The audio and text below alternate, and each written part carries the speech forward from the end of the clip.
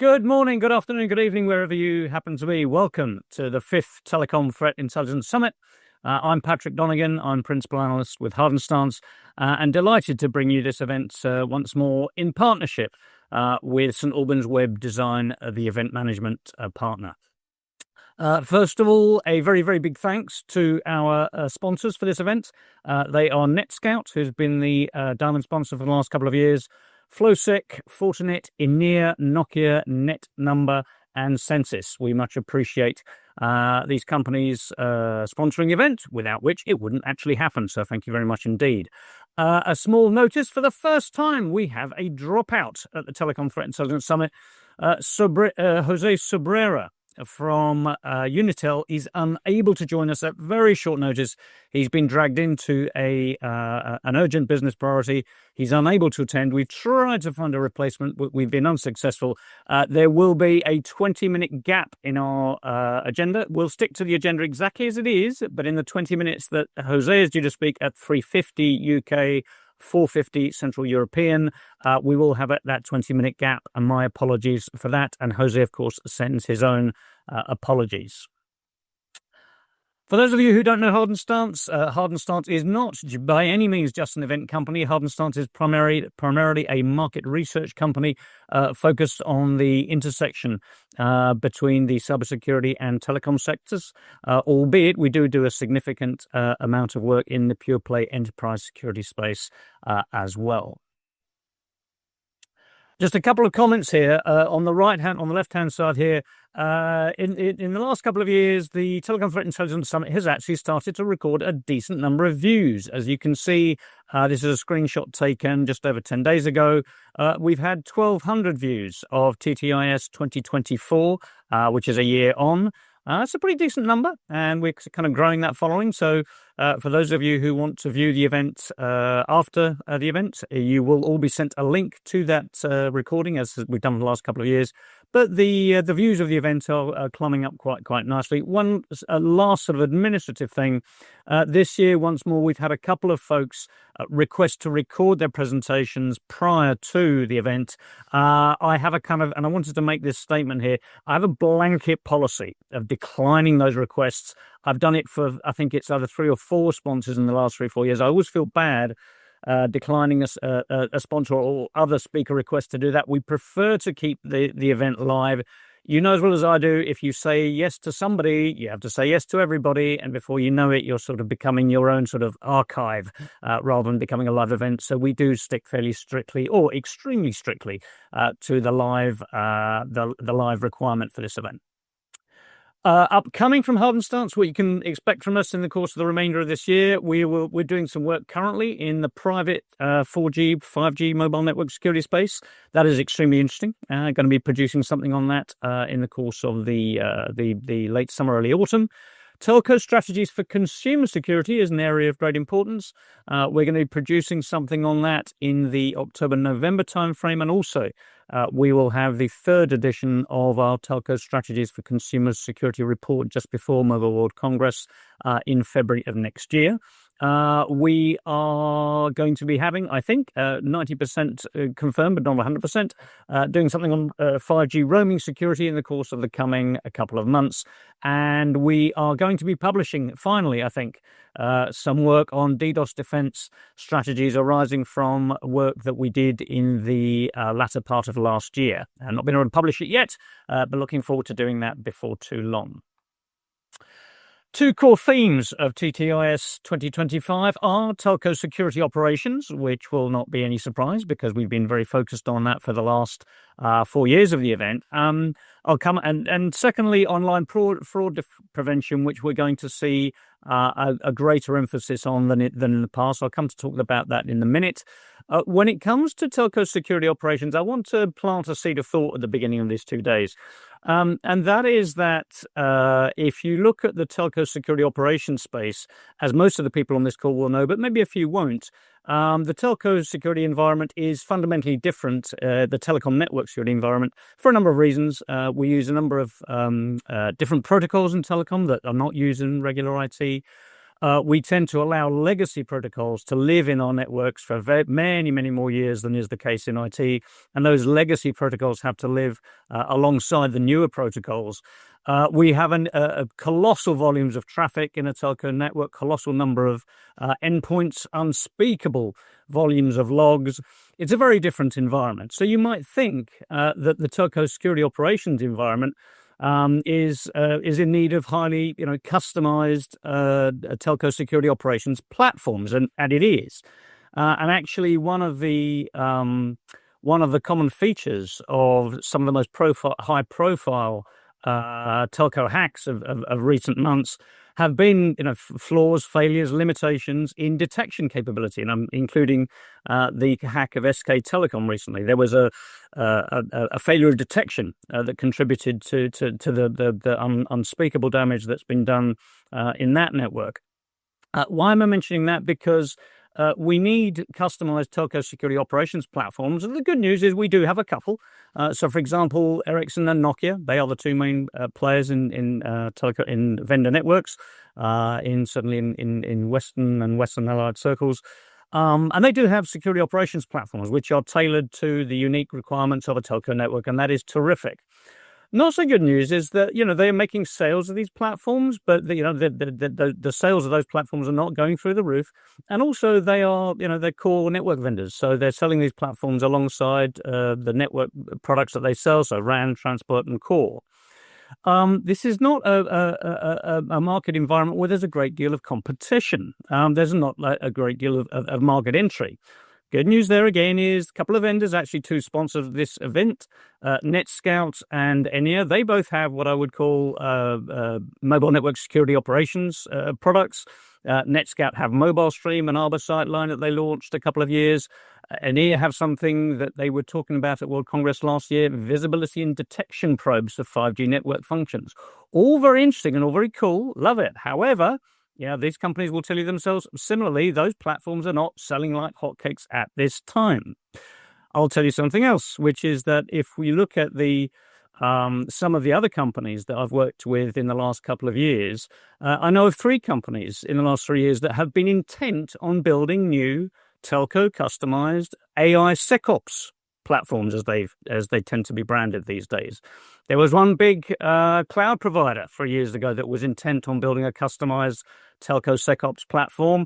A couple of years ago, they decided they weren't going to bother after all. I was working a couple of years ago with a UK-based startup, again, bullish about its prospects, specifically in the ISP space, specifically in AI-driven security operations for ISPs. I won't say that they've disappeared, but they've gone exceptionally quiet. They're certainly not making much headway. At World Congress this year, I met with one of the largest names in cybersecurity, and they said, we are hoping by the end of this year to launch, same language again, AI SecOps for telcos, and we're aiming to launch that at the end of this year, beginning next. When I came to write up my Mobile World Congress report, I got back in touch with this vendor and said, hey, just want to touch on confirm one or two details around this new product that you're working on. And they said, sorry, we've pulled that. Why?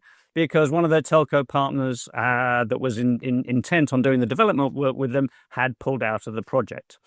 So what we have there is a fundamental problem in my mind. We don't have sufficient custom innovation. And what we have fundamentally, it seems to me, is a lack of, whichever way you cut it, is fundamentally a lack of demand amongst the telcos for that type of the telco optimized security operations platforms. And I think it's a fundamental problem.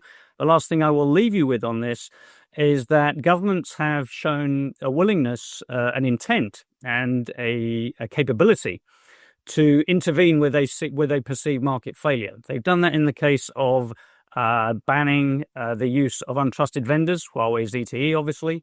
They've done that kind of over the heads of telco management. I would argue somewhat similarly in the case of Open RAN, which is not so much a security issue, more a supply chain security, supply chain diversity issue. They've kind of, heavily subsidized, heavily incentivized telcos to invest in Open RAN. I wouldn't say over the heads of telco management, but certainly against the background of telco management not being terribly motivated to do so itself. So if telco management doesn't want government intervening and telling them what to do with telco security operations, I propose that they really ought to be in the business of driving more demand, driving more investment in this area, because it's pretty clear to me that the current supply situation is not terribly satisfactory. Underlying, in addition to telco security operations, we will be talking more than usual this year about online fraud prevention. The online scams in markets around the world have become, the word epidemic is used, the word pandemic is used. It's not alarmist, it's not unreasonable, it's an entirely fair use of the term. We have, vast numbers of people being swindled, conned, scammed, out of multiple thousands. Some of the scams are running into multiple thousands of pounds, euros, dollars, whatever currency you choose to mention. It is a very, very serious problem, and there is signs now quite clearly the industry is starting to act on that, and leading telcos are starting to respond to that. So we're going to see a lot more at this Threat Intelligence Summit about the efforts that the industry is going to as individual companies and also collectively across the telecom sector, finance sector, law enforcement and others to really crack down and make life very, very much more difficult for these scam groups and scam gangs. Underlying all that, of course, across both the core themes, we'll be looking at how threat intelligence is collected, curated, and distributed and targeted in very, very customized ways for particular interest groups. That, of course, is the fundamental goal of our event. So with that is the conclusion of my introduction. I'm now very, very pleased to introduce Anand Prasad. Anand is with Deloitte Tohmatsu, and his talk is on holistic risk-based telecom security. Anand, the floor is yours, my friend. Thank you very much, Patrick. Really appreciate that. And thanks again for having me here. Appreciate that too. You are doing an amazing job as always, Patrick. And all these reports, I'm always waiting for the next one. And thanks everyone for attending. I will repeat. Good evening, good afternoon, good morning, wherever you are. It's a kind of evening for me. So let me go to the next slide, and there we go. Okay, fine. Holistic risk-based telecom security. If you know me and you've heard me in past, I have talked quite often about holistic security, and in telecom world, where I touched that a telecom business is a very wide and big business covering many different things. With my understanding of holistic, I covered things back then, and I'll touch those things again, and I'll try to enhance them with my experience over time. Yeah, and that experience is more towards risk based. I'm by no account I'm saying that I'm an expert there. I think there are many people who might be far better than me. But let me tell you a few things and leave you with some thoughts in this side. Hopefully it helps you build things further in your company, in your job, in your career as well. Yeah. Let me see. Yep. One thing I want to leave you with some message, and I have these beautiful sets of slides with one of my support of one of my team members, and the message is there, but what I will be doing is probably jumping here and there and adding a bit more besides what is written in those slides. But you have the required message in there. But there are stories and things in my mind that I would like to bring to you, which hopefully is helpful. You can always read the slides, of course. Just a few words about myself, and this is quite a lot here. I just want to say why I want to and can bring this message is that I've been doing so-called telco security since 1998. Yeah. Starting from when the word being coined Wi-Fi, going all the way to 5G, and now next generation is coming along. Have been in R&D standards, in leadership position in the company, and then later also independent board of director of telco as well. And this gave me a very amazing perspective of everything. And I have had the honor and possibility to be in an interim CISO role of a very big financial institution as well. So all these things brought together, hopefully gives me some position to stand here and say a few words to you. I do want to touch on a couple of points that, and before I jump into these slides, I start with a few slides on risk aspects.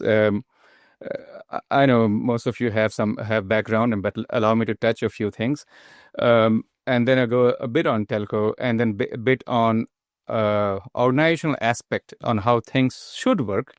Works sometimes, does not work many times, and then go towards the conclusion. But things like threat intelligence, operations and stuff, I wish I had time to really add them what Patrick was saying earlier, because time permitting, I would have wanted to show how all these from the board level all the way down to all security operations and everything, they fit together. Maybe someday, but for now, let me try to put these things out verbally for you. Hey, but listen, so we are talking about the risk, and what I want to say is that, or I don't want to say is that all telecom companies, that the telecom companies are not doing risk-based approach. They are. Some are not. I mean, if you step back and look sometimes, and I did do search before coming here in front of you, is to find out what is the risk appetite of telco companies. Go and look for that. Some of them, and counted a few in one hand fingers, will be there. They say something about it. And then you go into looking at whether they have a risk committee, and inside that are separately, preferably a cybersecurity committee in the board or not. Yeah. And all these things, for me, a security person since a long time, is very important, because those things kind of derive on what exactly we can do in security from more business perspective. Yeah. So we do our job to make a business successful as security people. Yeah. It's not for the sake of security, which you of course like and enjoy. If you are paid for it, we are even more happy. Yeah. So you can do different things with risk, but the point is, and when I am saying risk here, I am looking at security risk. Yeah. Because of my mind, it's a default to me, so it just stays as risk. Yeah. So you can optimize budget, you can optimize allocation of team members, best management of time and things like that. I will try to verbally explain this as I move forward in my presentation. I'll come back to this slide as well, or let's see if I remember to come back. But I'll say the things I want to. Overall risk stuff, if I may say. You know your assets. You know what is critical to you. If you go and do the whole massive thing of telecom, covering everything might be difficult. But you would start with identifying the risk. You do the whole evaluation, and then response monitor, things like that. For example, if there's certain risk that you don't want to really do much about, and therefore you can transfer it to say insurance, and then you would do that. Your things are matching fine, and you might accept things because it's within your appetite and stuff like that. And you then monitor with KPI, KRI, KCI, things like that. So, KPI giving you performance, for example, not a good example, but you have given appetite for amount of scans that you accept, and therefore you get a performance of whether how you are doing against that. And the risk KRI, key risk indicator, will be telling you how you're faring, and therefore it can actually indicate that, hey, it might get worse over time. And key control indicator will say whether your controls are working fine or not, and what you should observe. And these things can also then relate back to where you should spend, what you should consider, and things like that. Yeah.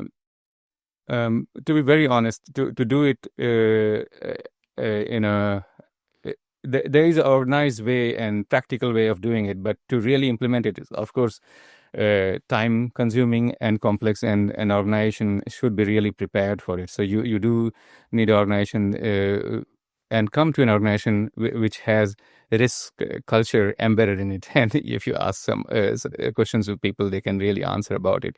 So security risk for me. Yeah. That's a quick thing on risk itself. As I said, if you get the experts here just purely on risk, then they can give you a lecture for a couple of days. Now on telecom, these are just a few words. I wanted to show a figure showing all the different aspects of telecom business. I remember, Patrick, you were showing one of those couple of years back, but since I expect every one of you to be of telecom, just think of it. A telecom business is not just mobile connectivity and fixed network connectivity. Yeah, you have services on top, voice, of course, but many other services on top, and several of the operators, and there are a variety of them. But just for the sake of this, to bring everything together, several of the operators have many kind of businesses over the top as well. Maybe some kind of application, I don't know, for fashion industry. Many will also have ISP kind of services, business to business kind of services.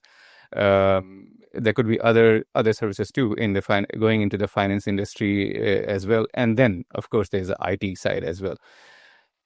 That's quite complex. That's all besides all the mission critical aspects and the connectivity to other operators that the telco operator has.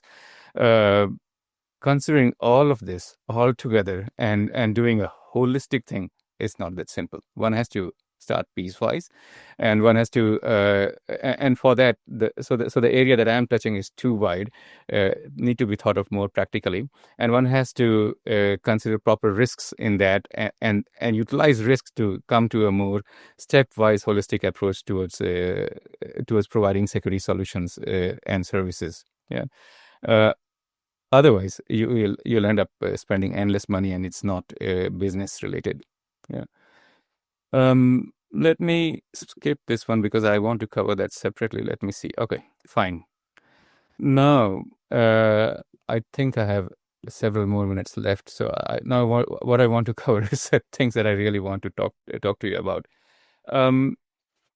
Look, how does a business work? Yeah. And I'm not talking about a small business or something like that. It can also be that. Private business too can be that.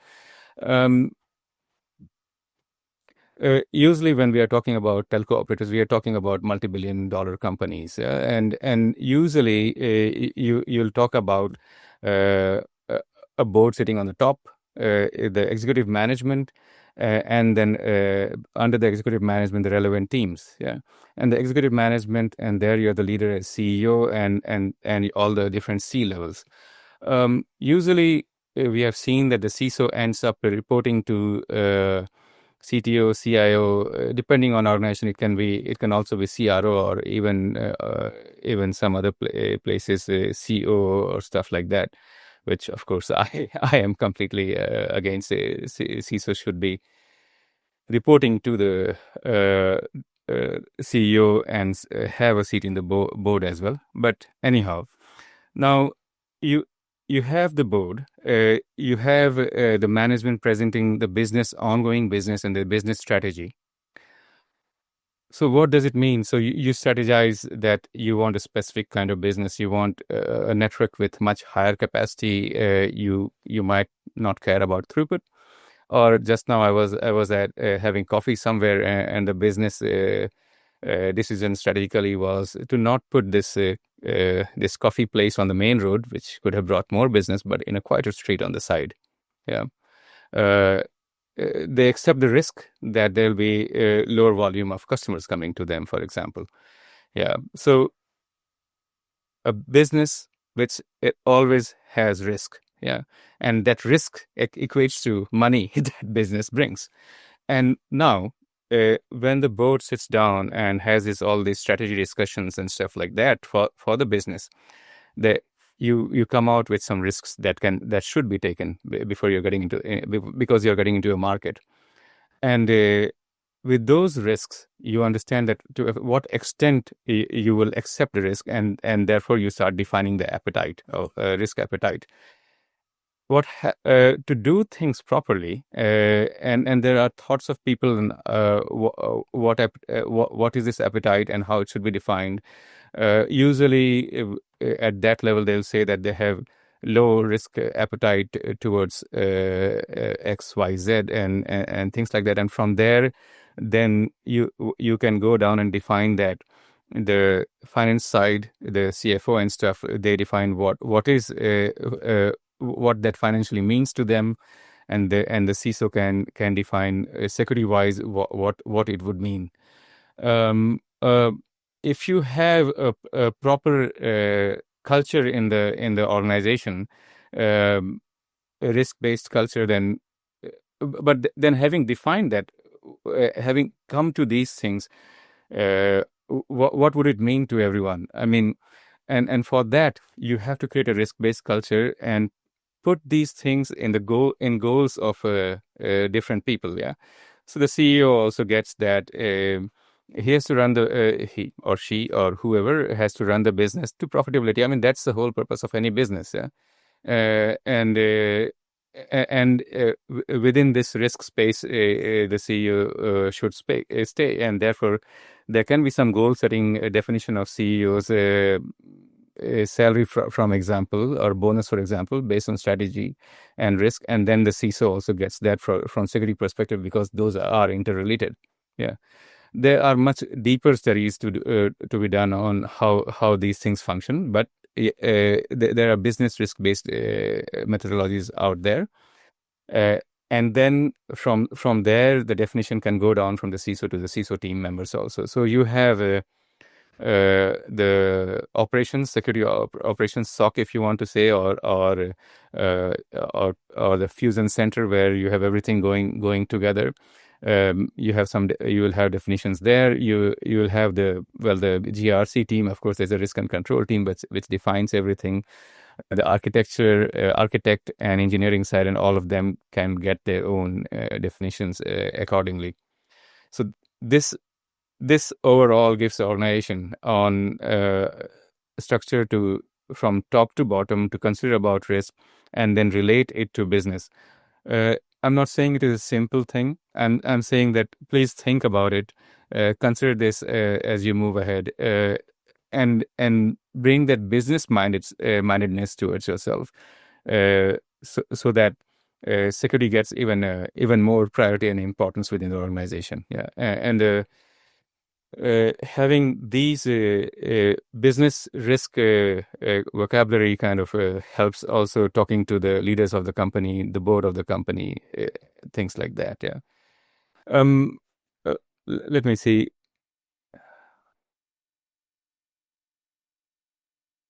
Okay, so if I go back here, so when it comes to our day-to-day job, what we end up doing, and mind you that when I was in different roles, I have also ended up doing, did some threat analysis of something that's coming in.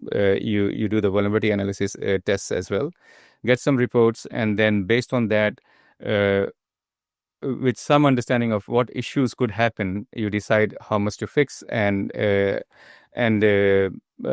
how much to spend for remediating of some issues. With a proper understanding of, as I'm saying, the security risk framework, you can have much better idea on what to do. So to start in your organization, hopefully the board and stuff has defined the risk appetite, and this has been translated down. Well, if not, then you at least have in your organization maybe some audits going on, maybe some vulnerability testing going on, maybe some other third-party testing that you have done, and those you can collect together. You know the assets, and hopefully the assets are registered properly and defined properly as well.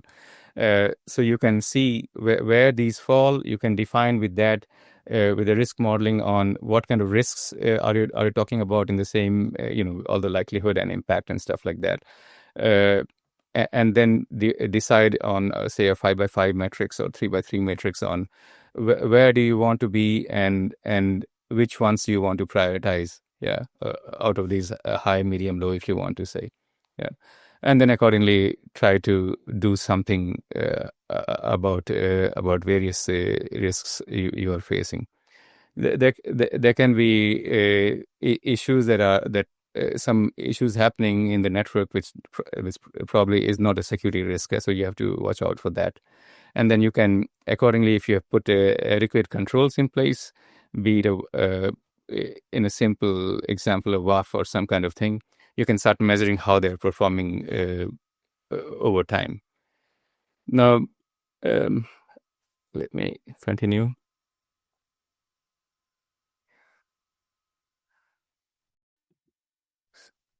So, I've covered that on. Sorry about that. I'm skipping slides. Somehow I'm going too fast. 1 second. Yeah.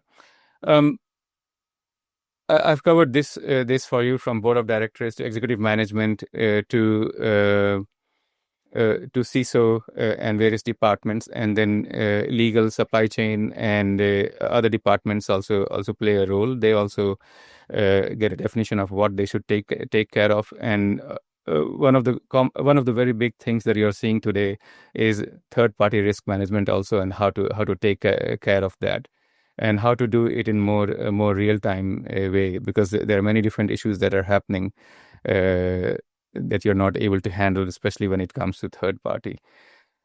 The other thing is that how not necessarily the IoT is a new thing, but going towards 6G is probably compared to 5G, of course. Now, what you continuously need to do in the organization is to understand what is coming up next. I mean, AI is already there in many of the tools already. Patrick was mentioning about certain things. You have to understand what issues can happen from there, already start analyzing the potential risks from that, and planning what to do about it. Yeah. So you are continuously checking things coming along, and then looking at potential risks from those, and what you should consider. And based on that, you can also appropriately ask budget from your organization for security controls to come in place. Yeah. So with that, instead of repeating several things, I just want to say that look, if we just do this threat analysis and then find some solutions and try to get some budget and try to resolve things, it might not actually work completely. You'll leave holes. You'll have to consider to my thinking, it's a better way to consider the business and the associated security risks. And with that, also see how potential risks are maybe interrelated, and based on that, decide what solution to place. If you can equate these to dollars, which then higher up management understands better, then you can easily show them what kind of budgets you need, and start fixing things in a more priority and business and more holistic perspective. And the other point is, of course, this kind of mindset can help anyone in security leadership, especially, and there you have the CISO, to potentially have a position in the board as well as member of the board, and push the board to set up the so-called board cybersecurity committee, so that security has a say from top level onwards, since it is a business driver, which I strongly think so. Yeah. With that, I know I haven't followed my slides exactly, but I hope in this short time I've been able to give the message I wanted to give from holistic risk perspective for telecom. Patrick, with that, I'm done. Thanks everyone. Thank you, Anand. Just one question, if I may, then, and I think it's something you and I have touched on before, and I wondered if for our audience, if you could frame, what is a 3-hour conversation in a minute or so. There is a strong sense in the cybersecurity community that the people who excel at risk management in this space are the banks, and the telcos are just among many groups that are quite some way off the pace compared with the banks for sort of obvious reasons. Would you be able to capture, what is it that the banks do from a risk management perspective that sets them apart from a sector like telecom, that what telecom can learn from the way they do risk management? Thanks, Patrick. Talking about finance industry as a whole and everyone, it's quite difficult. Yeah. But let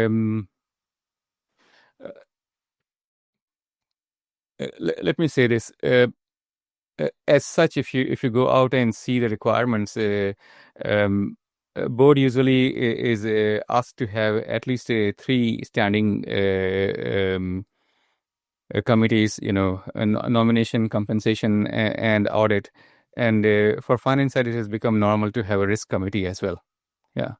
To check things, business from risk perspective. That's one big thing. I don't know how. I did some searches, and I have my data on my mobile phone now, so I don't remember the numbers. But as far as I remember, if you look at the telco side, you don't see so many boards having risk committees. Yeah. So that itself, the push oversight from the top itself makes a difference. Finance firms, unlike the telco firms, I saw that they have much more clearly defined, three lines of defense. First, second, third lines of defense. With you having the internal audit, you having the risk and control, doing all the checks with the business, and the business being there as well. You can define these 3 lines of defense differently as well. But there aren't telcos things like that, but not as much. So the whole maybe I'm straying a bit from your question, but still the whole risk, how should I say, the risk culture in the organization, I have seen and felt much more as such because of maybe the whole organizational structure, maybe the push from regulators, maybe the push from the exchanges that we have, NASDAQ and things like that, with the board level risk committee and stuff, and therefore the different line of defense and activities. Maybe that's why the finance is much different than telco and more looking towards a risk aspect. Yeah. Very good. Well, Anand, thank you very much indeed for sharing your perspective with us today. Much appreciated. Yeah. Thanks, Patrick, for having me here, and thanks everyone for bearing with me. Thank you. Appreciate it. So a small factoid here. There are 8.2 billion people on the planet, the last time I looked, and I'm pleased to tell you that the number of people who have spoken at the Telecom Threat Intelligence Summit, of all those 8.2 billion, is precisely 2 of us have spoken at every single one of the Threat Intelligence Summits. I am one of those people. The other person is our next speaker, who is Roland Dobbins. Roland from NETSCOUT spoke at the very first Threat Intelligence Summit, and he's spoken at every single one since. So welcome, please, to the very distinguished Roland Dobbins from NETSCOUT. Roland, welcome. Well, thank you very much. It's a pleasure to be here. We at NETSCOUT are very selective, the events that we sponsor, and we're very proud to be a sponsor of TTIS because we see a tremendous amount of value in bringing together technical and business decision makers who are really focused on the security aspects of global networks. So great to be here yet again. So thank you all very much. Thank you. My name is Roland Dobbins. I am a principal engineer for NETSCOUT Arbor. I've been a network engineer for 40 years. I've been fighting DDoS attacks for 30 of those years. And we in NETSCOUT Arbor have been in the DDoS defense and resilience and availability business longer than any other organization on the planet. This is our 26th year focusing on DDoS. And so I'm part of the ACERT team. And in ACERT, we do a lot of different things. We focus on research. We help identify new DDoS attack vectors. We We work on new countermeasures and ways to detect those DDoS attack vectors. We work with the operational community, and we collect a lot of information about the DDoS threat landscape that we're able to make available to the community. And so every 6 months, we issue a threat report where we talk about the DDoS threat landscape from our perspective. And to give you a little bit of understanding or insight into what we're doing in that regard, we are seeing a run rate right now something like 40 to 50,000 DDoS attacks a day. And we look very specifically at the largest networks on the planet. We have direct on-net visibility into about 2/3 of routable IP space. And of course, we see traffic coming, attack traffic specifically to and from the other 1/3 of that as well. We're seeing 700 terabits per second plus of peak traffic from large global networks at any given moment. We're getting statistics from 500 of the largest service providers on the planet, 2,000 enterprises, and about 125 different countries right now. And so if we take a look from the second half of last year, the first half of this year, we've seen some pretty significant changes in DDoS attack frequency on a global basis. Attacks are up almost 13% globally.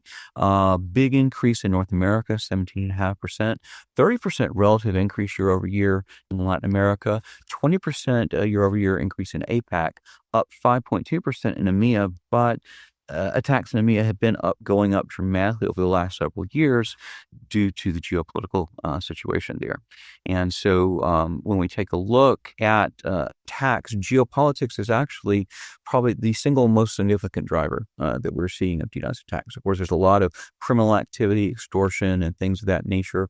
A lot of DDoS attacks are also related to gaming, but we're seeing increasing numbers of attacks and increases in those attacks that we're seeing being driven by geopolitical events, both as forms of online protests as well as arms length actors acting on behalf of their perceived allies in the kinetic space. They act in the online space. So first half of this year, we were looking at almost 9 million DDoS attacks in the first half of this year. And I checked our stats just before we got on here, and that's holding true now, where the rates are holding true as we continue. And we see, different threat actors who proclaim their allegiance with different geopolitical actors in the kinetic world. And we see conflicts in the Middle East. We see DDoS attacks associated with them. Prior to the onset of ground operations in Ukraine in 2021, we saw a huge increase in DDoS attacks there. And it's only gone upwards throughout in Asia Pacific. We see DDoS attacks rise in frequency and impact based on various geopolitical conflicts in this region here as well. They're also very closely aligned with official governmental events, things like visiting heads of foreign state, treaties being signed, and elections. For example, we saw a 152% increase in DDoS attacks on the day that the latest UK government took office. And in Mozambique, we saw almost an 800% increase in DDoS attacks that seem to be affiliated with the real world protests that we saw subsequent to those elections. 218% increase on Mexico's national election day. So we're seeing these events track very, very closely between the physical world and the online world. In terms of the different self-proclaimed threat actors, No Name are still, they continue to be the most prolific online hacktivist group. They are a group who proclaim themselves to be ideologically oriented towards Russia in the ongoing Russia-Ukraine conflict, and they typically target Western governments, primarily in the European space, as well as some here in APAC as well, governments who are officially aligned with Ukraine in that conflict. And so we've seen attacks against the UK, Belgium, Spain, Germany, Switzerland, you name it. And in many cases, this is appears to be in reaction to various policy endeavors and other types of governmental activities that make the news. DDoS for hire drives a ton of DDoS attacks, whether they are geopolitically motivated or whether they are online DDoS extortion related to online gaming, gambling, and things of that nature. And the thing about the DDoS for hire services is that they really empower people who otherwise would not really be technically capable of launching very sophisticated, high-impact DDoS attacks. What they do is they place the power of hundreds of gigabits per second, even terabits per second of reflection amplification attacks, for example, in the hands of somebody who can just really click a mouse and type an IP address or even a URI. High throughput, high bandwidth attacks now in the 1.5 to 2 gigapacket per second realm are being powered by DDoS for hire services. And they also allow things now like selective spoofing. If you want to launch a spoofed attack, but you don't want it to be pseudo-randomly spoofed, you want it to be spoofed from within the advertised IP address range for a particular service provider, for example, or you want the packets to appear to come from a specific GeoIP region based on the different GeoIP databases that are out there, or if you want to launch application layer DDoS attacks and you want those application layer DDoS attacks to be launched from within a particular network, a network that has a presence in a particular country, for example, you're able to do all those different kinds of things. Carpet bombing attacks, where the attacks target not just a single IP or a handful of IPs, but that traverse entire CIDR blocks and multiple CIDR blocks on the network in question. Application layer attacks being rerouted and reflected through not only open proxies or botnet subscribed proxies, but through these residential proxies that are sitting on wireline and even wireless broadband access networks. The DDoS for hire services offer all of these different types of options now through a nice, easy to navigate web portal. So the attackers, regardless of their degree of technical sophistication, have a tremendous amount of attack options and quite a bit of firepower at their disposal. And carpet bombing attacks, they continue to increase. And again, carpet bombing attacks are not a vector. They are a targeting methodology. We first saw these really emerge about 10 years ago. They were first bespoke attacks were being launched by attackers, primarily to try to slide under statically threshold-based detection systems. So instead of hurling 50 or 100 gigabits per second of amplified attack traffic at a particular IP address, they would then spread it out across an entire CIDR block in order to stay below the threshold of a statically oriented detection system. And then again, they've added to their repertoire, and they can do multiple CIDRs now. They actually have handy tools where someone can go to the DDoS for hire portal and see the CIDR blocks that are advertised by a particular provider or a particular endpoint network, and then select which ones they want to target, and then different reflection amplification vectors, mainly different UDP vectors like DNS and CLDAP. But we also see TCP reflection amplification, mainly deployed with carpet bombing, targeting, and we're seeing an increased number of these high throughput, small packet, direct path attacks that are also using carpet bombing as well. And again, that's supported by the DDoS for hire services. We already noted that in the web interface, and that's what you're looking at right here. This is actually a screenshot from a DDoS for hire service, and so you can actually choose pseudo-random, or you can pick different networks that you want to spoofed attack traffic from, for example.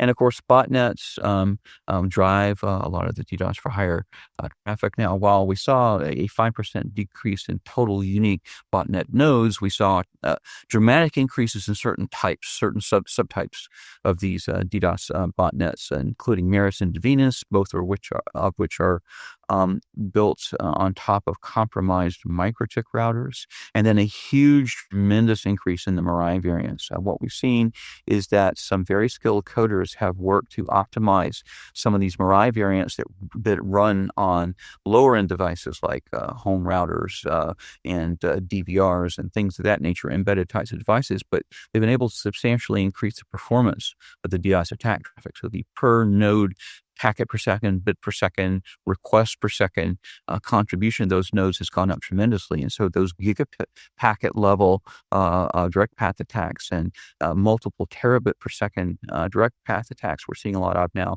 are actually being driven by Mirai variants running on embedded devices. We're also seeing these Mirai powered botnets used increasingly to target enterprises, not just service providers and online ASPs and service and content providers and so forth, but endpoint enterprise networks as well. And every so often we do see concerted effort by law enforcement. The FBI in the United States has coordinated periodically with a lot of law enforcement partners around the world to do takedowns of DDoS for hire services, and we're glad to see that. And you can see here that we do see some dips in our attack stats, but then we see relatively quickly, it seems like the operators of the services reconstitute and stats go back up to their previous levels and even increase. And so we absolutely applaud the actions of law enforcement in this regard, and are hoping for more and more constant enforcement activities here. With the carpet bombing, very specifically, you see this tremendous increase in carpet bombing attacks that we are seeing over time, and we see different algorithms being used. Sometimes it'll be a linear sweep, sometimes it will be interpolated. Increasingly, carpet bombing attacks are multi-siter, so they are targeting different siter blocks that are being advertised by the same ASN, and that helps, again, try to slide under the radar of older detection systems that are based on traffic per destination IP address. It also helps obfuscate the actual intended target of the attack as well to make things more challenging for the defenders in that regard. Increasing numbers of the application layer DDoS attacks are being reflected through proxies, as we mentioned earlier. We're seeing this with HTTP attacks, and of course, DNS query floods are a form of application layer DDoS attack as well. We see those being reflected through reflectors, amplifiers, the same ones that are used in DNS reflection amplification attacks. We also see them being routed actually through proxies in some cases as well. And so proxies are a huge problem. There's a floating population of about 100,000 open proxies that anyone can use. There are the paid proxies that are part of those, mainly those Mitre based DDoS-capable botnets like Mirus and Divinus that attackers use to obfuscate their actual attack generation infrastructure. And then we also, again, see the increasing use of those residential proxy services to reflect application layer DDoS attacks through them as well. And so we're seeing them increasingly in data centers as well. You know, a lot of the high-speed, high-capacity DDoS node bot nodes that we see are server class machines, whether they're virtual servers or actually bare metal servers that are running like Intel-based Mirai variants, for example, increasingly in internet data centers. And so we're seeing a lot of proxies being installed, either deliberately being installed on compromised VPSs and physical servers where they're already there, they're open, that they can be abused. And so we're seeing a lot of application layer DDoS attacks being reflected through those VPS and hosting and co-location providers. And that's also, besides those machines being able to send out a fairly large amount of requests per second on an individual basis, it also can make things a bit more challenging for defenders who don't have nuanced DDoS defense systems, because they have to distinguish between legitimate return traffic to outbound queries and requests versus illegitimate inbound traffic that is intended to cause difficulties. And the attackers will try to craft the traffic characteristics in many cases to make it even more challenging for the attackers, for the defenders to be able to sort the sheep from the goats, as it were. These DDoS for hire services running Turbo Mirai, they're mainly doing a lot of small packet, high throughput UDP flooding with some TCP small packet flooding as well. Interestingly enough, some of the TCP traffic, it's not layer 7 like HTTP and HTTPS, but the TCP flags that they choose are crafted to make it look that way if you're just looking at flow telemetry from layer 4. And that's again, they're trying to masquerade the attack traffic and sneak it on past so that it doesn't stand out automatically. And we are also seeing some large packet high bandwidth direct path UDP. We're seeing some TCP. We're seeing UDP. The Mitre family have been able to launch GRE-based attacks for a long time, and we continue to see GRE as well, which is Protocol 48, I believe. And increasingly, these Turbo Mirais, they also can contribute a surprising amount of requests per second per node for application layer attacks for HTTP and HTTPS in particular. And they're attacking a wider variety of targets. They're going after more enterprises. However, what we're seeing with some of these really supercharged DDoS for hire services that are leveraging these Turbo Mirais is that the bot masters, the people who operate the service, have put some guardrails on to prevent them, in a lot of cases, being used to attack governmental sites, for example, and other types of law enforcement, intelligence agencies, organizations that will draw a lot of ire and a lot of heat down on the operator of the service. And so this is an example of operational awareness by experienced operators of DDoS for hire services to try to restrict the potential targets in order to try to do some risk management in terms of their potential threat from law enforcement and even intelligence agencies in some cases. So a lot of information in a short amount of time. One other thing I did want to mention as well about the Turbo Mirais is that it appears that the operators of these systems also have figured out that some DDoS defense systems that are employed by some network operators tend to have some latency. Either the mitigation is being manually triggered, or it's auto mitigation, but there's a lot of steps required before the auto mitigation kicks in, and sometimes there could be a couple of minutes, potentially in some cases, before the mitigation kicks in. And what they're doing is they are actually pulsing these attacks, these 1.5 gigabit per second, 2 gigabit per second high throughput attacks, and they're limiting the pulse, the barrage, essentially to 1 minute or 2 minutes maximum to get inside that mitigation cycle. And this has nothing to do with using BGP for diversion. BGP works across the largest networks in the world just like that to propagate diversion routes. That's not what this is about. It's about the under the hood tooling of some of these systems, or the reaction time of folks who are triggering their mitigations manually. And some of these attacks, we're seeing some things now that we saw 20 years ago, where we saw what used to be high throughput attacks back then, which I can generate those attacks with my watch these days, right? But high throughput attacks back then would actually overwhelm the line cards on chassis-based routers and cause them to stop forwarding and for them to drop off the forwarding backplane of the chassis-based routers. And then we saw a lot of work was done by the router vendors to improve their self-defense capabilities, to improve their ability to deal with these things, to rate limit what gets punted up to the line card CPU and the ultimate route processor in the system. And that worked for a long time. But now that we're looking at multiple gigapackets per second, we are seeing this again with some operators actually experiencing the line cards being overwhelmed and dropping off of the backplane of the chassis-based router or layer 3 switch. And when that happens, in many, many cases, this is an extremely broad collateral impact, impacting their entire network, many of their customers, their peers, etc. And so this is a tremendously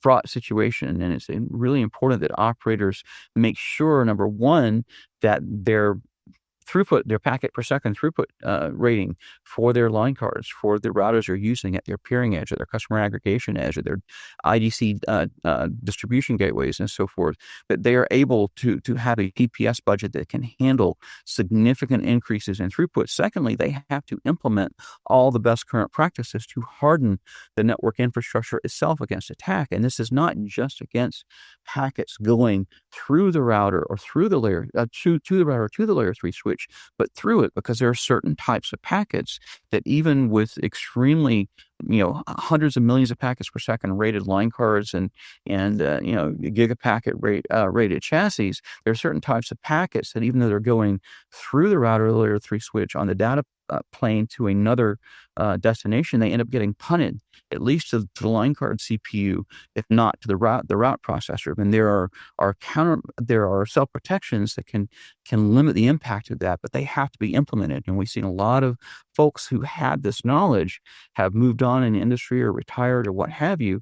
And so we are actually seeing some recidivism in terms of infrastructure best current practices. This is just one example.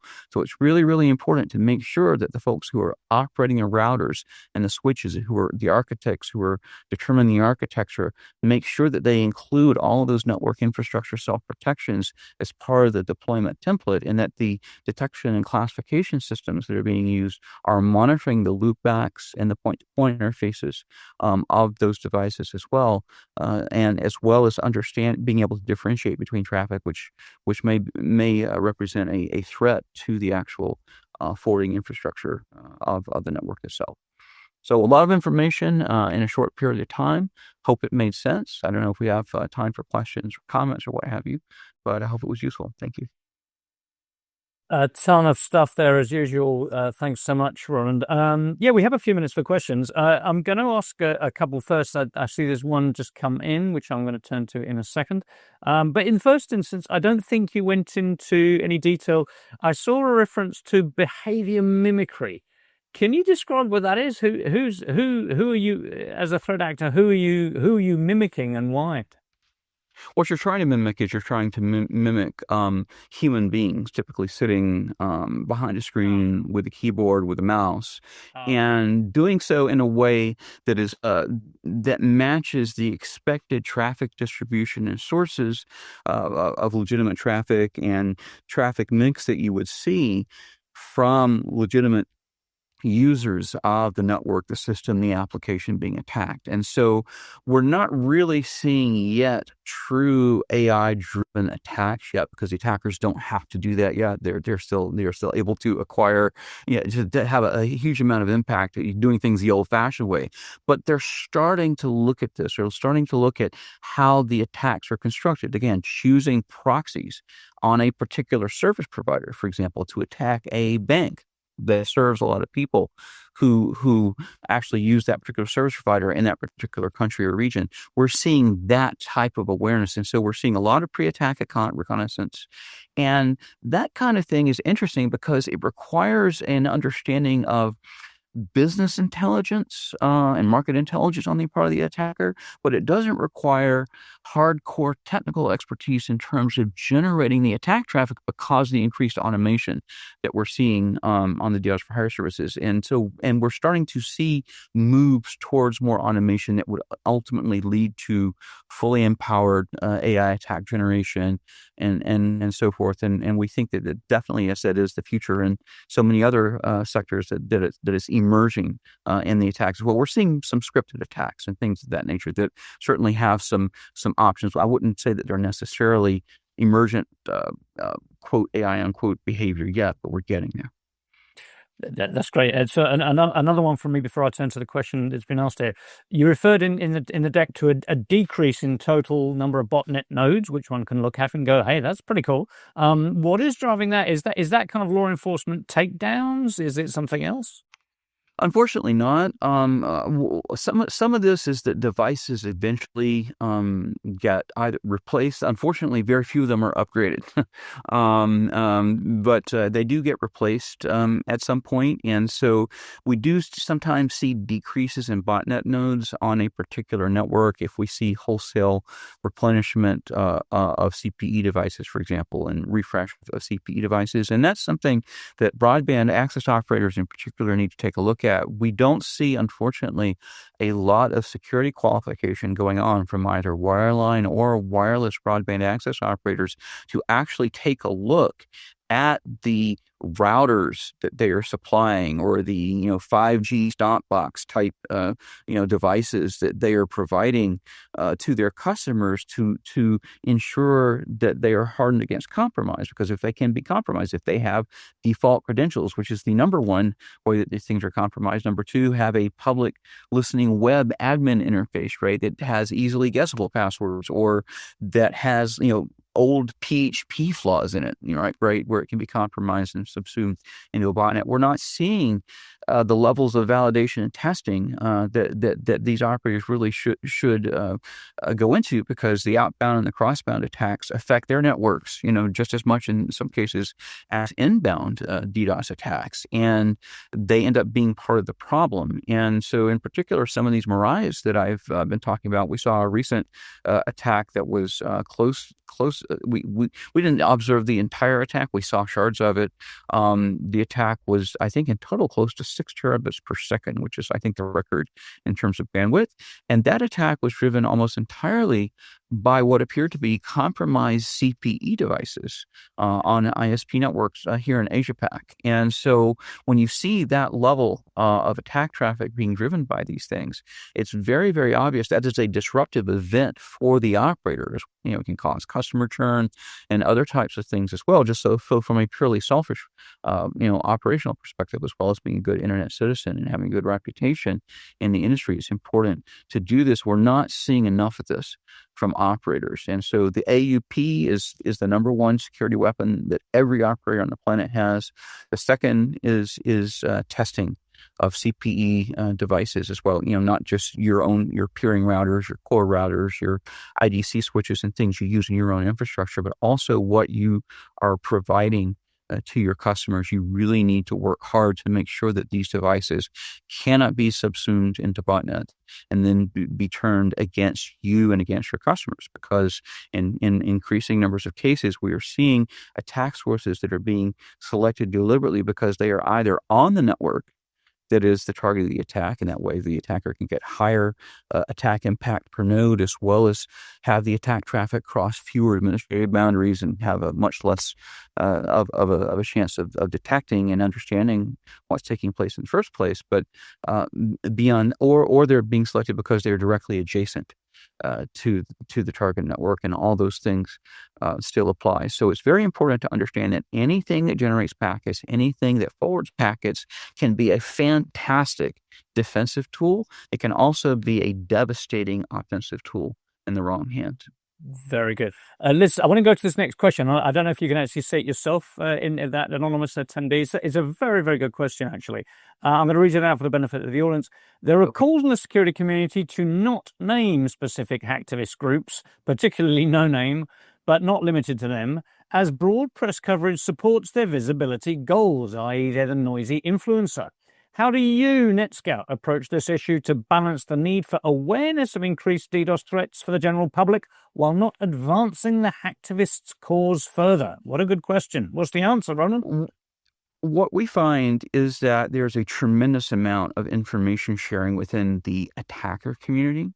And it is much, much, much broader, deeper, more persistent, and more effective than the information sharing, unfortunately, that we see within the defender communities. And there certainly are groups within the operational community who share information, operators who collaborate, working on these on these things, and that's great. But we don't see enough of it. And so I understand thematically what the questioner's rationale. But the thing is, especially with these geopolitically motivated attacks, while it is in fact propaganda of the deed, okay, that's the ultimate, outcome of it. The simple fact is that the attackers who are motivated to do this for propagandistic reasons are going to proclaim it themselves far and wide, and it's going to be picked up. It's going to be talked about on social media, and there's also a tremendous amount of misinformation and FUD associated with this as well. During the 19th century in the old American West, there were some very famous criminal gangs like the James Gang, for example, the Hole in the Wall Gang, that made headlines around the country in newspapers. And so local robbers would go to a bank and they would say, "Oh, we're the James gang. We're here to rob your bank," to intimidate the bank tellers, and they're just handing over the cash, the gold bullion, because they'd heard of the fearsome James gang or hole in the wall gang. We see that same phenomenon going on in DDoS extortion and these types of attacks. And so our view is that we provide information, and very specifically, it can be important sometimes when an organization is being targeted by a self-proclaimed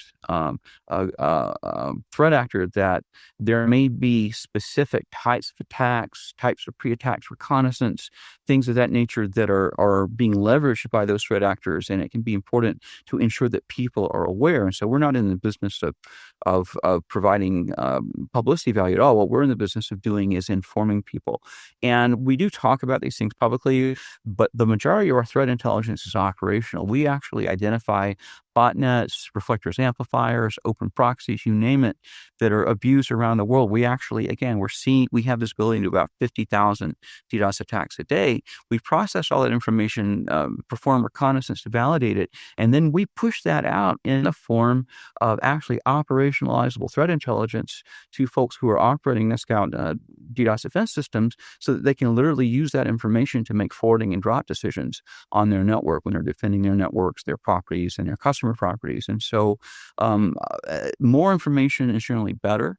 And, we're not in the business of getting, selling ink on paper or phosphors on screen. What we're in the business of doing is empowering folks to defend their networks and their users against attacks. And so that is the purpose of us discussing this information as a service to the operational community in fora just like this. So, because we believe that an informed network operator is an empowered network operator, and an empowered network operator will be a more secure network operator.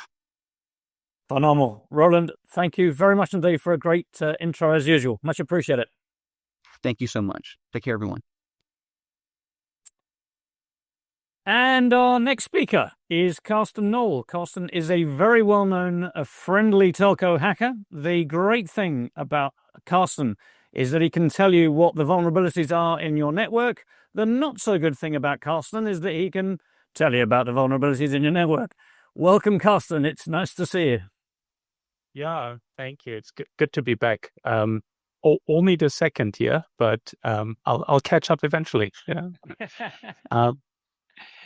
Amazing stuff. A very good presentation so far. Really enjoyed this format.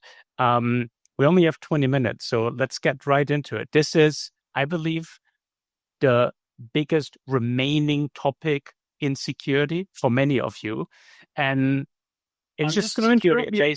I'm going to interrupt you, Karsten, because you have 25, not 20, my friend. Oh, okay. Very, very good. Very good. No questions then, guys. No. So we will talk about complexity, or the flip side, simplification. Doesn't sound like the sexiest topic, and yet I hope I'll convince you from my perspective, which is a hacker's perspective, that there's nothing more important that most of you can do in cyber than reducing the complexity of your systems. I'll talk from both my experience as an ethical hacker and as a CISO in some fairly large and technology-forward telcos. So my own company is a consulting company out of Berlin, Security Research Labs. I'll spare you my standard slide with all the things in telco we hack, but let's just say it starts with 2G from the time when 2G was still relevant. So we go way back. And then Autobahn Security is a software company that basically helps people measure their security. And it's from these measurements that today I'll be arguing that not just is complexity reduction important, it's most important for telcos of any of the industries we looked at. And it's the most important thing in cyber that most of you can be doing. Now, I have run complexity reduction programs myself. At Geo, for instance, you'd be surprised, even at a telco startup, which it was back then, how quickly complexity ramps up. At Axiata, of course, a combination of 8 formerly independent telcos all put together, and more recently at Rakuten, where we helped build the 2 largest Open RAN deployments anywhere in the world. Fascinating technology. So let's get straight into it. Complexity is often hindersome in technology, and it spreads nowhere as fast as in telco and as persistently. Our industry uniquely accumulates complexity, literally over decades. I mean, most of you have switched off 2G now. Some of them are in the process, but that's from the 80s. We have been dragging along technology since the decade I was born, and that's too long for any piece of technology to survive. But so we uniquely attract complexity. Also, we keep expanding into new business ideas, or at least technology ideas. And the Open RAN standards, I think, are a great example of how making transparent how many moving parts there are in a modern 5G network, cloud-based, enabled for edge computing, how all of these ideas are all of a sudden possible, but every single bit drives up complexity. So a perfect storm, really. And why is complexity now so relevant for our discussion? According to IBM, you see that on the right side, there's literally nothing more important you can do in security on average than reducing complexity. You see at the very bottom, complexity is the one lever that adds the most to the cost of data breaches. It's, as a single measure, more important than, if you look at the top, training your employees, having incident response, using encryption, right? It's literally the one under leveraged control available to all of you with the biggest bang for the buck. And why is that? Because everything gets more complex in security with complexity. You have, first of all, a higher quantity of things to secure, more servers, network elements, whatnot. But that's not the main driver. It's the diversity among those elements that really drive up security costs and efforts. Or if you're working with a fixed budget, slice your attention thinner and thinner and thinner. So running 100 web servers, for instance, is not the problem, as long as they all use, let's say, Apache. But having half of them use Apache and half of them say Nginx now doubles the amount of time your security team will need to really familiarize themselves with all of the nitty-gritty configuration settings, doubles the time of your security monitoring to be familiar with those logs, doubles the time possibly in an incident investigation. So by running the same amount of technology with more diversity, you make everything more complex and you increase the rate at which errors happen, because you're not going to be equally good in Apache and Nginx. Whatever your main technology is, you're focusing on that. And the second one is more likely to include errors. Now, that leads to an effect that I want to call the security ceiling, where basically the achievable amount of security, the achievable level of security that anyone can reach is limited by the complexity of the network. Basically, at some point, complexity becomes so overwhelming that you're just not going to be able to patch everything, harden everything, monitor everything, control the identity and access to everything. You will start losing focus and the error rate will keep going up. So not just, as I argued in the beginning, is security probably the most important thing, is complexity reduction the most important thing you can be doing for more cybersecurity. For many of you, it's the only thing you can be doing for more cybersecurity because you've already hit the ceiling. You have to first raise the ceiling to then grow into the additional security. And you raise the ceiling by lowering complexity, basically simplification. Now, this is very abstract. So let's perhaps next look at a couple of ways to measure complexity, right? So if we want to manage something, or in this case, manage it down, of course, we need some way of quantifying it. And these are just examples. Of course, your mileage will vary, but I'll argue that virtually all of you have the data available to measure some form of complexity today. And that is through vulnerability management. Now you have the data, but I'm not sure most or even any of you are already using this data to measure complexity. So vulnerability management, of course, are tools like Qualys, Tenable Nessus, or Rapid7 that you use usually on a weekly or maybe monthly schedule to scan all of your systems for vulnerabilities. Basically, the first 3 items on this list. The tool will tell you, in this case, what does it say? You have an OpenSSH server that is unpatched. Okay, that's interesting, right? That definitely needs attention. The next are configuration issues, so the lack of hardening. The next are exposure issues. Here's an internal system exposed to the internet. We know these reports. We struggle fixing all the vulnerabilities. And part of why we struggle could be complexity. Now, those same data points now include a measure of complexity, but hardly anyone makes that transparent. Look at this example here in the middle at the bottom, web stack complexity. This, by the way, is a scan of a real telco. They spread their attention across multiple web server technology, 30% Nginx, just short of 20% Apache, 12% IIS. So there's even more than fit onto this list. Their attention will be sliced very thin across all of these. There's no way that all of these are patched, hardened, monitored to the same level. Hence, you do see patching issues, for instance, pop up.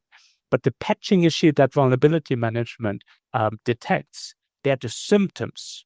The root cause is an unsustainable level of complexity. So the cure must not be limited to, just install those patches, but the cure must include reducing the complexity of the systems, okay? And nowhere more than among telco companies. You see the letter scores here, C, B, B, D. We've scanned, I think at this point, around 6,000 companies, and we just put them in on a scale from best to worst, and the best 20% get an A, the next a B, C, D, F, right? Guess what score telcos get on complexity?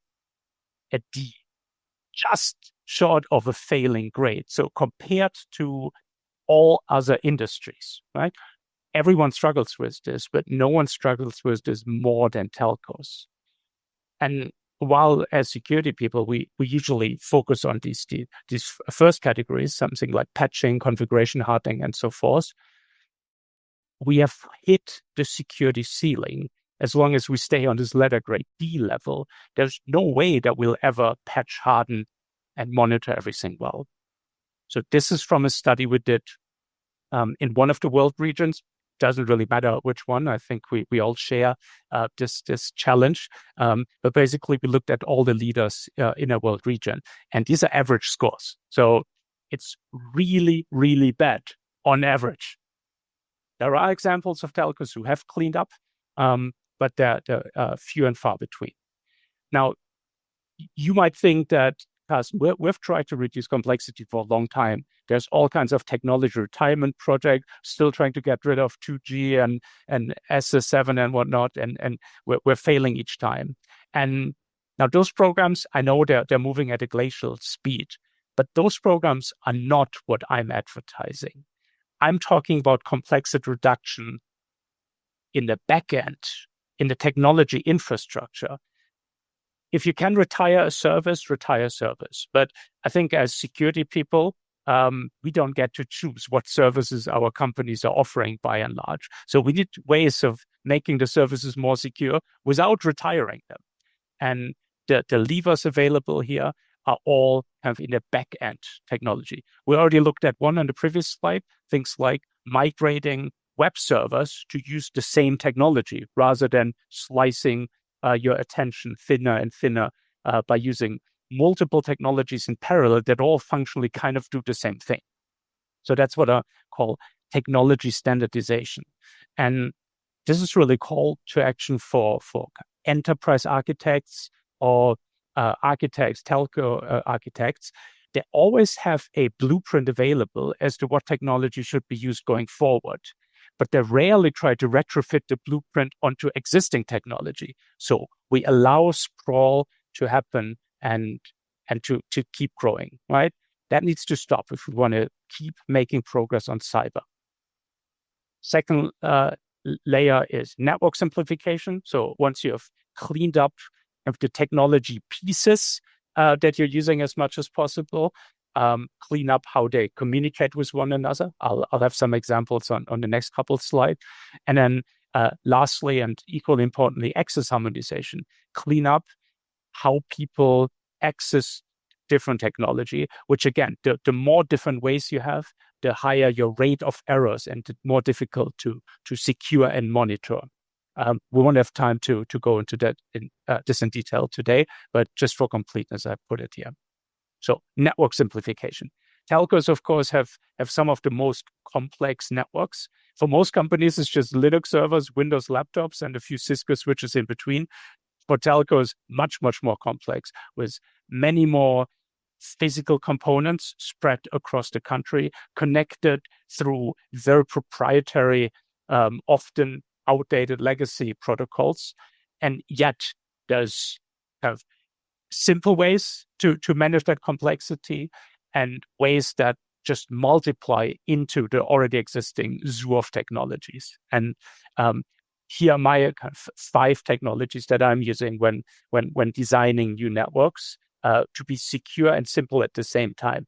Now, again, won't have too much time to dive into a lot of detail, but I'll just give you one takeaway items, and that is using planes instead of zones.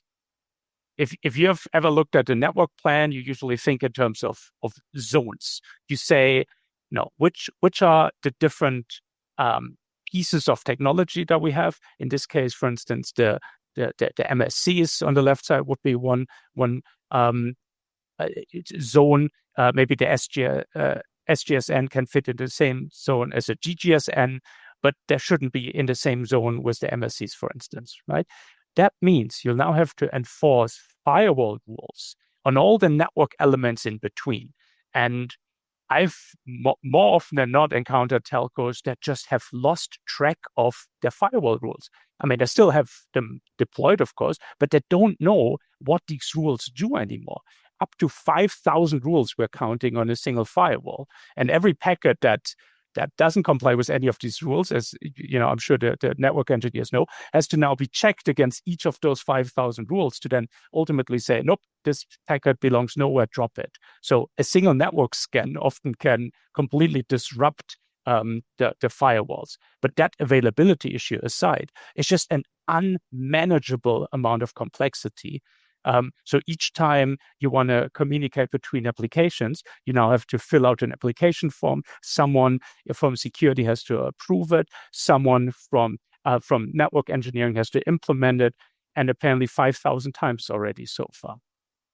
The alternative to these zones is called planes, and a plane allows a single computer to be living on different planes. For instance, one plane for the user traffic and another plane for maintenance access. And hackers are really only interested in accessing the maintenance side of things. So if we do break this into planes now, which technically are enforced through VLANs, an ancient technology, but still under-leveraged, we can deploy the same level of protection with no firewall rules. There'll be a few firewall rules to speak between the planes so that the admin, for instance, can log into the management interface. But by and large, we can reduce from 5,000 firewall rules to less than 50 without losing security, without losing functionality. And that's a simplicity win that we all need in this overly complex technology ecosystem. So hopefully you are all on board now that we need simplification to drive security. But for you to be able to advertise this within your own organization, here are 3 other reasons why you want simplification, because security is almost a side effect. The primary driver is to reduce IT cost, maintenance cost, and the error rates. We said it's more difficult to secure multiple web server technologies. Well, it's also more difficult to run them, to maintain all of that, to maintain all of the firewall rules, to maintain the different identity and access management systems. Simplification, in many cases, pays for itself because of that reduced IT operations cost. It also, second point here, helps to stabilize the environment. Telcos increasingly struggle with downtime risks. And of course, that's the last thing you want as a critical infrastructure provider. We had an earthquake here where I live a few weeks ago. A lot of critical infrastructure stopped working, but everyone was watching YouTube all day long. The telcos helped until the last minute, right? So you don't want IT complexity to become a detriment to your business, but it increasingly is, because we don't know how anything works anymore. We don't know what these 5,000 firewall rules actually do. Which then leads me into the third point here. A simpler environment is more friendly to innovation. If people understand again how stuff works, it's easier to change it. And if there's fewer things to start with, it's easier to integrate with them. So the more complex your network is, the harder it is to change anything about it, right? And then, of course, for completeness, security, yes, is also on the list, but probably from business case perspective, the least important thing. Now, I'm a security guy. For me, it's very important. But like I said, it's almost a free side effect of reducing cost, stabilizing your environment, and becoming more innovation friendly again. And how to do it? We already mentioned it, right? Standardize your technology, simplify your network, for instance, by introducing planes instead of zones, and harmonize access to those technology elements.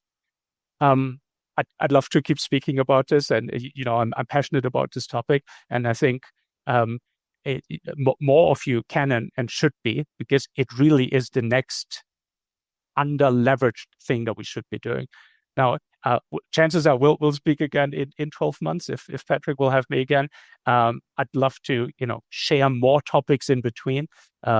Since we last spoke, I started this little YouTube channel that I hope you can visit and check in on some other telco related topics. The latest video I put up there is on fraud management and how to prevent scammers from kind of abusing our networks to enslave people in one part of the world to steal from people in another part of the world. Another topic I'm very passionate about this year. Thank you for listening me out, and looking forward to any questions that you might have. Tremendous. Thank you very much indeed, Karsten. And just one note here to Andreas and Hariyuki. You both have your hands raised. Let me invite you, if you would, to submit a question. It would be great if you did. We'd much appreciate that. I'm going to ask, we could spend a good amount of time here. Let me ask you to address so you talked about addressing prune sprawl, and you talked about in OS middleware and configuration choices. Pruning configuration choices strikes me as a no-brainer and relatively straightforward to do. Let me invite you to expand a little bit more, Karsten, on the other two, on OS and middleware. What are the kind of pruning options that you would point to there? Yeah, very, very good question. So let me perhaps lead with an example. We were we went into a telco in Southeast Asia. They had about 5,000 servers, and we did a quick security scan to find some heavily outdated servers. A month later, half of those outdated servers, so about 500, had been patched. The other half had been switched off because no one knew what they even were for. And so we did this in multiple stages, right? First, disconnect them from the network for just a minute to see if any core service stops. Then for a day, then basically switch them off entirely. And after no one complained for 2 months, we just ripped them out from the data centers. Saved tremendous cost and electricity. So that's one way to reduce complexity. Just throw old stuff away. Now, many of you will have gone through this. So this level might not be available to all of you. But then the next level is what you're talking about, or asking about, pruning sprawl in OS and middleware. When we do this, our security scans, we are shocked by the number of parallel Linux flavors. And if you look here at the bottom left, you see this, how many different SSH server versions. So SSH is usually exposed from a Linux server, and there should really just be one version, right? You have a certain Linux system, you patch it, well, as a bank, once per week, as a telco, maybe once per year. But whatever your patch cycle, you should patch all of them at the same time. Now, if you have 7 different ones, maybe you did patch all of them and there's 7 different flavors, 7 different distros. But so that's the level of complexity we need to reduce. Same with middleware. Give you just one data point. We did a software bill of material. This is not telco, but insurance. And it came back with 67 different Java versions. Why the hell does one company need to deploy 67 different Java versions? Because everybody deployed whatever they thought was appropriate at the time. And then some of them were under patch management, some of them were not. A huge hazard for the security team. How do you even just ingest logs from 67 different versions and do meaningful analysis of that, right? Right. That's outstanding. I'm going to come to the question that's been asked. I want to ask one more, though. So planes, not zones. I get it. I get the idea. I just wonder whether you've discussed this and what sort of reception you've had amongst the great firewall vendors of this world. From 5,000 rules down to 50. I don't know that the firewall vendors are going to necessarily be your friend with a strategy like that. How are they going to, how do you see that being implemented? And have you spoken with any of the firewall vendors about it?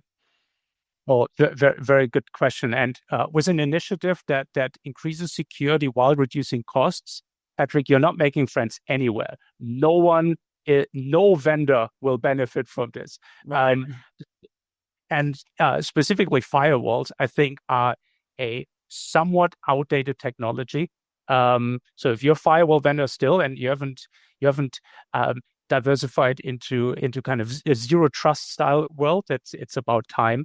But basically, we don't need firewalls anymore in a network design based on planes rather than zones. What we do need is VLANs, which have been built into routers and switches for the last 30 years, probably, from Cisco, and then everyone else kind of caught up.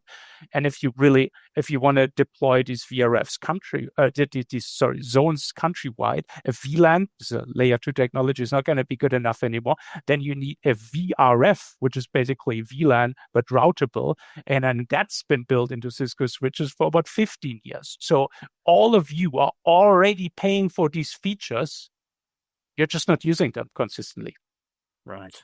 Very, very, very nicely made point. I'm going to take this one last question. And by the way, for those who are joining a little way into the session, our speaker, Jose Cabrera, who is due to speak at, let me recall correctly, 10 to 4 UK time, is unfortunately unable to join us.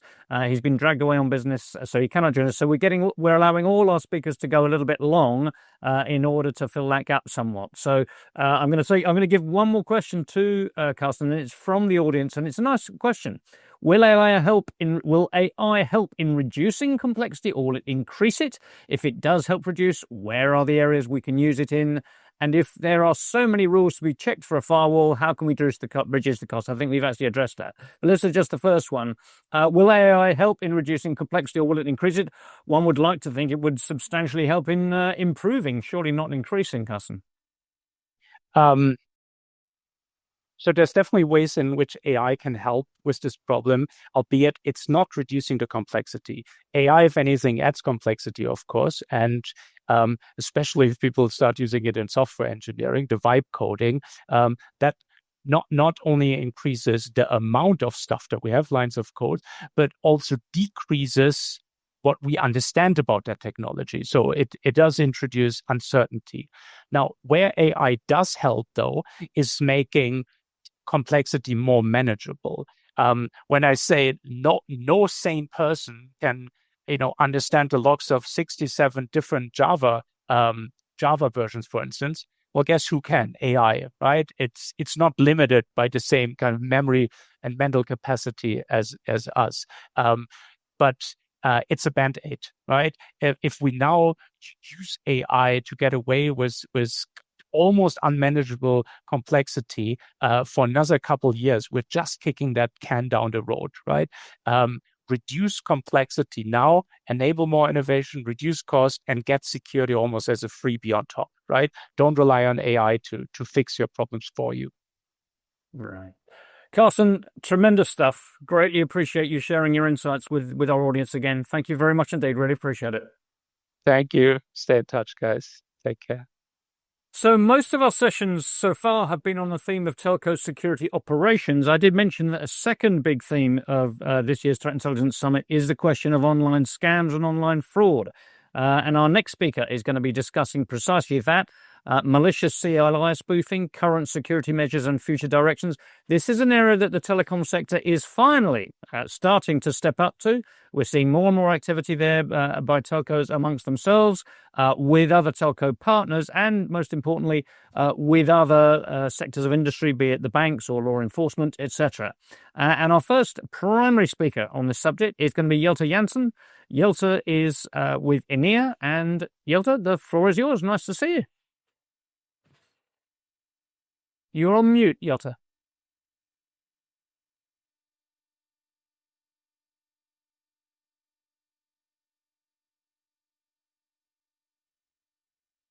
Try again. You're still on mute.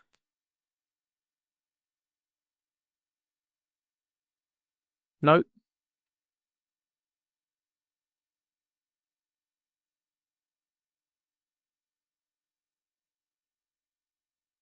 Hey Jelte, it's Ian from Tech Support. Could you please check the microphone is the right one? So on the bottom left of Zoom, just selecting the up arrow there and then just making sure that's the correct one. Yes. Perfect. Now we hear you, Jelte. We got you. Yeah, you can hear me. Yes. Okay. I did the magic trick, USB in, USB out. Sorry for that, but yeah, let's. Thank you very much for the nice introduction. Can you still hear me? Yes, we can. Great. Then let's have a look at the topic of CLI spoofing in voice. And I really like the previous speakers explaining the complexity, because complexity is indeed here also one of the reasons why CLI spoofing is still not stopped. We look at the current security measures and the future directions. So it's important to understand why is CLI spoofing suddenly relevant. I'll give you a regulatory overview, what the regulators are doing, because it's regulation that is the only way how CLI spoofing actually will be stopped, and our zero trust approach to CLI spoofing. But maybe a little bit about Enea. So why is Enea here in this conference? Enea is a Swedish telco security company. We do telecommunication security and deep packet inspection, and we are selling to communication service providers over 100 countries, 160 or more communication service providers. But also we have embedded components like our Cosmos components in cybersecurity and network vendor solutions. And maybe for many of you, Enea doesn't ring a bell, but maybe the name Adaptive Mobile Security does. So Adaptive Mobile Security is acquired by Enea a few years ago. We kept the organization basically as is, and also the business on that. And what I'm discussing is very much here powered by the platform of Adaptive Mobile Security. So what we is having here is a voice signaling and messaging firewalls. And as Karsten was interesting, what Karsten said about firewalls is outdated technology. Yeah, in IT networks, it may be outdated technology, but in telco networks, it's still very much relevant. Also, where we are looking at zero trust, things like you must not only protect the outside but also the inside. But in this presentation, I will focus on the classic firewall functions for the voice. So our firewalls, they are protecting around 1.5 billion subscribers. And one very important thing in the middle is what also was mentioned by the previous speaker was that how can you manage all those firewall rules and what are they for? So we provide services to help operators to manage those rules, but also we provide them insights. What kind of threats have been happening? Because if you just look at the telecommunication network, there's a lot of noise. So we make sense out of that noise. And we are, of course, part and drivers of GSMA topics. But I think that's enough about Enea. The topic of today is the caller ID spoofing. And see, it's a lot in the news. There's a lot of news articles. There's a lot being said about CLI spoofing. And but on the other hand, voice, this is the first service. It's so old, 140 years old was the first voice service. So why is it suddenly relevant to talk about CLI spoofing? Well, it's a lot about presentation, especially for this occasion. I put my suit out this morning, I put my Enea logo on, and I would like to look good. And why is it important to have a good presentation? Well, in business, the first presentation, the first impression is critical for building trust. But not only in business, also when you try to commit a fraud. If I try to steal your money, I build on your trust. So the presentation is the key thing. In the meantime, we are not meeting any more people. I took a new mortgage on my house. I haven't met a single person. Everything went simply via the phone. So everything, is my largest financial transaction in my life. And I didn't meet a person. So the first impression, the trust, and the fact that we are not meeting any more people face to face, that is the reason that the caller ID is the main thing. That is, the caller ID is critical for building trust. And that's why we see that, for example, if you look at some recent work from the Global Anti-Scam Alliance, we see they looked at 50,000 people. That still phone call is very much used for scamming. So you receive a call and you think this is the bank calling, and the bank asks you to transfer some money or help you with your password, and you do that. So this is the reason why it's certainly so relevant. And you say, well, okay, but why hasn't been stopped already? And the short answer, to phrase our friend Karsten, is complexity. It is a little bit complex. But what has been done recently? So first, it's very important to understand that telco is a global play. So in the whole world, you look at what do regulators say about CLI spoofing, and look at the picture at the gray part. There's no regulation there. All these countries are connected, and they use various kind of different interconnections.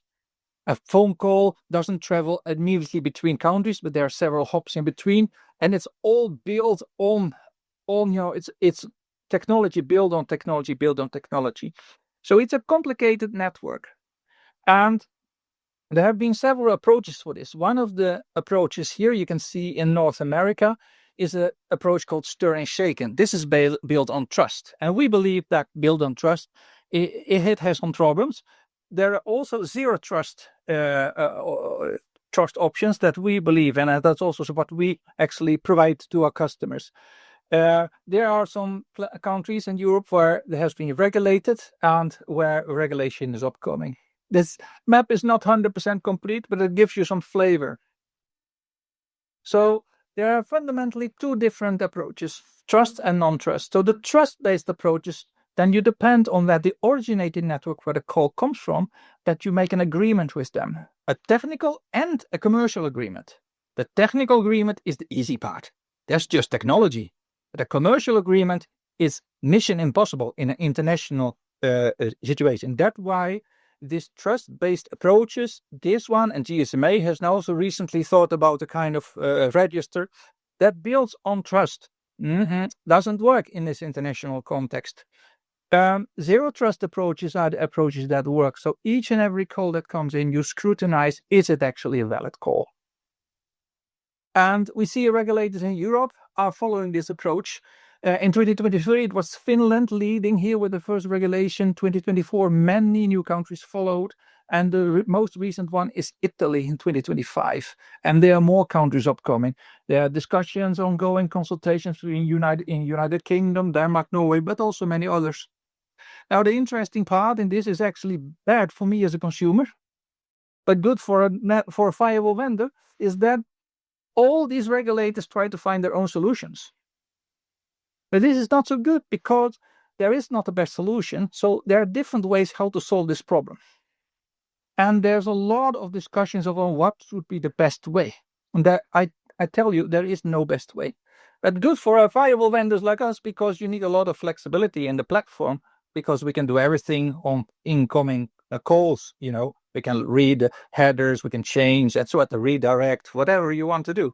But it takes a lot of time to do this. So what actually, if we just look at the high level, how can actually a voice call be spoofed? Now, these slides will be a little bit technical, so maybe a little bit complex. But on the left-hand side here, we have a gentleman who actually makes a call. And this gentleman has a Swedish phone. So he's a Swedish phone, but the gentleman is actually at the business trip in Spain. He is calling home. And he's calling his wife. And so the call comes in from the foreign network, from Spain to the home network. Hey, it's a Swedish number calling abroad. First we check, okay, is number fine? Is it assigned, not on lists? Is it the inbound roaming? That's quite simple stuff. That's static checks. But then you need to check, okay, if I get an incoming call from a Swedish subscriber, is that okay? Depends. If the subscriber is roaming, for example, this gentleman is attached in a network in Spain, is roaming, is okay, otherwise not. So this is a check, you do that with the HLR. So far, so good. This is quite straightforward stuff. Now there comes in some complexity. And the complexity is that here we have a scammer. You see here now, this person on the left-hand side tries to call that lady. And he is trying to call 1234, but he's trying to pretend he is 9876, the gentleman on the below part. So he calls and we do that check, but now we cannot check in the HLR HSS because the subscriber is in mobile network too. So that means that you need to check between operators if subscribers are roaming. So one way to do it, which is shown on the slide, is to have an HLR HSS proxy. This is the most common approach. But then you need to share some data with each other, which is not so nice. So this is not an approach liked by everybody. So another approach we see is that you say, okay, we reroute the call. So the call comes in and you check, okay, you redirect or you reroute. So you reroute it to another operator that does its check because it knows its subscriber and sends an okay and not okay back. So that the call is finally terminated at the person who received the call. This is also an approach that is seen. Another approach, but I don't have enough slides, is to hide the number. It's also an approach that we can do. So there are many different approaches, and none of them is perfect. And I don't have the time here to because I got 25 minutes from Patrick. Thank you, Patrick. But there are many different pros and cons there of different ones. But basically, if you compare the most common ones, the nationwide HLR proxy or also the rerouting, that is less common, by the way, is that you have to share some data in a nationwide HLR HSS proxy. And for some countries, sharing data about roaming status is seen as commercial sensitive data. That's something people like to sell, not to give away. So this is not viable. It doesn't work in all countries. So rerouting is an option, but there are also other options. Jelte, you can go 2 or 3 minutes long if you wish, because we have a gap to fill. Okay, that is great. And what time is that then approximately? Because I have a clock in front of me. Is it 5 past the hour? You can run to 3 or 4 minutes after 5 past. You can go to 7, 8, 9 past the hour. Thank you very much. So the bottom line is there are multiple days. And if you ask me which is the best one, I would say is the one that you agree, that mobile network operators agree with the regulator. As long as you agree, then things can be implemented. Well, that's so far so good. That is currently regulated. We already see now the regulation comes in place. We build a fence and people can hop over the fence. We see already the first weakness here, and that is to protect outbound roamers. And I would like to introduce you to Anne. This lady is Anne. And Anne, she is currently on a business trip. She is a business lady, and she's CEO of a company. And there's this gentleman, Joe. He stays at home with the kids. When I created these slides, my wife is quite often on business trips. So I was thinking very much, okay, this is a situation, as it could happen to you and me. So she's on a trip, he's at home. And what happens? She puts on LinkedIn or social media, hey, I'm in Paris. I'm at the trade show, the Mobile World Congress from these and these dates. A lot of salespeople do that. People that like to show that they are certain to meet their customers. But not only the customers know this, also fraudsters can use that and they can exploit this. So now we have the following. Here is a fraudster that is calling and uses Anne's number. So, hey, at a phone, I get the call. It's my wife. So I answer the call. I say, I wonder how you're doing in Paris. And then the voice changes and says, yeah, I'm sorry to disturb you, but it's the hospital speaking. And we need some, your wife needs some medical attention and you need to transfer some money so we can start the operation. So that is a very scary message, of course, but it could be similar things like this, that people use this personal information because the coloring spoofing is a personal attack to try money. So what would you do? Right? So this is a weakness, and this is why some of our customers already want protection against that, and that is also possible. So this can be enhanced in multiple ways. Because in the normal situation, what is now regulated, we say, okay, yeah, she is in Paris. So if she's in Paris, meaning that she is attached to a French network, so the call can come in internationally. So the solution to this problem is to do something with the good old SS7 protocol. There is something in SS7 protocol that is called a camel trigger. It's very old from the old voice, but it's a very common. 90% of the world is using camel triggers. So a camel trigger is a way how you actually exchange some information if from commercial information, if the call can't go through and so on. So we see if the camel in SS7 comes in at the same time as the SIP invite or in very close to each other, let's say milliseconds, then we say, yeah, it's okay. This call can go through. But if these two do not follow each other, then we should stop it. So this is an additional way. So this is also to protect. In this case, I made an example with Anne Smith, the businesswoman, but it is also to protect very important people, VIPs in the company, in certain countries. So technically speaking, what you need for this is to make sure that your signaling and voice is done in one solution. So we have in Enea messaging, signaling, voice in a single solution, so we can do this kind of cross-protocol correlation in an easy way. Well, if we are looking at the CLI spoofing, there is a lot of information that I just show to you, right? There's a lot of arrows and lines, and it's a complicated story. It's a lot about complexity, and I really like the previous speakers talking about the complexity. And the complexity means that there is not a perfect solution. And I have been speaking to so many mobile network operators and also regulators in the past years, and there's often this kind of we have some special solution, we will fix it our way, and then there will be a weakness in there. But it's better to stop the CLI spoofing. You can stop a lot of spoofing, but there is no perfect solution. Most important to realize in this topic is you cannot work on a solution that needs cooperation from the originating network. So the call is placed in one country and moves to another country, but it is a hopping between. There's a lot of hops in between before it comes there, first of all, but also it is such a very large bilateral world. You saw the world map, all these countries in gray, and there is no regulation there. And if there's no regulation, mobile network operators will not do anything, unfortunately. That is also one of our learnings. So now there is regulation, and we see that actually actions are being taken. But if you have a solution you're trusting on the originating network, in that situation, you have to ask them for a favor.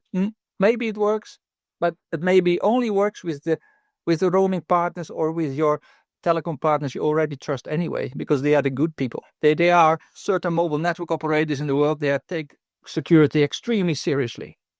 And those are often not the cause of the problem. But the world is very big. So flexibility is needed. So what we have been doing is we have our signaling firewall for a long time.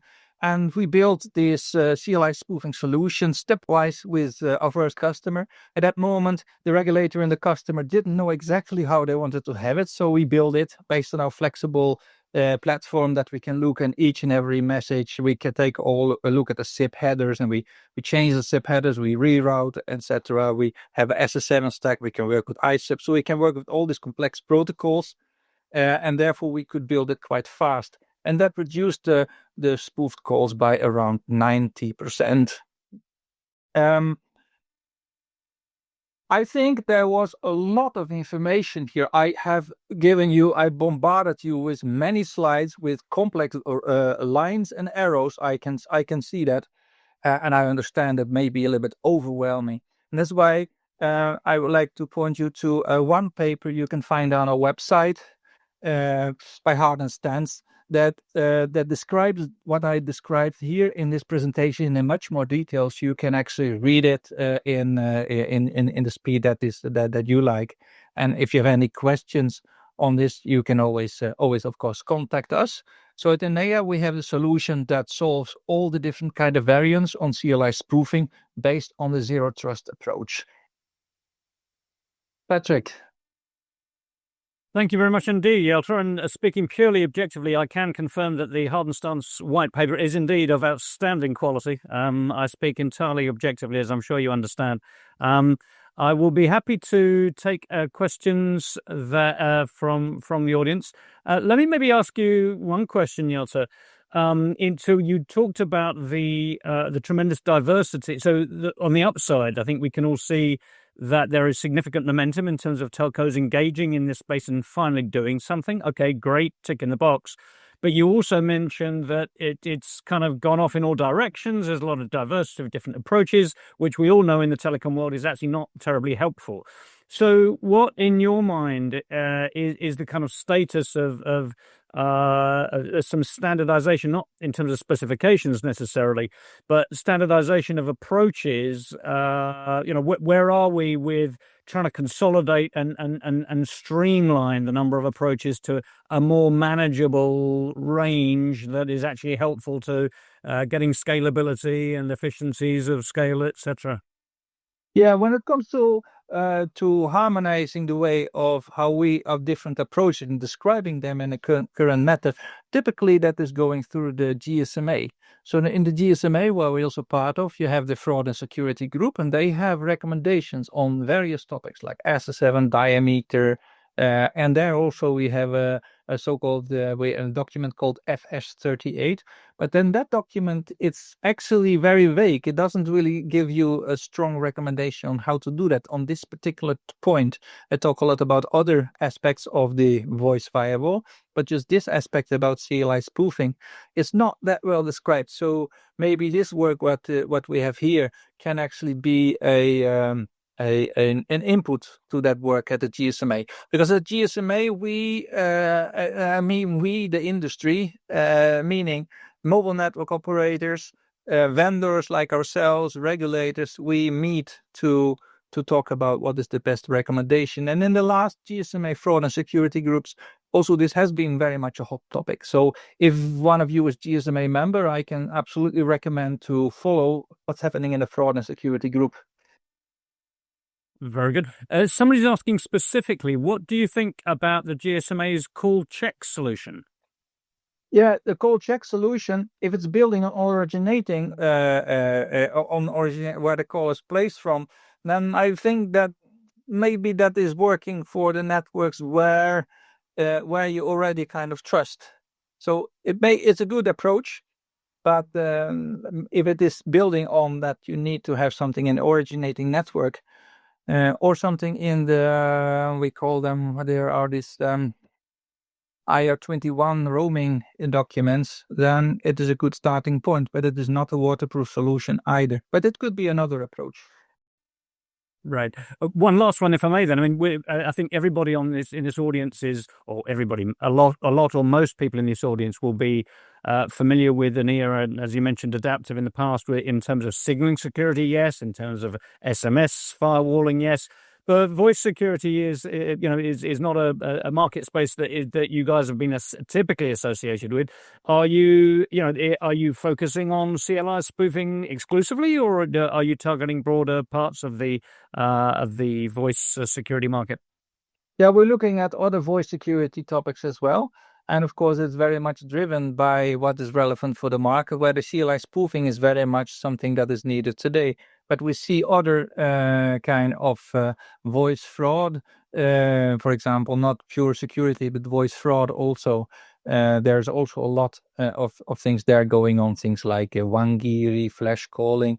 Those kind of topics are also being a lot discussed about.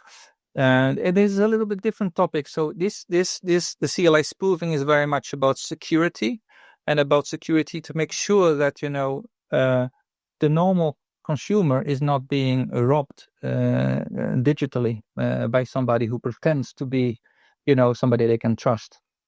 Right. And I'm just going to thank you very much indeed, Jelte. That was a terrific presentation. Much appreciated. Before we go to our next presentation, I'm just going to read out a comment that's come in relative to the previous conversation when Karsten was talking about the whole firewalling and VLANs and that good stuff. Somebody who I suspect, I'm not certain, but I suspect is from one of the next-gen firewall vendors, made the comment that in the long term, complexity will only increase. Okay. This is one of the laws of physics. Okay. Growing complexity is everywhere. Moving from firewalls to VLANs, etc., is not the answer. So wanted to get that perspective thrown in because it's an important one. Let us now move on to our next presentation. Thank you very much indeed, Jelte. Great having you guys present again. And our next speaker is from Mitre. Many of you will know Mitre for the Mitre attack framework, which is a fundamental building block of the threat intelligence professionals across industry, telecom and other. Our two guests today are Adrian and Rodney from Mitre Labs, and they're going to be talking about the Mitre Fight framework, which is specially customized to the needs of creating an attack framework for 5G. And also, I think they might even be going to tell us what they understand and think of the Salt Typhoon attack, which has been, let's say, one of the most significant of recent months. Gentlemen, Rodney and Adrian, great to see you. The floor is yours, my friends. All right. Thank you, Patrick. And thank you to HardenStance's for giving us the opportunity to share about the Fight framework and also talk about how relevant Mitre Fight framework is to Salt Typhoon, Lamina Panda. So thank you all. My name is Rodney Bollie. And so just to set the background as we delve into today's talk, we all clearly remember in 2024 when this attack happened with Salt Typhoon and Lamina Panda, which was a coordinated, sustained, multi-pronged attack wherein these threat actors took advantage of known gaps within their telco infrastructure, namely, roaming, as we've already saw from Jelte, for example, talking about signaling and the supply chain. So what this implies, or what this points out, is that there's a need for a common playbook that we can all speak from in order to be more agile and more preemptive as we look at anticipating and mitigating all of these different threats. And that is exactly what Fight in this case gives us. All right, so most of us are familiar with Mitre Fight, 5G hierarchy of threats. So what that does, what Fight is, it helps us to mitigate. It provides a way for us to be able to mitigate attack by looking at the likelihood of the attack, the observability and potential impact to our 5G system. And part of the way we are able to do this is we have you can do it in a predictive way. From observed threats within the lab space, from papers.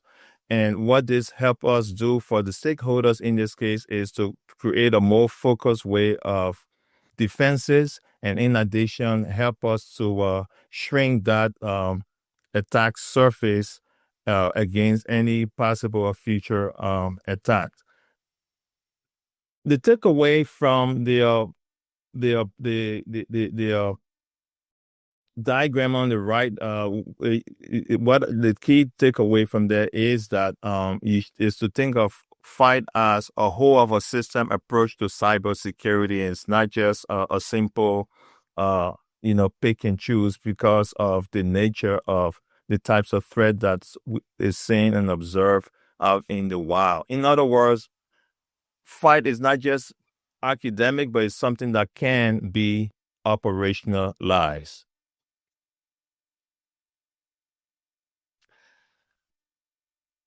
On this slide, we look at different samples of threats again, and here the key thing here is it provides for us the rigor and the diversity of the different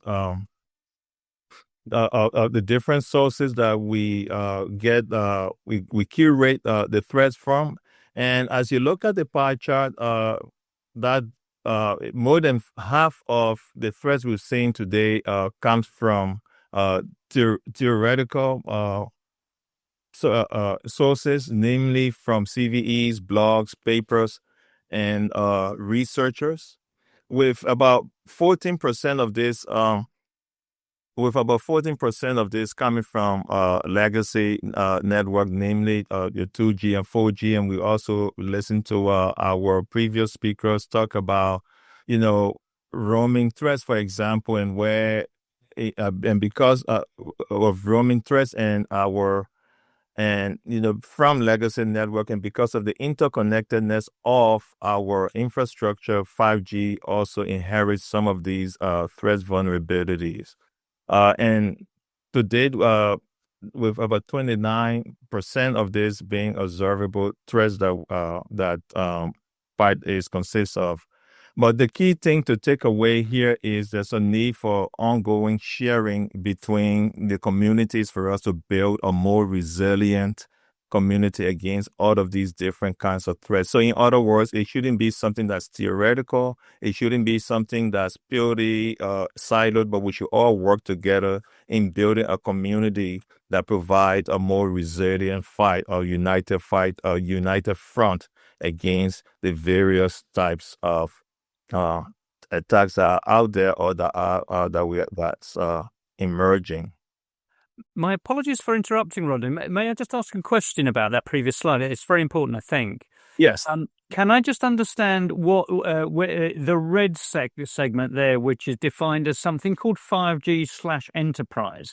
Can I ask you to define that very precisely? Because when I looked at that, I'm thinking, is that a private 5G network where the builder has their own private spectrum, or is it the use of 5G in just a broader enterprise context, but supplied by a public network operator? Do you see what I mean? Yes.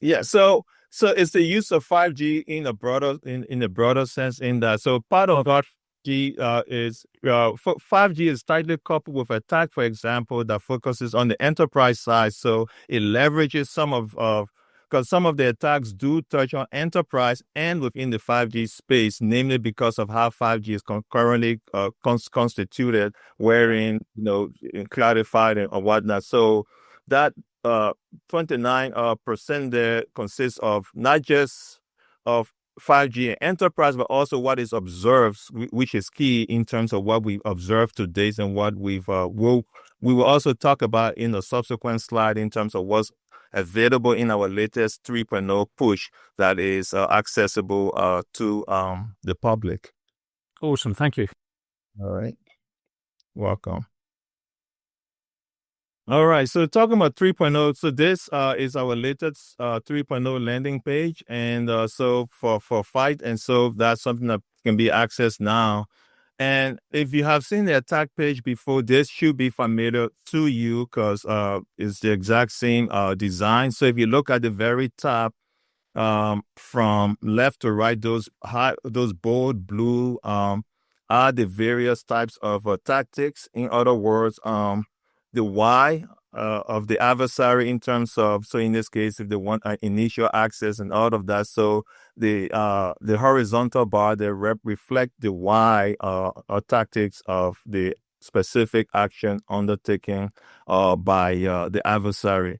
And right beneath those, in those columns, you observe that's what we call the techniques. In this case, that's the how. How were they able to achieve, for example, an initial access? How were they able to achieve a privilege escalation, for example? So right below there, you observe the different types of techniques. Furthermore, you will also observe red ampersand and the vertical gray bars associated with some of those techniques. And what that alludes to is that some of these were original to the attack. Again, going back to your previous question, Patrick, about the enterprise. So basically, those are some of those previous techniques that were drawn from attack, but also have relevance within the telco space. So in there, those ampersand signified what we call the sub-techniques and addendums. So if you were to click on those, it will further expand to allow you to see the sub-techniques and the addendums to them. And then those without the ampersand or gray are those that are original to fight, in this case, unique to the telco space. For example, UE location, SIM cloning, for example, those would be ones that are original to the fight framework. And so for those who might start to wondering what's the difference between previous version of the release and the current release, that's something that will be available later. So I encourage you to check back and under the resources tab, and that's something that's going to be available for you to appreciate in terms of how much new updates have been done in terms of the tactics and techniques that have been added to Mitre fight. So speaking of updates and what have been added, so let's talk a little bit about the roadmap where we were and where we currently are with respect to fight. So part of what we've done ever since the previous release was to start to look at new and emerging threats. So in this case, we added threats looking at O-RAN, for example, because there's a huge interest in the O-RAN space, even though there isn't widespread deployment yet. However, there's still huge interest within that space. So that's something that we have proactively started to do by looking at different types of threats that could possibly emerge. So we've added threats to O-RAN. And we've also added, cloud, for specific cloud threats to 5G, for example. Those are some of the updates that we've also added within this latest release. And then going to the Veritab, we've also added in the software component. Again, my colleague Adrian will touch on as he speaks about Sword Typhoon and Lamina Panda. He's going to touch on some of the type of software that were used in those attacks, so we can better appreciate some of the new features that we've made available in this latest release 3.0. We've also added campaigns, types of group, in this case, Lamina Panda, for example. That's something that's also added, and we also added in the data components in terms, basically, you can think of it as the specific node network function, for example, one may have used to be able to gain access to the network. Say, for example, going through the AMF, for example, to try to get in and access the network. So cumulatively, the long-term goal, why it's not there yet, but the long term here would be to make this possible for integration into SIGs in the future, and basically that will allow for easy automation by telco and into the network for threat detection. So, in a nutshell, what 3.0 provides for us today, this current release provides for us today, are the software. Type of software used, the campaigns, the group and data components, and with some threats from O-RAN and from the cloud. And here we see a sample of some of those threats are in there by category. So if we start on the left, we have the enterprise or cloud observed threats. So in this case, password spraying and password guessing, that was something that was used. So that's something that's also reflected. ORAN threats, in this case, eavesdropping or exfil over our app, that's something that's added. And telecom threats, and we've been talking all here, the two previous speakers, they highlighted, different legacy vulnerability. For example, we spoke about the SGSN, and then we spoke about roaming. And here we have the good old GTPU that's still around, that still persists, and and through which different attackers are still trying to compromise the network. So we've added additional threats to that, and with more updates as well. And on the right, we have Salt Typhoon and Laminar Panda. So I'm not going to dwell on this sense. Adrian is going to, go ahead and take us through that and delve into the different ways that their network was compromised. All right, Adrian, over to you. Awesome. Thank you so much, Rodney. Appreciate that. Can y'all hear me okay? A thumbs up. Okay, awesome. Thank you, Rodney. Yeah, Adrian, thank you. Thank you so much. Appreciate you, Patrick. All right, so I'm here to talk to you about Fight's response to Salt Typhoon and Liminal Panda. As you all may know, these are two threat actors that have been notorious in the telecom. By the way, Adrian, very sorry to interrupt, but don't rush. You can take an extra few minutes. We're actually trying to fill a gap in the schedule, so take your time. Oh, okay. Will do. Thank you, Patrick. Appreciate that. So, again, we're here to talk about Liminal Panda and Salt Typhoon. These are some of the infamous headlines that we've seen in the news in the past year, which just go ahead and help us validate the Fight framework with real world events and these cyber threat intelligence, right? So that way we're moving out from a theoretical based framework to a real world and evidence based framework. So some of the most recent campaigns we've seen have been related to Liminal Panda, where they've really, we could identify them as abusing 5G technologies in their campaigns, and also the more infamous Salt Typhoon threat actor from the PRC, where we're seeing them not necessarily specialize in the technical 5G technologies, but more affecting the infrastructure within telecom that hosts the 5G technologies. And I'll be diving a little bit deeper into that in these slides. So in essence, what's the difference here? So again, we're seeing Liminal Panda, also known tracked first by CrowdStrike, the security vendor, as UNC 1945, as well as Light Basin. And again, they're really a good group that's specializing in abusing 5G technologies, leveraging the telco protocols to be able to exfiltrate data undetected. Whereas what we saw in Salt Typhoon, also known in the industry as Earth Estries, Ghost Emperor, etc., as again a very advanced threat actor that is able to compromise telecom infrastructure, specifically cloud hosting services. And this would be related, and some of the technologies that they've affected would be related to law enforcement interception capabilities and the ability to capture sensitive voice and text records or call data records from these technologies. Actually, here we go. Just go to the next slide.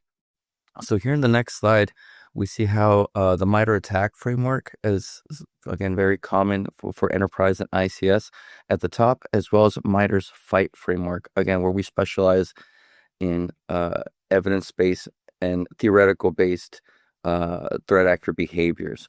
So we see that the combination of these frameworks really allow you to get a better understanding of the risks in your architecture or in your operational technologies, as well as be able to better understand what mitigations, what detections, what security is needed in order to help mitigate the atomic behavior observed by these threat actors, whether it's abusing certain protocols, whether it's compromising telecom infrastructure.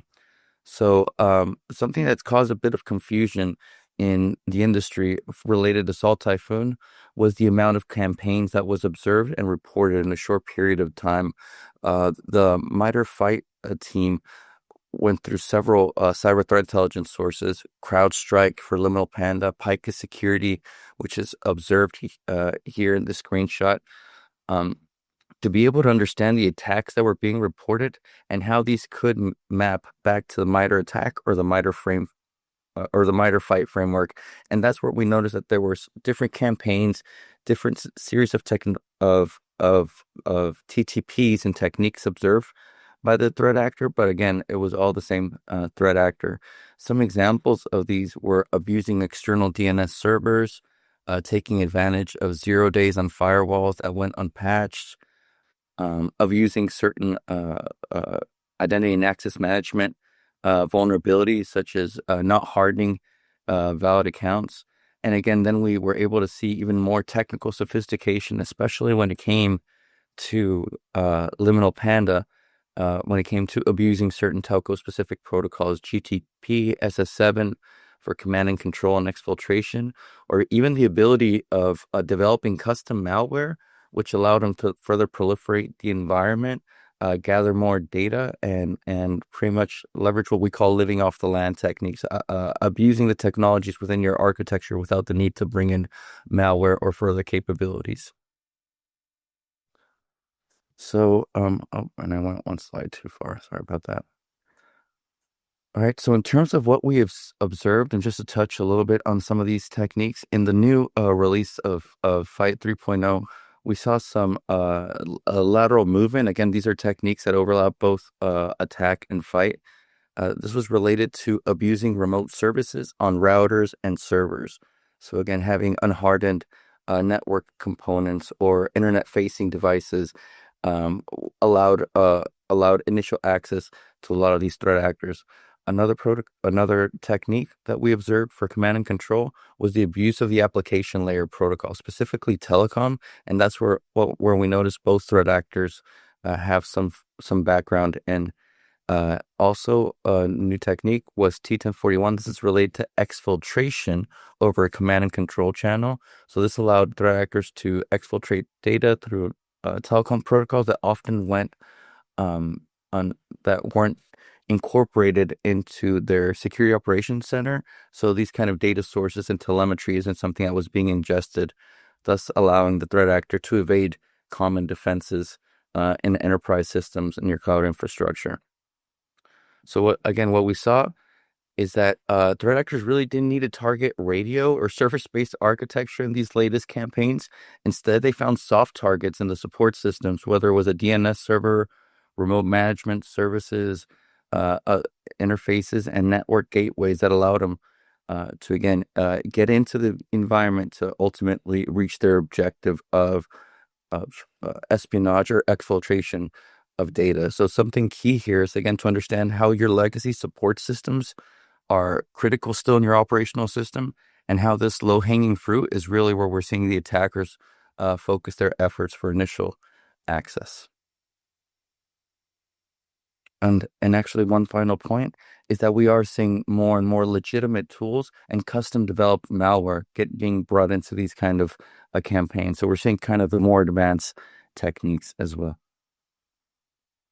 All right, so to break down a little bit on Liminal Panda and what we observed here with their goal of exfiltrating user and sensitive data, what we see in the boxes will help reflect is whether we saw the threat actor targeting enterprise infrastructure, again, the technology that's hosting, the infrastructure that's hosting the 5G technologies we're labeling as enterprise.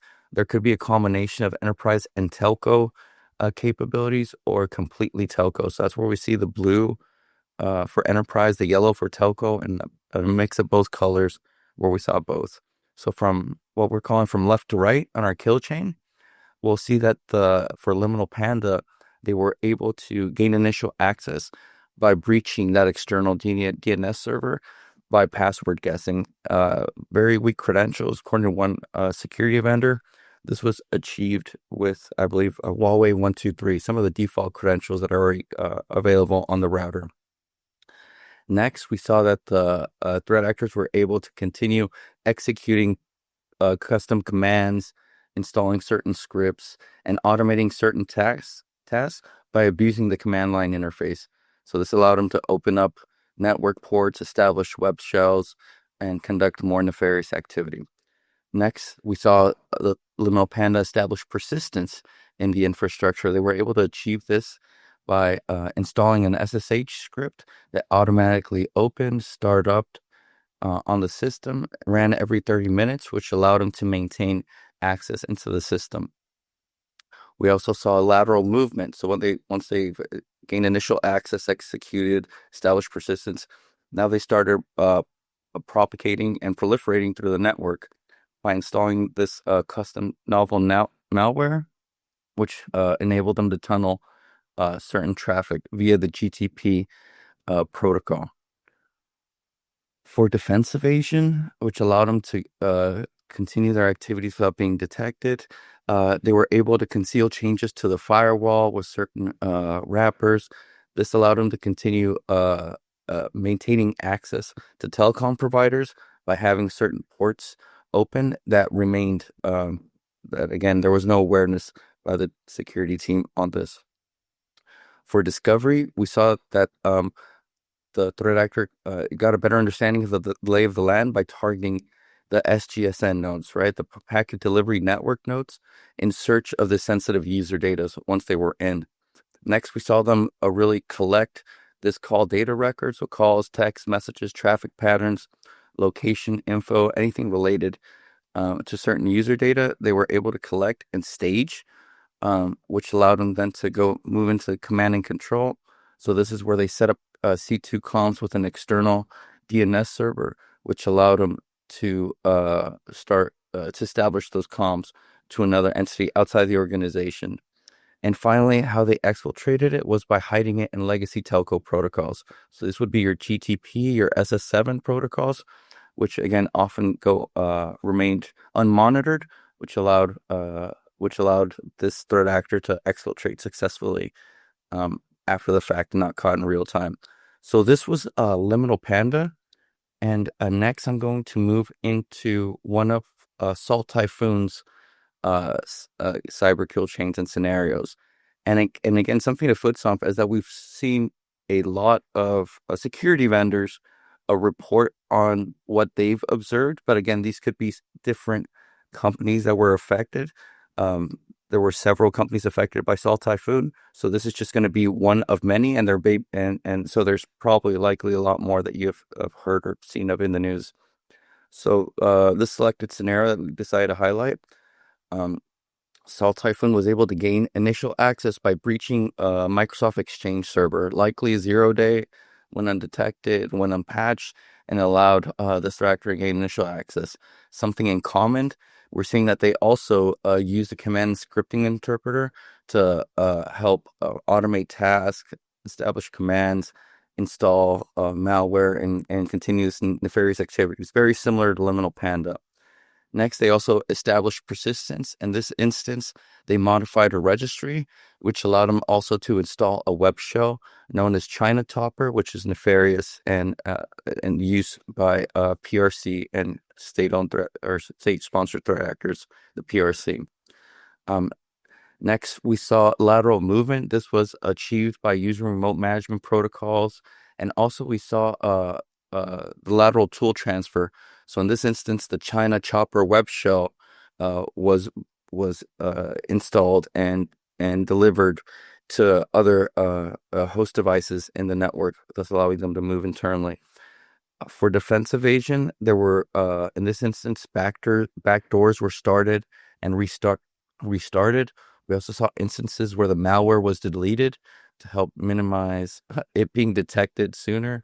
There's also files being deleted that were created, masquerading of certain commands, and encryption of payloads, which again helps hide the activity from being detected, especially in some of these telecom infrastructures, which are under the highest security scrutiny. A common tactic and technique we observed here was a discovery. Similar to execution with command scripting interpreter, in this instance, the discovery where threat actors leverage the network services and directory to better understand the lay of the land and what configuration would look like. Next, for Cell Typhoon, we saw the collection of data. One specific example was PDF files that were collected and from a protected storage. So this would be related to, again, user data, calls, texts, voicemails, and it was related to high-value targets, politicians in this instance. So they were trying to gain some form of specific intelligence in this operation. Next, we saw command and control. This was set up through internal proxy servers, several internal proxy servers, which helped mask the true identity and true source of the external threat actor conducting this activities. And finally, for exfiltration, this was done several ways by Cell Typhoon. In one instance, we saw them stage the data in password-protected files, which allowed them to exfiltrate encrypted data, and this was exfiltrated to anonymous cloud services providers, file sharing, hosting services, items of this nature. But we also saw emails in another instance, so there's a lot of different ways that exfiltration was achieved.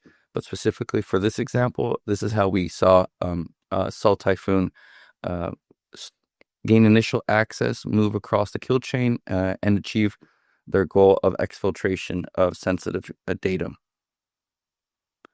So actually, one last thing that I wanted to footstop is we talked about how these kill chains overlap with... I am sorry to interrupt, Adrian, but I'm going to have to ask you to wind up in the next minute or two now, please.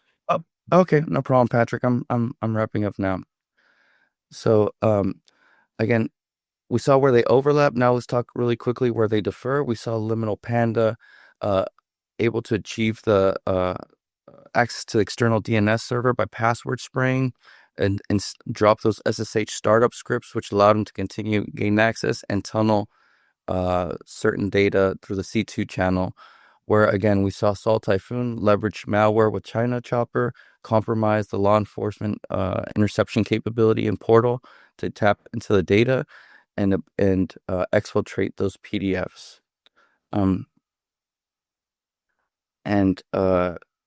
Just really quick, it's about understanding how to develop a comprehensive security framework to defend your architecture.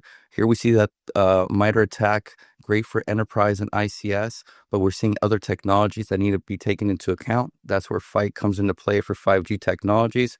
We're also going to start touching slightly on Mitre Atlas. Rodney's going to close with that, which is for your AI technologies in these architectures, and also take into account the uniqueness of cloud technologies and how they're deployed, so you can better mitigate these with Caveat, which is another framework with Mitre. And finally, the point of all these is to better understand your 5G defenses, whether it's threat hunting, assessing your security posture, processing threat intelligence, or just sharing with industry. But I try to keep that short and sweet. And Rodney, back to you. Thank you, Patrick. We are going to have to wind up, Rodney. What do you? Can you be mightily? Can you be like 30 seconds here? Because we're kind of counting down now. Yeah. So basically, the takeaway from here is Mitre has a comprehensive framework for addressing both telco threats as well as the AI threats that are there and are also emerging, because as we all know, AI is becoming a part of everything in terms of how we scaled and deploy the different types of network slices and based on the nature of 5G. So Fight together with Atlas present a comprehensive framework for mapping and mitigating these attacks. Thank you. Awesome, thank you. So when I made my introductory remarks, I talked about the market in telco security operations platforms being inadequate right at the beginning of today's session. And I talked about precisely, and I made a note of what Rodney said, or Adrian, I think it was, in terms of Cell Typhoon being able to hide in unmonitored legacy telco protocols. And I'm going to say it again because it really bears saying, It was hiding in unmonitored legacy telco protocols. So when we talk about telco security operations and telco security platforms, we do not have what we need in this community. We do not have a buoyant market in solutions that are up to the task of detecting these types of telco threats. We really need to do very, very much better, and that ultimately is a function of demand. The telcos are not demanding these solutions aggressively enough, and they need to get their act together in doing so. Just two very quick comments, if I may. I assume that you would, with me and perhaps others, you would agree that there was an announcement earlier this month between Microsoft and CrowdStrike, where they kind of agreed a truce in the great labeling, threat group naming battles of our times, and decided to align on naming those groups. I assume that from a Mitre perspective, that's good news, because multiple names do nobody any favors. That's a nod. Okay, I'll take a nod. And I guess one last question. I can't allow you guys to go talking about Salt Typhoon, important as it is, without also raising Volt Typhoon, which is considered an even more serious national security threat to the US and allied countries. And if you don't wish to answer this, of course, please feel free to do so. But does Mitre at this time have any work that is shareable with respect to Volt Typhoon? Is it coming down the pipe, or would you rather not comment on that at all? All of those options are available to you. So I believe Volt Typhoon may already exist in the Mitre attack framework in the latest, which was released in April. There may already be instances or glimpses of Volt Typhoon. But I have nothing at this time in terms of like a comprehensive resource similar to what we just observed for Salt Typhoon. So if it hasn't been released, again, we just released and the Mitre attack team did it in April. There should be another release upcoming in November. So I'm sure you'll probably see it there, as we try to stay up to date with the latest, greatest threats to be able to inform the community. So. Of course. Well, guys, you did one other thing for me today, which fantastic presentation. But I had in mind a couple months ago that I might actually try to put together a kind of description of Salt Typhoon of the kind that you did. And having seen what you guys have done and the way that you've done it, I'm mightily glad that I didn't even try, because I wouldn't even got remotely close to doing as great a job. So thanks so much indeed for a fabulous presentation, which I'm sure will have been of great use to a lot of us. Thanks a bunch. Our pleasure. Thank you so much. Thank you. Thank you. And I'm delighted to say that we've recovered our time. We've gone through the time that Jose Cabrera was due to take up, but unfortunately was unable to take up due to pressing business priorities. And we've now gone straight to Nick Palmer from Censys, who is going to talk to us about external attack surface management, which I think is going to speak to a number of the themes that we've been talking about already for the last couple of hours. Nick, the floor is yours, my friend. Let us know what you want to share with us. Patrick, thank you for the intro, and colleagues, thank you for joining the session today.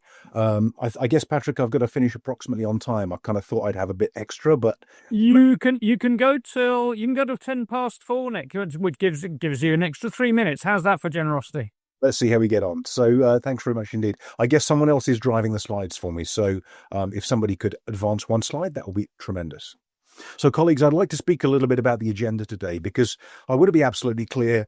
I'm aware you already know about the proprietary internals here. You know about the 10-year journey from proprietary kit like DSLAMs to software-defined networks. You know about the journey from copper to fiber and the coexistence challenges that raised. You know about the mitigations that we've already alluded to on core protocols like SS7, which I believe is 50 years old now. And so the kind of the legacy reliance on that for resilience and redundancy obviously introduces the kind of challenges that were so excellently articulated by Adrian previously. So what I'm keen on focusing on today really are the parts of the infrastructure that you may have a fuzzy outline of, but maybe lack regular oversight and visibility and governance of. And indeed, the focus of today's presentation is really going to be the parts of your network that an attacker can see even before they've hacked you. I'd like to then talk a little bit about the stark demarcation line between customer assets and telco assets. And then we'll talk a little bit about the company Nosh, who are a case study of ours.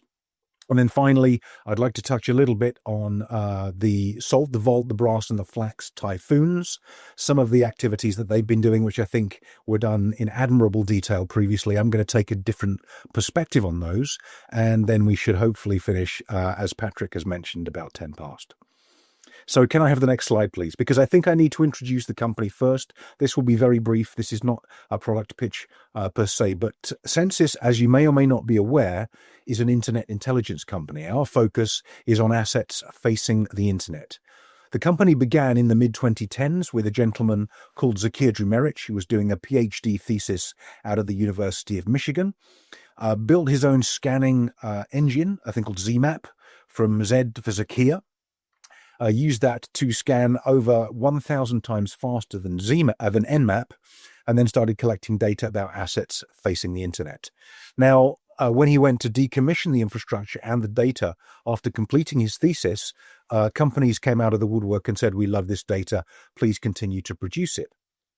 So then in the creation of an industrialized, repeatable scanning infrastructure, there were several questions that needed answering. Firstly, on how not to be blocked when you were ethically scanning the internet. Secondly, how to get visibility into the high port ranges, knowing that it can take hours to scan a single asset for this information. And then providing multi-point visibility from different ISPs and indeed archiving the data over time to provide historical analysis. Let's have the next slide, please. And what this then means is, to the data set that we have collected on the right-hand side of this slide, 20 terabytes of data in the CERT database, 20 petabytes of data in the hosts and the web hosts database. So we have nearly 10 years of history about the internet going back all of that time. And this visibility then supports a number of different use cases. It supports attacker infrastructure visibility. It supports supplier relationship visibility, particularly with things like DORA and the increasing proliferation and complexity of attack chains, of supply chains. We then have the ability to provide clear guidance on the security position of your suppliers as well. We also then segue into industrial control systems and SCADA type protocols, and then finish with attack surface management, which is very much the focus of today's conversation. The part of the internet that your specific infrastructure comprises, because these are questions that historically have been quite difficult to answer, particularly with wider corporate infrastructures, with cloud providers, and with supplier proliferation, creating points of responsibility typically way outside of your control and your visibility. So I'll take the next slide, please. So in order to talk about attack surface management, what I'd like to really do is to open the conversation about risk. Because for us as IT security and indeed telecom security professionals, these are questions we always have to ask. But when we have answers to these questions, very often we don't know what to do with the information. So I'm going to ask you, not in an interactive way, because by all means put the answers in the chat if you like, but there's no exam, to consider each of these risk conditions. So the first one, an exposed remote desktop protocol interface. This is facing the internet. In your infrastructure, if you were to see an exposed RDP interface facing the internet, what might that mean? Now, we all know that, for example, RDP is vulnerable to brute force attacks. So an Amazon M4 large instance can fire 60 million passwords a second into that interface. Now, it wouldn't survive very long at that level of demand. But even if you've hardened it against Deja Blue and Bluekeep, the kind of vulnerabilities that are commonly exploited for RDP, what about if you've got credentials leaked on the dark web? What might that mean? This would just become a login. Then what would it be connected to? Could an attacker get access to your backend systems? Could he even, for example, launch a vulnerability to break the operating system of the asset and then gain access to the hypervisor that was supporting it, and then into the backplane and then off to the security, the wider telco infrastructure to make hay, indeed, as he sees fit? So let's then look at the second one here, publicly readable storage. Again, the severity of this instance in an attack surface is going to very much depend on what is hosted in that storage. If this was, for example, collaboration details, you asked customers or suppliers to provide content to collaborate on in a publicly accessible bucket, it would be significantly less serious than, for example, exposed PII or facial recognition data. And indeed, in that instance, clear governance of some of these kinds of conditions and visibility of these conditions moves you from vulnerabilities and exploits that could be used to gain access to the back-end infrastructure to the sorts of things that could cause crippling culpability and liability for DORA fines, GDPR fines, etc., if you're not being diligent about the data you have exposed on the internet. Then we're going to look in a slightly more unusual scenario, look at an exposed CMS. Now, whether this is yours or one of your customers, again, does an old CMS that hasn't been properly deprovisioned have a susceptibility to injection attacks or malformed URL injections that would reveal information about the data it were hosting? Or, as I said before with RDP, would give you access to the operating system and then give you access to, for example, the hypervisor to break that? So again, we are now looking slightly differently at a risk perspective, looking at the content that is still available, maybe long after the governance mandates have passed, or even after the need for these systems has actually long expired and they've been replaced. Then we'll look at a command and control nodes, a command and control node on one of your ASNs. Now, if this were, for example, in your web server farm, and let's say you've got 300 or 400 web servers all built from the same template, it would be reasonable to assume that the C2 node, the C2 infrastructure that was provisioned on a single node could be resilient across that entire web server farm. You might be re-imaging 400 web servers because the vulnerability that existed to install C2 software in that node would persist across the entire estate. But similarly, for example, if those web servers were being used for malicious purposes, what might that cost? It could cost you a couple of terabytes of storage when exfiltrated data were being moved out of a compromised network into your network for storage and later monetization. And again, if a web server has been compromised by command and control, then has the attacker, for example, got across your DMZ into the backend databases and again compromised the operating systems or moving into the hypervisor layer? The final one, I think, is the subtlest of all, and that is when you start looking at the certificate position of yourself and of your hosted customers, because a large number of self-signed or indeed Let's Encrypt issued certificates might indicate to an attacker that your security governance, your posture, wasn't as strong as it possibly could be. Now, I have nothing but good things to say about Let's Encrypt, and I believe that the move to 90-day certs that they and Google are taking is a good thing, but it is going to multiply the governance complexity associated with cert issuing. And again, an attacker, as we know, they can scan an external facing infrastructure, find out the cert posture of one customer versus another customer, and inevitably go after the one that they perceive to be the weakest, which might be the one with the high number of self-signed or Let's Encrypt certs versus the customer with a well hatched and well devised certificate governance posture using commercial providers. So all of these things in combination, in varying degrees, give an attacker the opportunity to attack.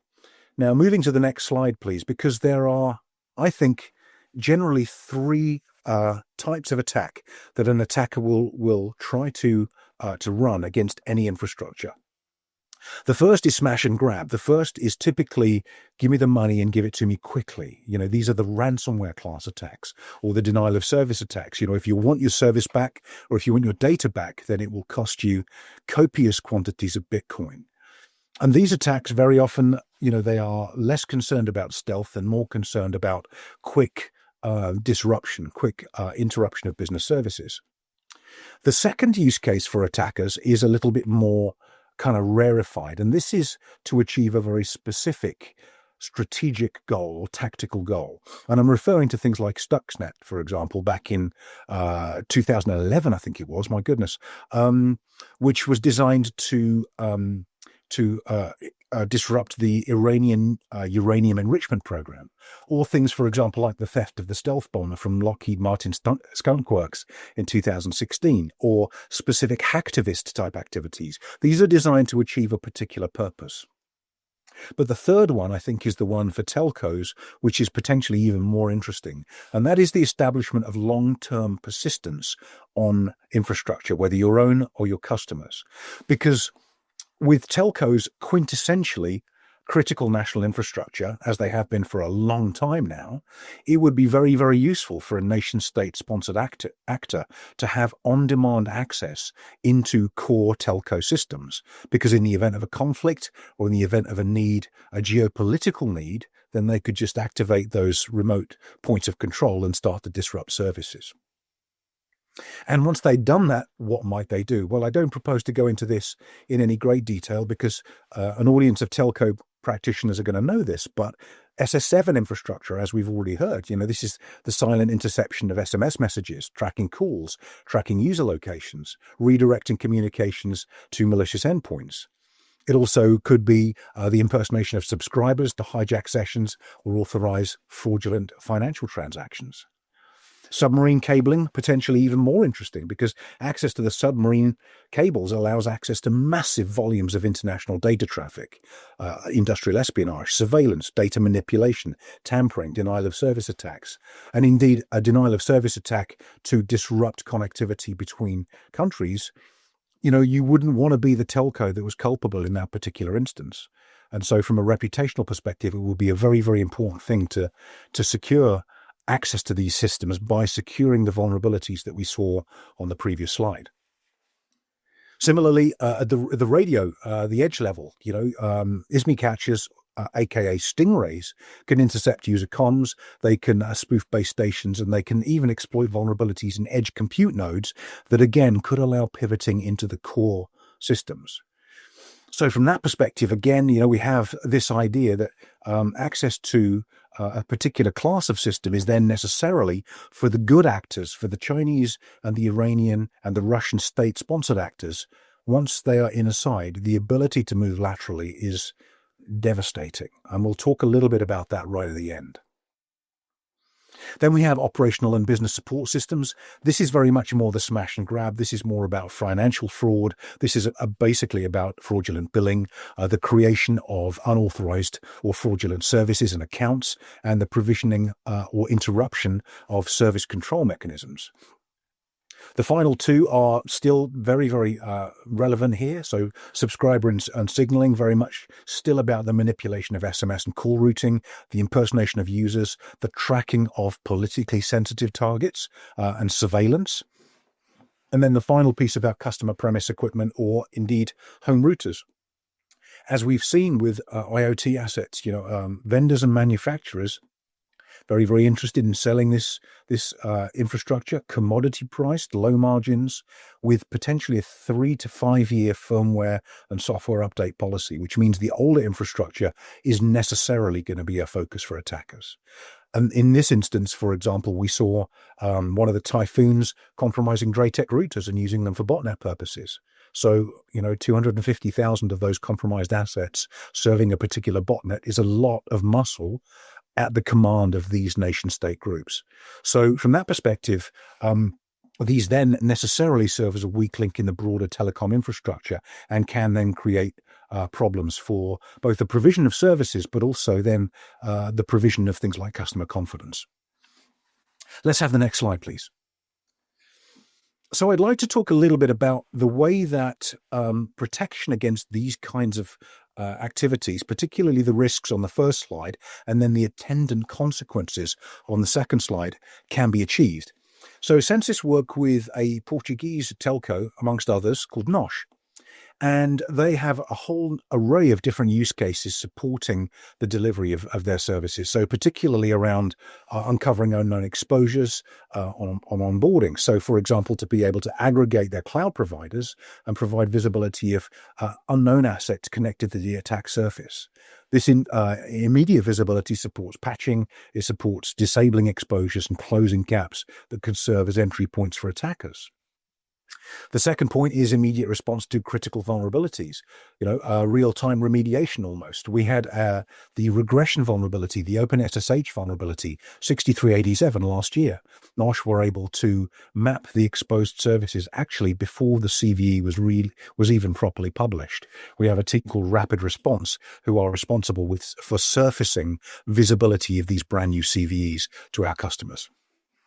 But it also enabled NOSH to monitor, for example, ongoing risk scenarios like exposed remote desktop protocols. These things typically highly impact telco cyber risk ratings and the overall security posture. As I mentioned, it's always the one I put first on the slide because exposed RDP is so hazardous. When we get into quantifying cyber risk, this alludes to something that I was saying earlier about the lack of good vocabulary that we are given as cyber professionals to describe risk back to the business. And I think this is a subject for a completely different day, but I would welcome a time when we as cyber professionals were able to say this risk conveys this possible cost as a result of downtime. This is a very, very important thing. And NOSH, again, were able to do this because by taking a proactive approach to their risk posture, it not only reduces the likelihood of incidents, but enhances credibility with customers and improves dialogue internally. It gives practitioners more time to properly describe vulnerabilities to end users and to stakeholders. Brand safeguarding, I don't think any of us really need to learn any lessons about that. We are all employed by these major brands, and we all have a responsibility, for example, to track things that might be threatening them. So, for example, threat actor infrastructure. NOSH use Censys to track command and control infrastructure and specific threat groups using our threat hunting module capabilities. They can also protect their own infrastructure, but anticipate broader campaigns as well that may affect other organizations in region.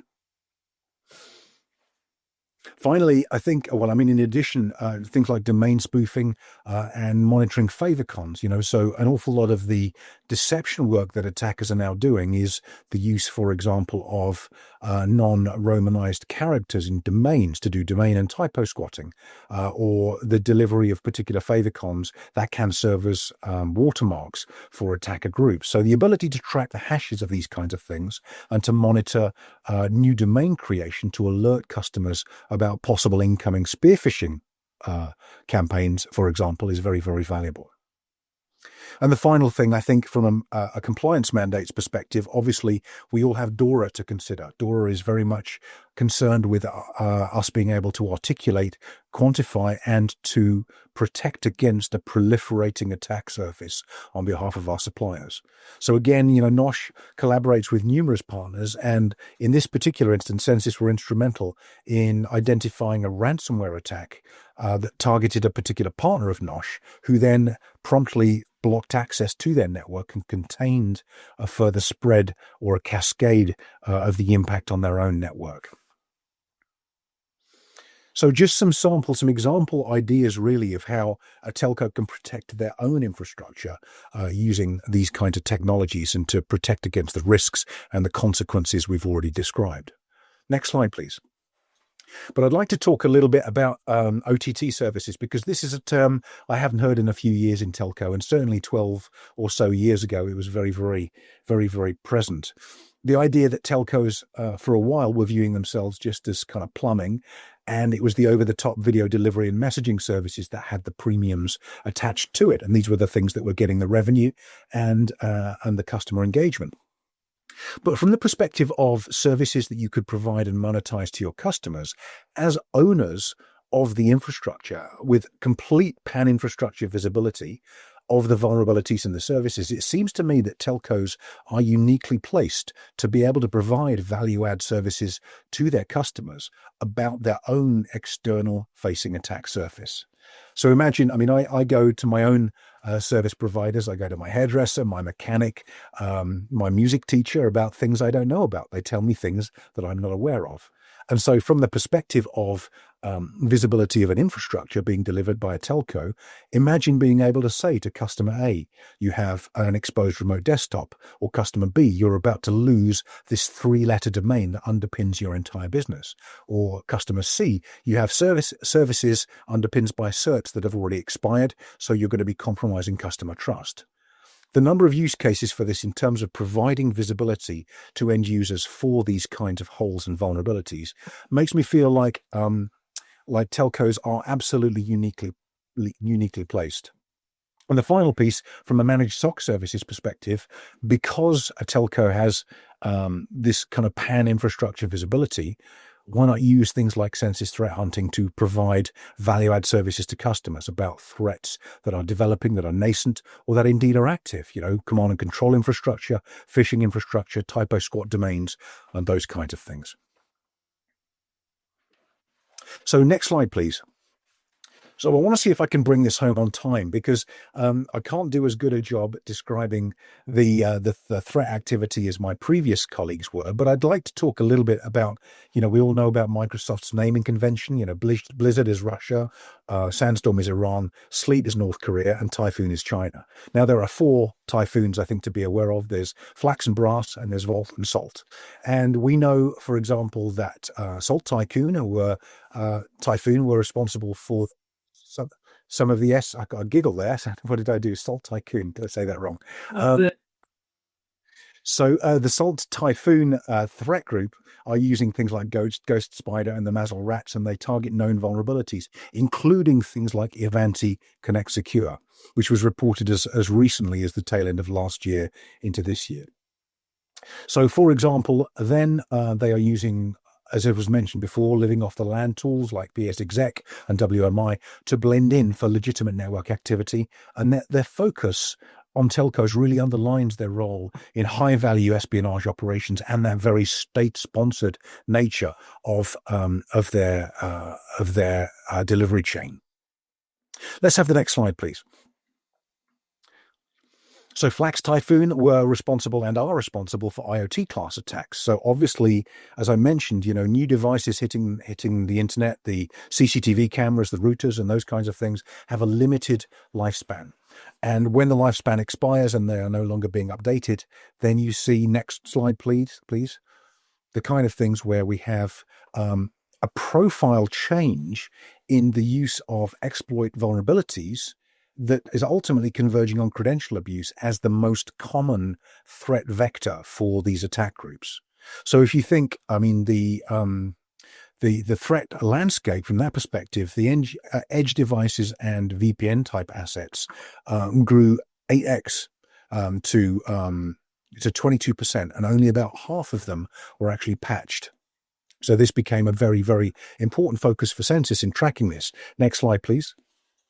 Because then, we were able to identify, in this particular instance, Flax Typhoon and their wholesale interest in things like the legacy Draytech Vigor routers, which were comprehensively recruited to support botnet operations. And you can see a heat chart on the main part of the screen here that describes the spread of these assets, very related to the usage profile of the assets. They were very much more focused in Central Europe. Next slide, please. So really just by way of finishing off, because I think one of the things that's become very clear from all of the Typhoon activities is that internet-facing exposures are becoming much, much more important in supporting ingress into telco infrastructures with all of the risks and the consequences that we spoke about earlier in the presentation. So looking at, for example, the classes of CVEs that we see here and their associated severity, Censys did some tracking on internet-facing assets like this. Next slide, please. So including, for example, Ivanti Connect Secure, which always does seem to feature in these conversations. You can see the number of exposed devices still circa 23,000 and the geographical spread on the right-hand side. So all of the countries I know are present on this particular call represented in there, with the CVEs necessarily still continuing to proliferate. Keeping an eye on this infrastructure as part of your attack surface is very, very important. Next slide, please. Similarly, with Sophos, this was a significant drop. We saw about a 30% drop in the number of internet-facing vulnerable Sophos assets. But again, still we're talking over 100,000, which is a significant footprint for attackers to go after. Next slide, please. These two, again, relatively flatlined, Cisco IOS XC, and the next one, please, the final one. Fortinet, FortiClient. Again, these are relatively flatlined. Again, thousands or tens of thousands of exposed devices online with these existing vulnerabilities. So by way of finishing today, what I'd like to just really recap is this idea that providing both your clients with a clear view of their attack surface and maintaining a very clear view of your own, proliferating though it is and complexifying though it is with cloud providers, third-party suppliers and everything else, you're in a position where you can at least retain visibility and governance of these exposed assets and then provide insights to your internal stakeholders and monetizable insights to your customers, charge your customers for visibility into their own attack surface. Because it's this kind of unified collaborative perspective using data that is facing the internet every single day that allows us to second guess what the attackers are going after and prevent access to those soft and delicate core infrastructures that we're also interested in preserving continuity of and protect access to the protocols like SS7, which, given the first available opportunity, would betray us wholesale. So, colleagues, I hope this has been of interest today. Thank you so much for your attention. My email address is npalmer@censys.com, or please contact me via HardenStance. I see a question on the chat that maybe I can't answer for time now, but I'm very, very happy to have any conversations after today. Patrick, I think that's me. That's superb timing and a great presentation, Nick. Thank you. There is a question that I'm happy to take, which I can see is come from Stephen Kennedy. Stephen has recently set up his own company called SK Cybersecurity. And Stephen is asking what I think is a very good question, which applies to Censys. It could apply to others as well. As a telco, if I want to offer Censys-based services, how much is automatable versus hiring additional staff to manage the service? Massive question for a lot of folks, just as relevant to yourselves, Nick. What's the answer? Indeed, and fully automatable. So the integration ecosystem is extremely wide and well supported. API access, as well as automatic parsed data outputs into things like SIMs and reporting engines, as well as closed loop processing with vulnerability management solutions. So we're very pleased about our ability to provide these things in a very automated and repeatable way. Thanks for the question. That is spectacular. And look at that. You've brought us exactly back to schedule. Sensational stuff. Greatly appreciated, Nick. Appreciate your time. Thanks, team. Thank you. And right back on schedule. How good are we? I'm very, very pleased to welcome up next Derek Manky. Derek is a Chief Security Strategist for Fortinet. He has spoken at all but one of the Threat Intelligence Summits. He's speaking for the fourth time out of 5 this year. Derek, lovely to see you again and looking forward to what you have to share with us.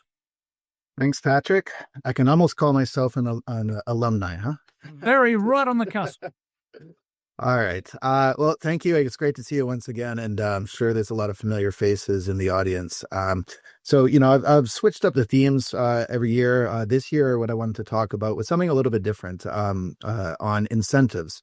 So we talk about, threat intelligence sharing and issues and challenges across the telecommunication and service provider industry. There's a lot of good ideas out there, but there's also barriers, right, that often slow us down. And sometimes, the carrot rather than the stick is the approach. And so I just wanted to share some initiatives that we have over the industry, particularly with the World Economic Forum, Cyber Threat Alliance, and a couple other initiatives. And before that, get into the threat landscape as well. So really looking at what we're seeing from Fortinet's point of view. We have more than 54% of the world's firewalls out there right now. So every second firewall is a Fortinet device. We have a large footprint, to say the least, and we get a lot of telemetry. We get a lot of threat intelligence, and we can, siphon that down in particular for what we're seeing in the telecommunications sector as well. My team at FortiGuard Labs, so FortiGuard Labs is our threat intelligence unit at Fortinet. Every year we get together and crunch the data. We break it down by sector, we break it down by geo, we break it down by IOCs, Mitre attack TTPs, and we look at that holistic lens across the board. So we just released recently our 2025 threat landscape report. This was from my team, looking at all of 2024. So a full year's worth of data. It was trillions of signals naturally. And here's a couple of the key findings that we saw. So first of all, we're seeing a very, and this absolutely applies to the telecommunications sector. I have a narrowed in view. I'll show you in a second after this. One thing we're seeing across the boards is reconnaissance, right? It's a big shift left of boom, as we say. So this is across nation state APT, not only nation state APT, which naturally sits there, but cybercrime, right? Majority of cybercrime now is definitely impacting telecommunication. We're seeing a big shift into reconnaissance activity. When we look at Mitre attack TTPs and heat maps, the number one tactic we're seeing in terms of time and energy, often over 50% of all other activity, is on reconnaissance. And so what does that mean? Well, first of all, we saw about a 17% increase in active scanning. So this is just external attack surface management for cyber criminals. Of course, we have tools in the industry that are well known, like Shodan and the likes, but cyber criminals have also been leveraging automated tools and AI-powered attacks, which we'll talk about in a second, to achieve this. So what it translated to was about 36,000 scans consistently per second. This is our viewpoint over an entire year of 2024. So it doesn't sleep. Telecommunication was in the top 3 targets we saw for scanning. Heavy abuse of the session initiation protocol. So SIP has been a big focus for cyber criminals. We're seeing a big rise now in AI-powered attacks, not the fully autonomous attacks that everyone's scared about, of course, but the reality is on dark web, we are seeing a thriving marketplace of tools like Fraud GPT, Worm GPT, which are offline GPTs, not used like ChatGPT, which has guardrails, right? The guardrails are taken off. It's sold for monthly memberships at a low price, about $200 US. For a monthly membership, and we're actively seeing this now used for spear phishing attacks and so forth too. So when it comes to cloud telecommunication providers, credential theft, credential stuffing attacks are still the number one issue we're seeing out there. Is a 42% increase in credential theft. Redline stealer was one of the largest information stealers that we saw out there. And unfortunately, we'll talk about an incident response investigation we had. They're still being successful because a lot of these organizations that, the credential stuffing attacks that they're using don't have multi-factor authentication or zero trust architecture enabled. Ransomware. We still see a lot of ransomware. It's ransom as service now. So another shift in the playbook where ransomware operators are not going after data anymore, but specifically after services, denial of service, and putting that into the ransom playbook. That's been consistent for about 2 years now. Operational technology, telecommunication, and specifically manufacturing was the number one target that we saw for ransom groups. We saw 13 new ransomware groups also arise, but the top 4 were sort of the dominant ones, like Ransom Hub and Lockfit. Thriving marketplace on the darknet still, as I mentioned, over 100 billion records that were stolen and shared, sold on the dark web. Initial access brokers getting into these organizations once they're compromised are thriving alive and well, selling VPN credentials, RDP access, and mid panels. It's interesting on the 0-day game. We often talk about 0 days, but the reality is it's very much shifted in my point of view. Particularly with these attacks on telecommunication, on critical national infrastructure providers. Cybercrime is shifting to APT-like attacks. So not necessarily weaponizing and burning 0 days right away, but using credential stuffing, using living off the land techniques, doing those low and slow attacks without having to go in their back pocket and pull out those 0 days. So that's the reality, what we're seeing on the darknet. Telco carrier specific, this has also exploded. So this is our point of view across the world, across the 3 major geos from EMEA, LATAM, Asia Pacific, and North America. And as you can see, EMEA has the lion's share here, over 50% of all malicious activity that we saw by region. In terms of global threats, there's about 240 billion. So this is a mix between hacking attempts, so CVEs being leveraged to malware signals, malware deployment attempts, botnet C2 command and control signals. 400% increase in just overall volume. But again, I want to point you to the bottom left here. If we break this down by the kill chain and Mitre attack, we again saw a 180% increase in reconnaissance specifically, right? So that's been a big shift from 2023 to 2024. And of course, going to the ransom playbook and DDoS, 12x increase, 1200%. So again, it's just showing that shift in playbook connectivity. I think Nick was talking about all the typhoons and pandas of the world. We also are tracking a lot of these, so I will just confirm this continues to be an issue. Like a majority of what we're seeing again is on that cybercrime angle on telecommunication. But again, what we see with threat actors, specifically on APT, we are still seeing the sophisticated opponents that have deep knowledge of these networks. They're well funded, and I think that's well known to the attendees here. But we are tracking these and finding some new TTPs, right? So the playbook hasn't changed in particular, but the new ways to live off the land when they get into the environments, those are shifting, and that's evident with more and more releases of the Mitre attack framework as well, which clearly outlines those TTPs. We did an interesting incident response investigation on a critical national infrastructure, attack that we saw. So this was not an existing customer. This was an engagement. They called out for help in Q4 last year. And it just goes to show on the APT side what we're still seeing for that sophistication when it comes into, CNI and, backbone infrastructure that we're seeing. We got brought in, and initially when we did our forensics and looked into this particular attack, we saw activity for well over 2 years. So that dwell time that we talk about, this was lasting over a 2-year period. We, with high confidence, attributed this to Iran, specifically Fox Kitchen or Lemon Sandstorm. Again, favorite tactics and techniques for these organizations getting into those critical infrastructure environments are things like exploiting public-facing applications, so looking at the CVEs to get in, as well as the credential stuffing. And then when they get in, this particular group has what was interesting with this group is they have a very well-established playbook to set up persistence, so protocol tunneling throughout the network.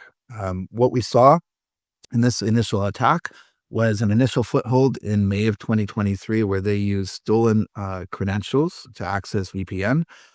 Again, the victim organization unfortunately didn't have MFA enabled on their policy or identity management, so they successfully got into the network and immediately started deploying web shells onto public servers. So these web shells act as that, again, exploiting the public-facing applications, getting access as a consistent way into that first network. Patrick, what was interesting in this case was this was a highly segmented network. We talk about telecommunication and all these different layers down to the core network. They leaped through 4 different networks until they actually got. So, the first network was a demilitarized zone. Second one, IT network. Third one, ICT, the information communication technology network on the telco side. And then the fourth one, a restricted network, which was the actual CNI operational technology environment.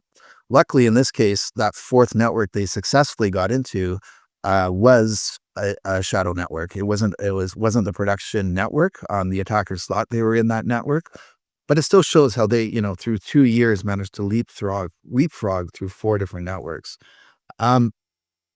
After they got it, so the first phase lasted about a year of that initial foot, and this is consistent with what we're seeing with telecommunication again in CNI, around 1 year just to maintain that persistence to get into all those different layers. And then in the second year, we saw a consolidation approach where they started actually adding additional persistent mechanisms. They use open source proxies like P-Link and Grok to start chaining between all 4 of those segmented networks and then building the tunnels. They were setting up tunnels, tearing down tunnels every day and hopping through each network, so that they can move laterally with ease, right, without any restriction.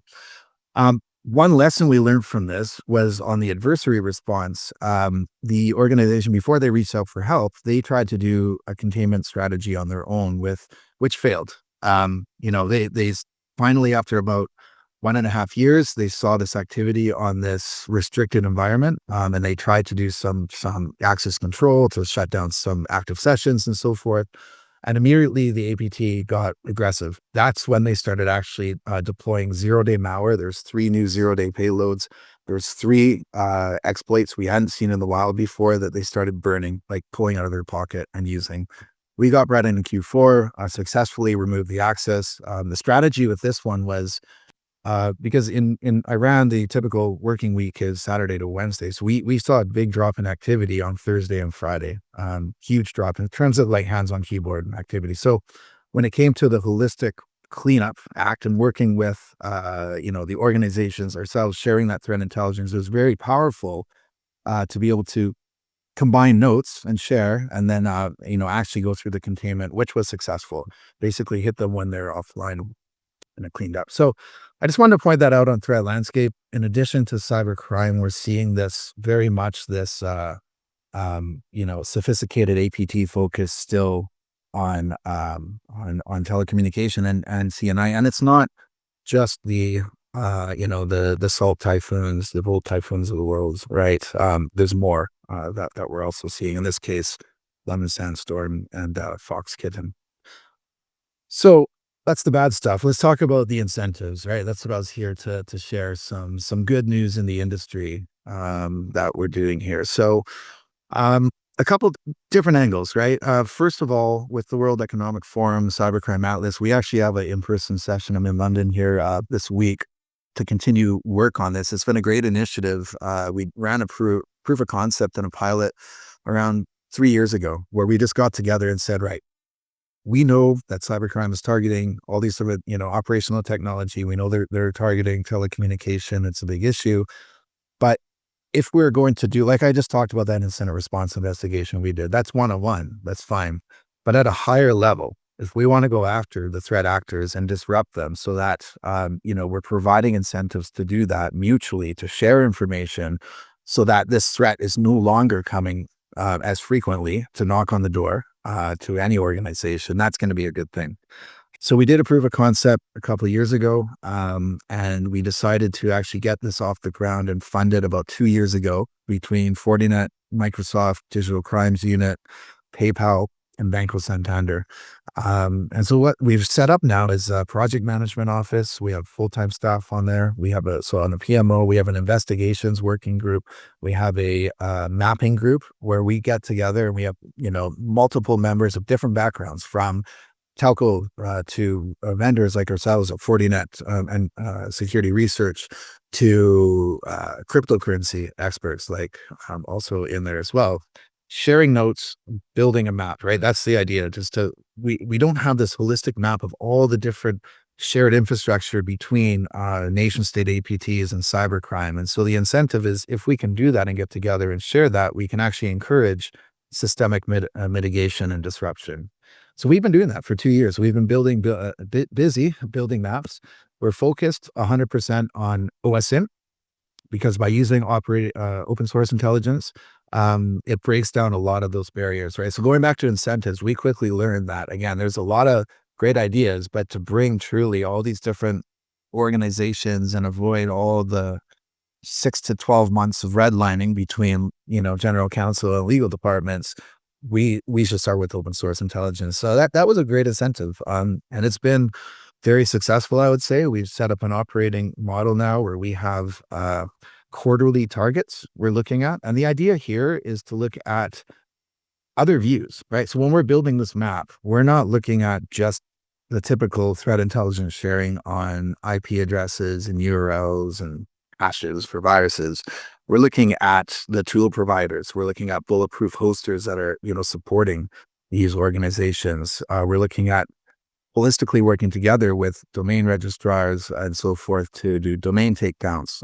Likewise, in the FSI and financial sector to do bank account freezes, and likewise in the crypts, on the exchanges with crypto providers, helping to do wallet seizures and all the above, right? Even social media platforms on communication accounts and so forth. So it's a very holistic approach where we've been building out these maps. We've had a lot of success with this in particular. we've had over 7 operational intelligence packages that we've passed to law enforcement. So every quarter, we look at a new target. We get together in weekly scrums. We share notes on open source intelligence, and then each member will actually correlate that, right? Using that as seed intelligence to dive into what else do they see about this threat, reporting back to the mothership, building that map. And we are finding a lot of interesting things, shared infrastructure between these organizations, shared targets also in terms of who they're attacking. We're also looking at the ones who are not necessarily in the spotlights, right? Like I mentioned Ransom Hub and Lockbit, like those ones that are clearly very noisy and everyone's looking at, right? So we're trying to look at other ones that are up and coming. And the incentive for members in this, going back to the incentive scene, is each member can voice, hey, this is a problem to me. Can the group look at it, please? Right? So there's a very much bidirectional voice when it comes to sharing. Patrick, I think Michael Daniel's speaking tomorrow, so I won't steal his thunder too much. But I just wanted to call it out because on the theme of incentives in the private sector, Cyber Threat Alliance has been very very great to watch grow over the last 10 years. It's been over a decade in the making. Became a nonprofit in 2017 when Michael came on board. So we're 30 plus members now in the CTA, and each member within the CTA so this is the incentive, right? It's a carrot and a stick. Each member needs to share intelligence to maintain a baseline. So we actually created an engine, a scoring and algorithm engine.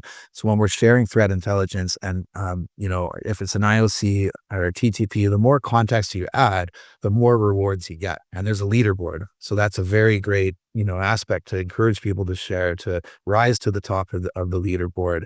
And the more that you share, the more points you can get, right? So telecommunication on this conference, if we're actually sharing information and we tag it as a telecommunication threat, that's more context to add, more points are given as well, right?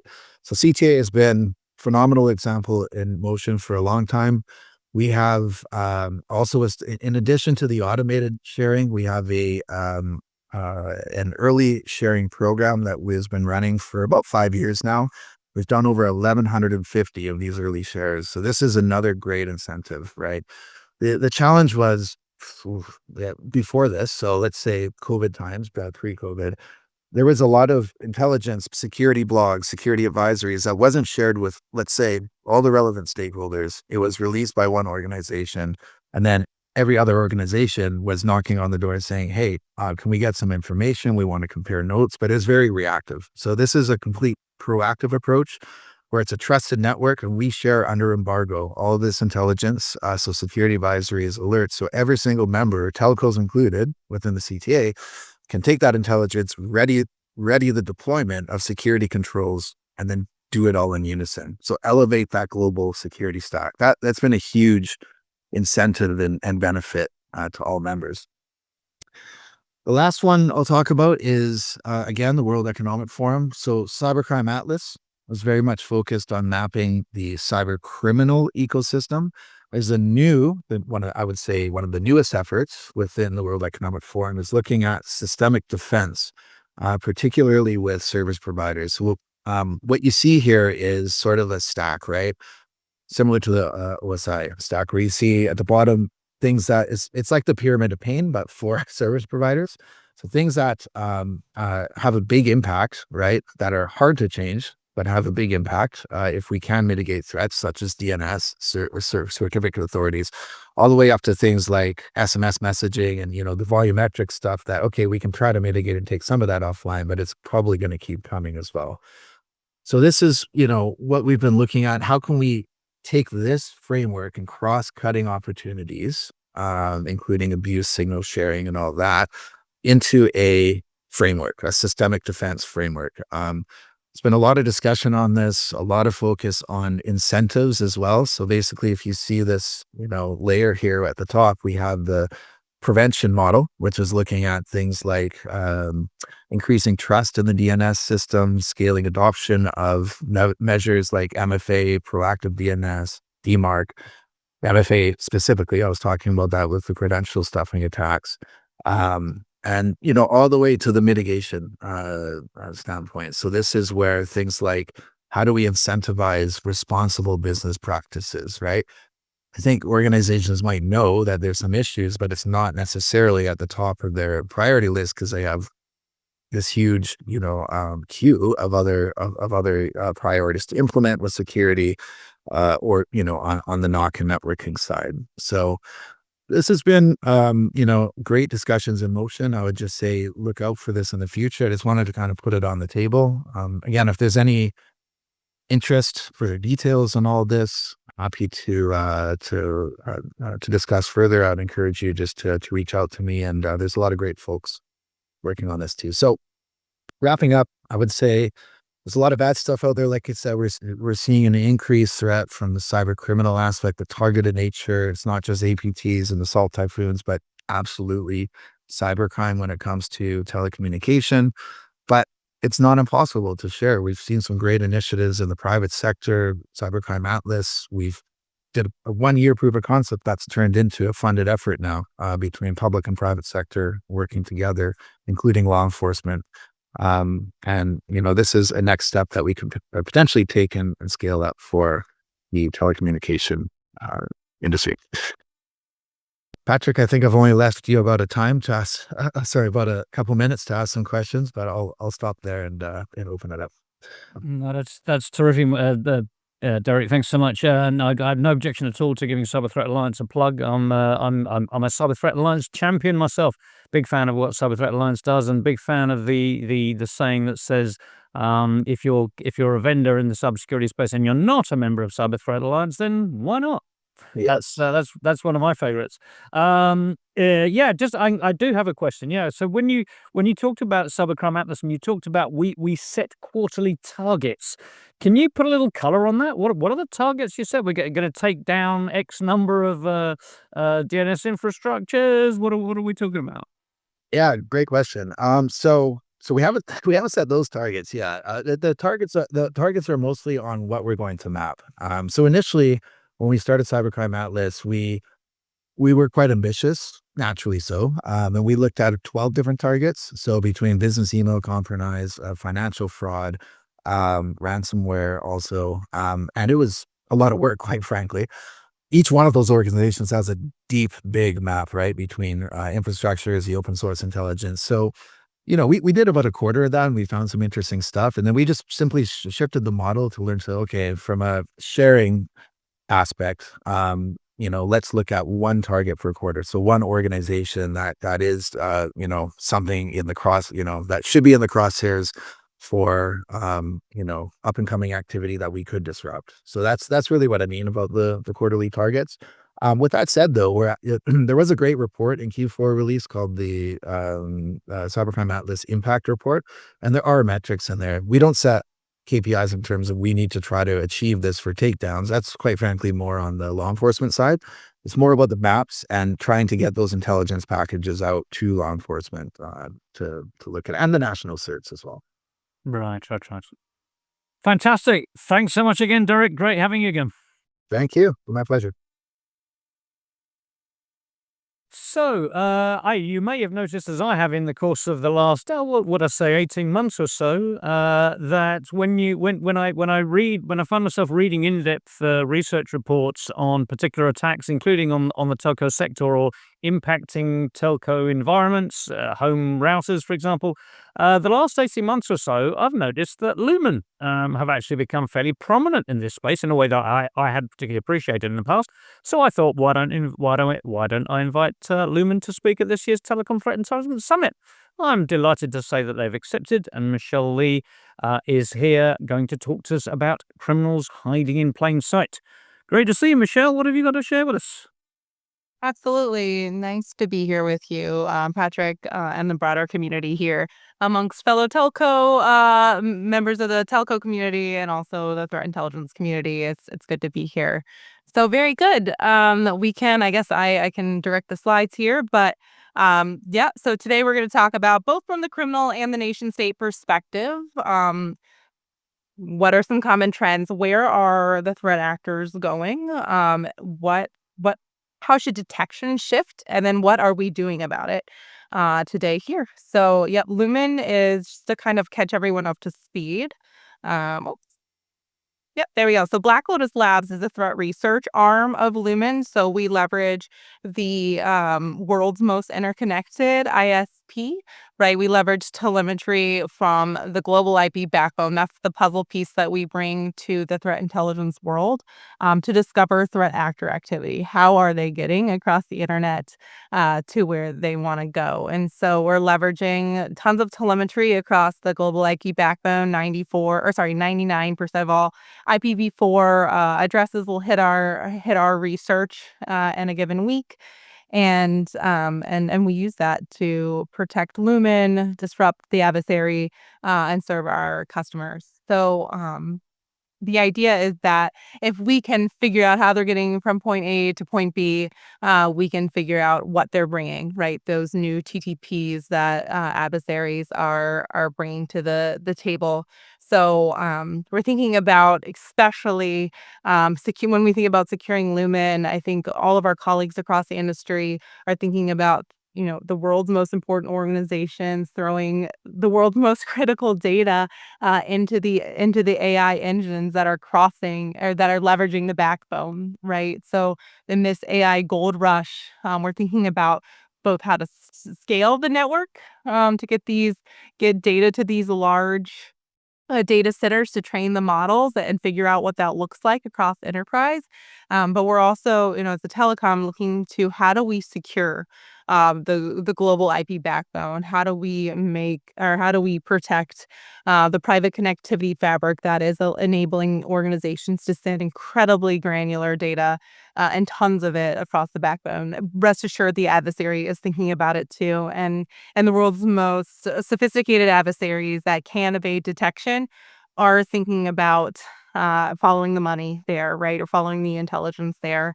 And so, Black Lotus Labs is out ahead thinking about the ways in which the adversaries are traversing the networks, where what the new and the next in terms of payloads and TTPs that they're coming against both telcos and our customers, leveraging the networks, and then partnering to disrupt. And so, so today we're going to talk about those key themes and what we're doing about it.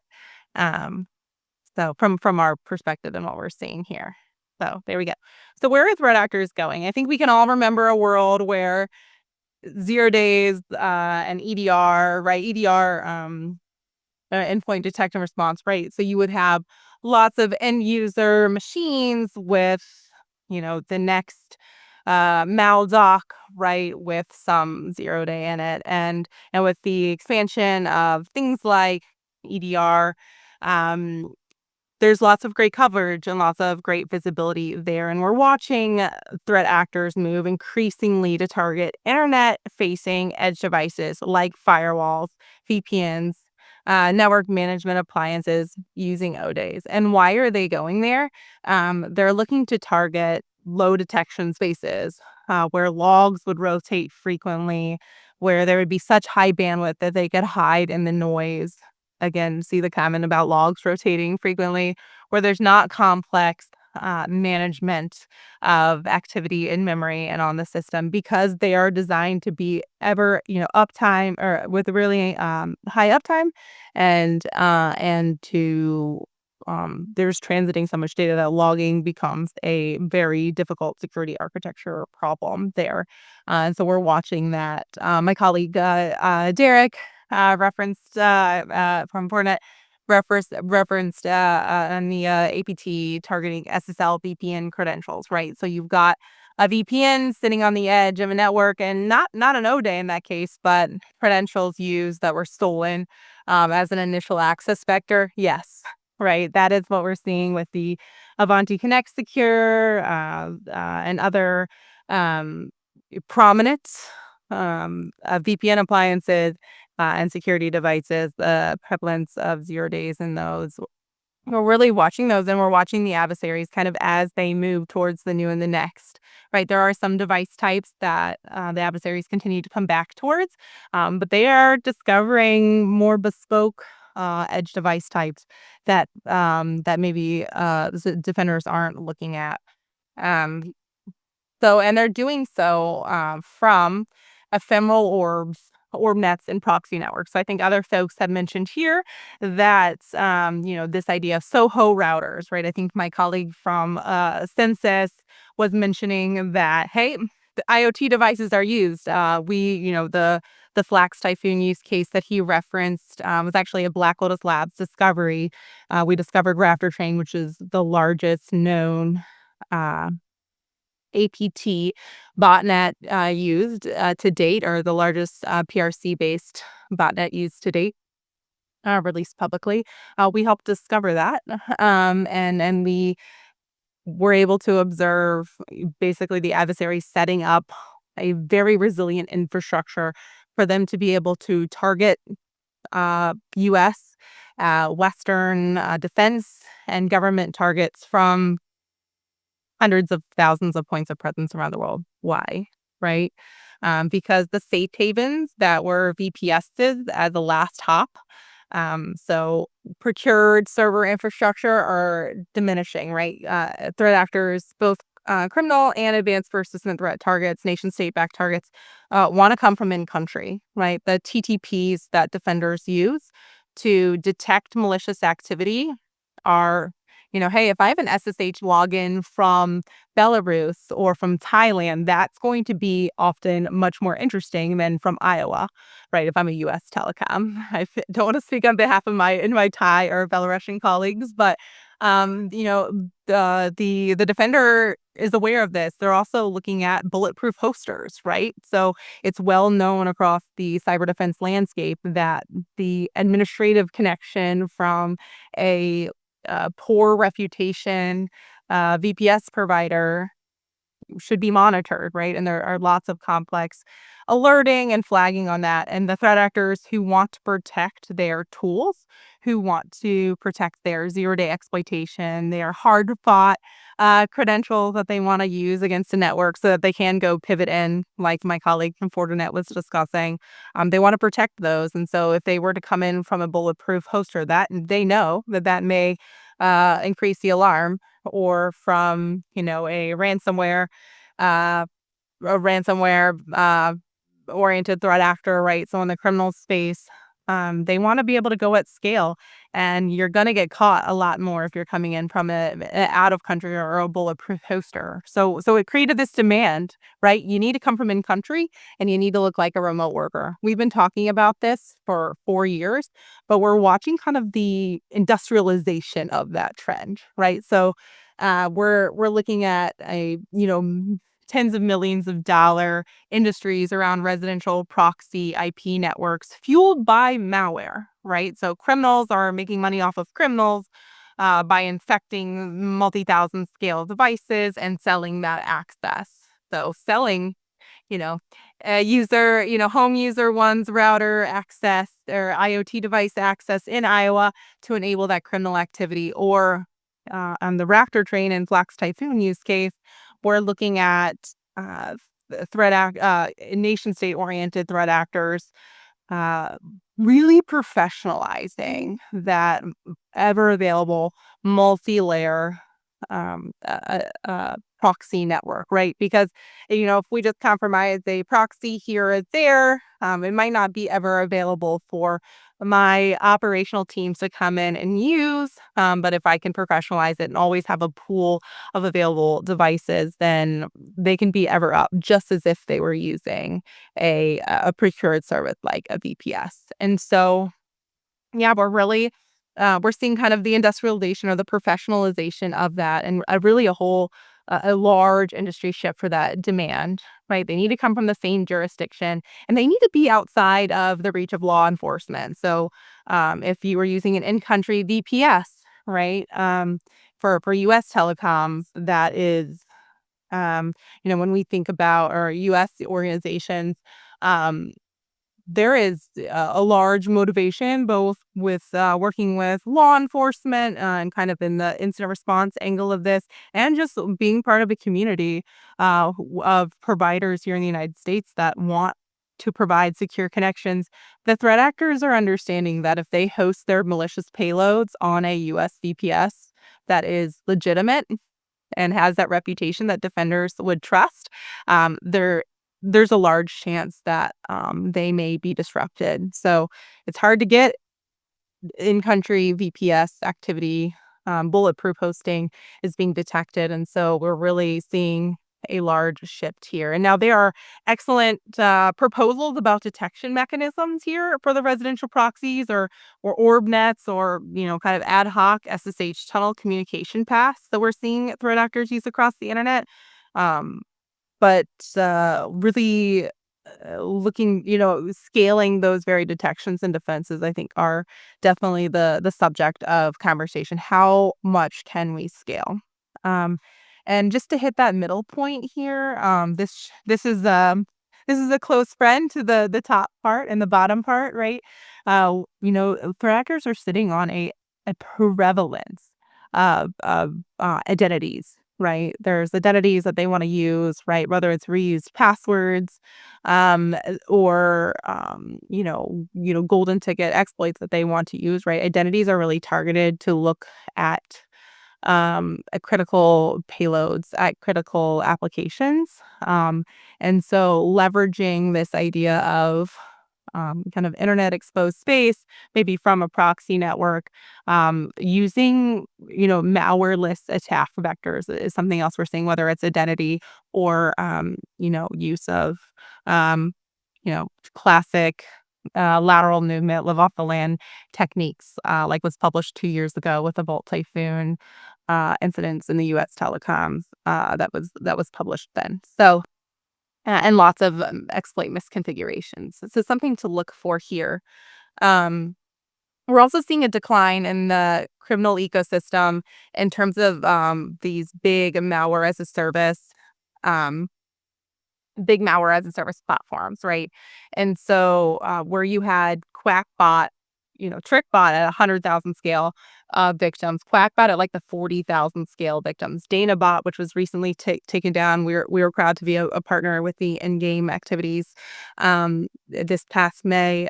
In-game took down, countered DanaBot. And DanaBot was really only in the 1,000 scale when it came to a malware as a service platform and the number of victims. So we're really seeing, for a lot of reasons, right, that the trust burned through major chat app leaks, right, major leaks on ransomware networks, but also maybe a break of trust, right, with the successful private public partnerships that have, time after time disrupted these ecosystems. We're seeing, a need for an alternative, and residential proxies are fueling that need. Okay, so if we have a threat actor that is targeting devices that are hard to use or hard to see from a standard defensive angle, if they're using malwareless attack vectors, and they're doing so appearing like they're coming from an in-country home user, much like a remote worker, and they're doing so at industrial scale,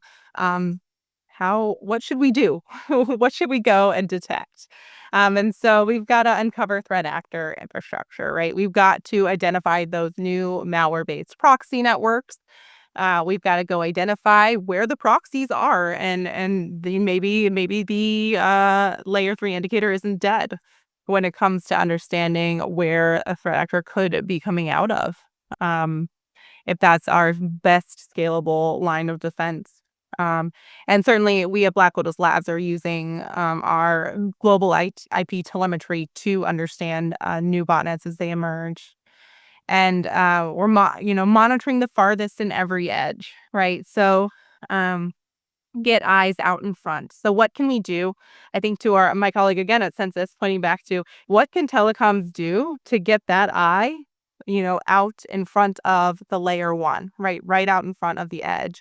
Well, we can see a lot. Not only can we see the orb nets coming in, but we can see, where they're attacking on infrastructure. We can also monitor trends. Hey, we're monitoring a Volt Typhoon OrbNet, and we're seeing a trend towards a particular model of network management infrastructure. What is going on here that can really drive the eyes of the community? So that collective defense, we bring our puzzle piece. Hey, we see a Volt Typhoon OrbNet, and we see a growing trend towards a particular device. What is it? Let's get ahead while they're still in their testing phase. And that's really, we've got to figure out what they're doing, and we've got to get eyes on out ahead of the network. So let's do something about it. First, we got to secure the backbone. It's a gold rush right now. We're creating policies quickly, right? As Western organizations we're throwing and global organizations, we're throwing our data, granular data at models, at AI models, into the cloud. And so as Lumen, right, we are looking to secure the very pipes that data is going over, and securing your customers. So that means getting out ahead of these ODAs facing edge devices, right? Getting out ahead of these well-resourced actors that are targeting this ecosystem, and securing ourselves first. Lumen will always be Black Lotus Labs' first customer when it comes to getting eyes on where are the undetectable exploits, right? Where are threat actors going? And so with using our global visibility to do that, with our collective partners. And we've been doing it for a while. So public-private partnerships are working, right? And so protect Lumen, of course, first. We use collective defense. But let's go disrupt. And we call this a highlight reel because, we can zoom into 2025 and say that in May, we participated in 3 public-private partnerships that took down, only 2 are listed here, that took down malware as a service platforms, but also malware-based proxy networks, multi-decade, $46 million operation that we helped seed the key information for. It's working. Let's keep doing it. Let's keep putting the pressure on and raising the cost for the adversary. We've been doing it back since the DDoS IoT botnet days, right? Of course, threat actors are still using those, but as that TTP was emerging, we helped break the news that the PRC nation state threat actors are using routers to hide their tracks around the world, and then scaling up to law enforcement disruption last year. And just you had Patrick, I believe you had my colleague Mike Horka on earlier in the season here, I think late last year, talking about his awesome discovery of Volt Typhoon's ODA in burst SD-WAN networks. But let's not forget, right? Volt Typhoon is equipped, and other Typhoons are well equipped to target management interfaces, right? And so here at Lumen, our approach is track the trends. Where are these threat actors going? What could they be targeting next? And that really was key to this discovery and disruption, right? We were able to stop Volt Typhoon's use of ODAs against IT providers in the U.S. that are standing up platforms that manage networks for hundreds of customers, right? So watching Volt Typhoon just start and stop them kind of in their tracks with the disruption, by discovering and helping to mitigate this ODA. So looking at the edge, right? And then working with public-private partnerships, right? Providing the fuel and where the actor is, where their infrastructure is, where we see them to go ahead and take down proxy networks like 5SOX, which happened earlier this month. We can get out ahead of where the actors are moving in terms of fueling multi-million-dollar enterprises to sell access to themselves. And we believe that it's working. We believe that teaming with telcos, teaming with the public sector here in the U.S. and internationally, who can do more than any one of us could do here in the private sector, and teaming across the private sector as well is really important. So really key work there. And then we want to democratize access. So if we're finding kind of that get out right ahead of the network's edge, we're thinking about ways to bake bake another layer of security and defense in for our customers. So when we think about the 5-SOX network, we had visibility on the proxies that were being set up by these criminals to sell to other criminals to use for things like password spraying and ad fraud and all kinds of things. We were seeing those for weeks before, every 15 minutes getting updates on where these new proxies were for weeks before we could ever do a takedown, right? Court orders have to be processed. Partners have to be gotten together. How can we democratize protection for Lumen customers? You want to ride the backbone, right? Your most important payloads are out there. You are, your very firewall sitting on the edge of your network trying to protect against these threats is being targeted. How do we democratize access and automate and really allow organizations to scale up basically a cleaner internet based on this visibility? And so this is a product that has a lot more to do with the core mission than I think kind of big, security kind of offerings. But, Lumen Defender really came out of the idea of we can't, offer these tailored services at this scale to the entire internet. If you want protections right now on your internet connections tailored to you, then we wanted to create an outlet for that. And so you'll see Lumen Defender as an option to add on to Lumen circuits. And you think about if we are detecting kind of bulk scanners, C2 infrastructure, residential proxies doing all kinds of everything from script kiddie work to AP Teens work. That's a new term for me. To just spraying all kinds of whatever exploit folks want to spray. If you can get rid of those alerts from your firewall, from your SIEM, from your SOC analyst workload, you can free up your infrastructure to go deep on what the detection infrastructure was there for. That and get a cleaner internet connection before we can go out and disrupt. So that's where the kind of idea of Lumen Defender comes from. And then we go into, before we get into our 10-minute break, we go into the idea that we want to partner with organizations to find ways to get ahead of these threats, right? To bring this visibility to the ecosystem, because they are certainly threats that we have not yet detected. And so this is also just a plug for, getting this end-to-end visibility over threat actor communication channels is key. And so, we have our shingle out. Let's think about ways to empower the enterprise to get this visibility. So anyway, pleasure to chat here. I think I may have overdone my time, so sorry about that, Patrick. Not a financial. You haven't. That's terrific. I have a question, if I may. I've got a rough idea what you mean by near unmonitorable gateways, but I wondered if you could kind of classify that a little more clearly. Give us the examples of the types of devices you mean, and then I didn't quite get what your solution is for protecting against them. Yeah, so we see threat actors go against large like Cisco ASAs, right? Or F5 big IP devices, right? We'll watch surges and go against them. We mean make ODA, right? Either exploit unknown misconfigurations or target these devices. These devices aren't, of course, we can distribute some EDR to these, but if we get a tip that there was likely an incident 3 weeks ago, I think a lot of organizations we're hearing struggle with, well, those logs just rolled off, or we don't have memory from that dump because this device is meant to handle terabytes of data all the time. So that's your definition of unmonitorable. I would say, well, unmonitorable maybe is a bit of a hyperbole, right? It is strategically difficult to monitor.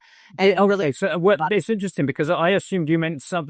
I assume you were talking about some IoT gateway in the middle of a field in the middle of Iowa, for example. I thought you were talking about that being unmonitorable. I mean, that is unmonitorable. I think there's the how the devices that the threat actors are exploiting as part of their infrastructure to get from point A to point B. Right. Of course, it's I don't think any of us probably, or not a lot of us, have EDR running on the modem that's internet facing, right? Right, that's right.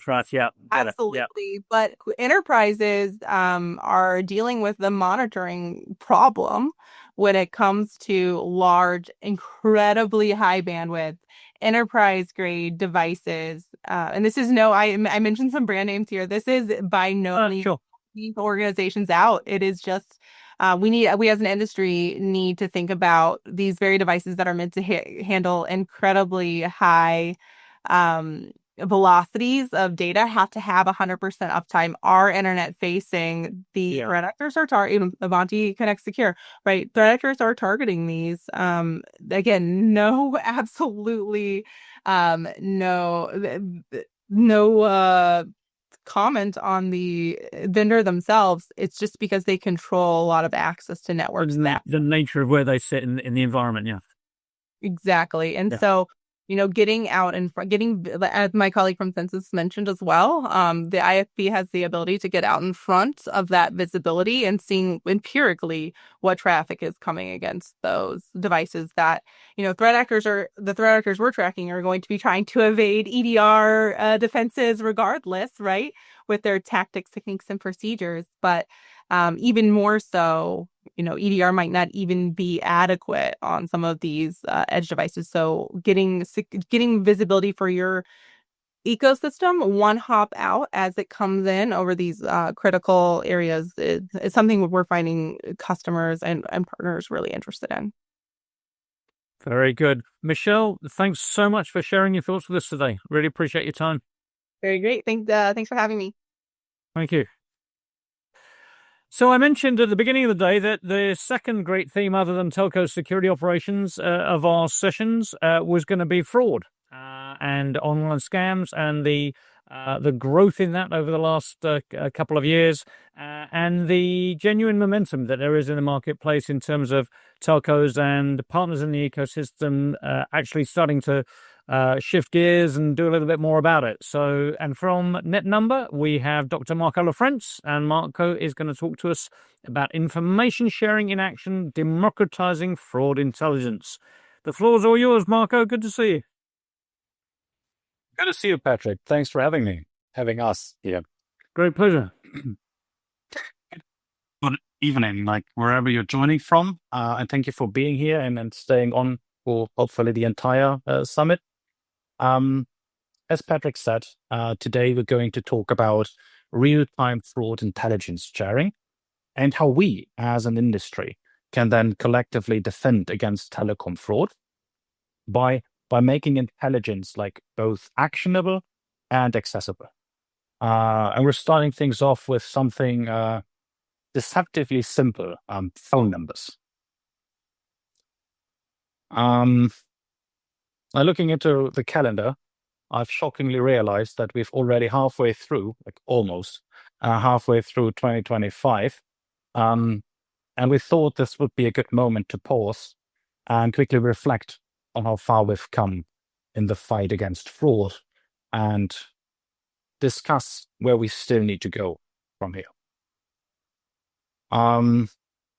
Last year, unfortunately, fraud dominated the headlines big time, and for good, or I should probably say for bad reasons.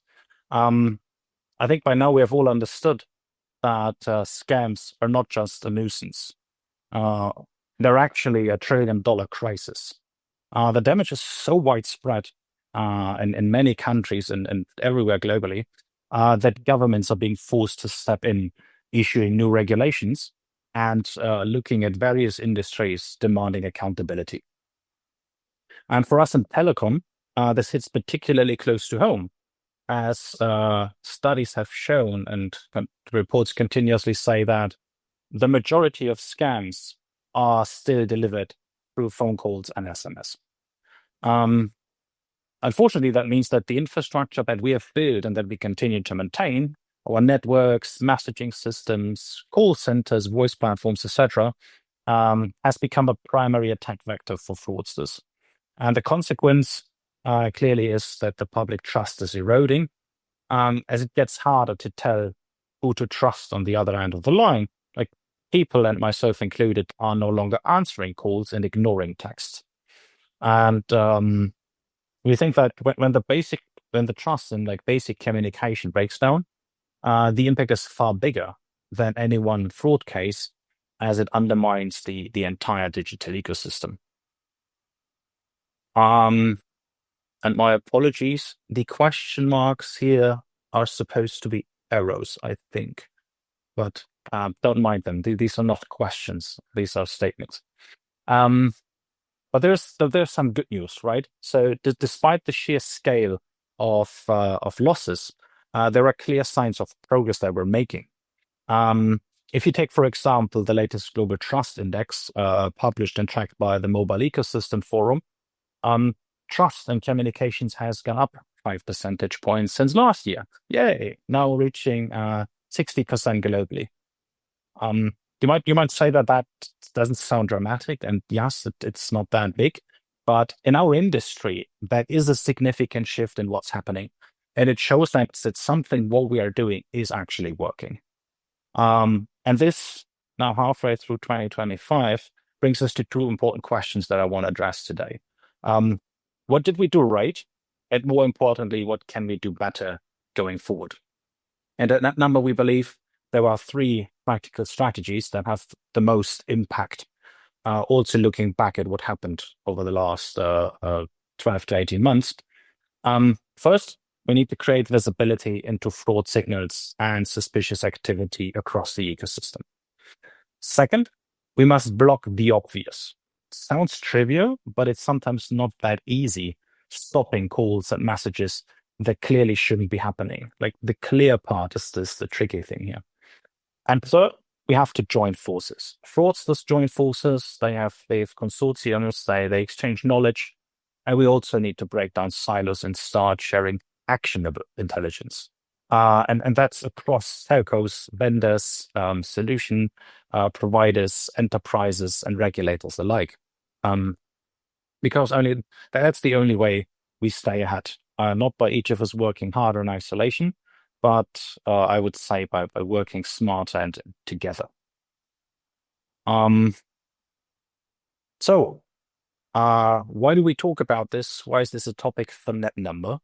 How do we put these strategies into practice? It's pretty simple, actually. Our mission here is to empower telecom operators and enterprises, wherever they may be on the globe, with the intelligence they need to defend against fraud in real time. And we've been doing this for 20 years now, building one of the world's most extensive sources of global phone number intelligence. With our data, we span almost every telephone number on the globe in over 200 countries. We also run a services registry known as the NNSR, which is an integral part of the messaging ecosystem in North America and one of the largest registries on the globe. The services are trusted by the top tier 1 carriers, fraud prevention vendors, and communication platforms. And we are very proud to serve as a backbone for identity, integrity, and insights across the telecom space. When it comes specifically to fraud, timing is everything.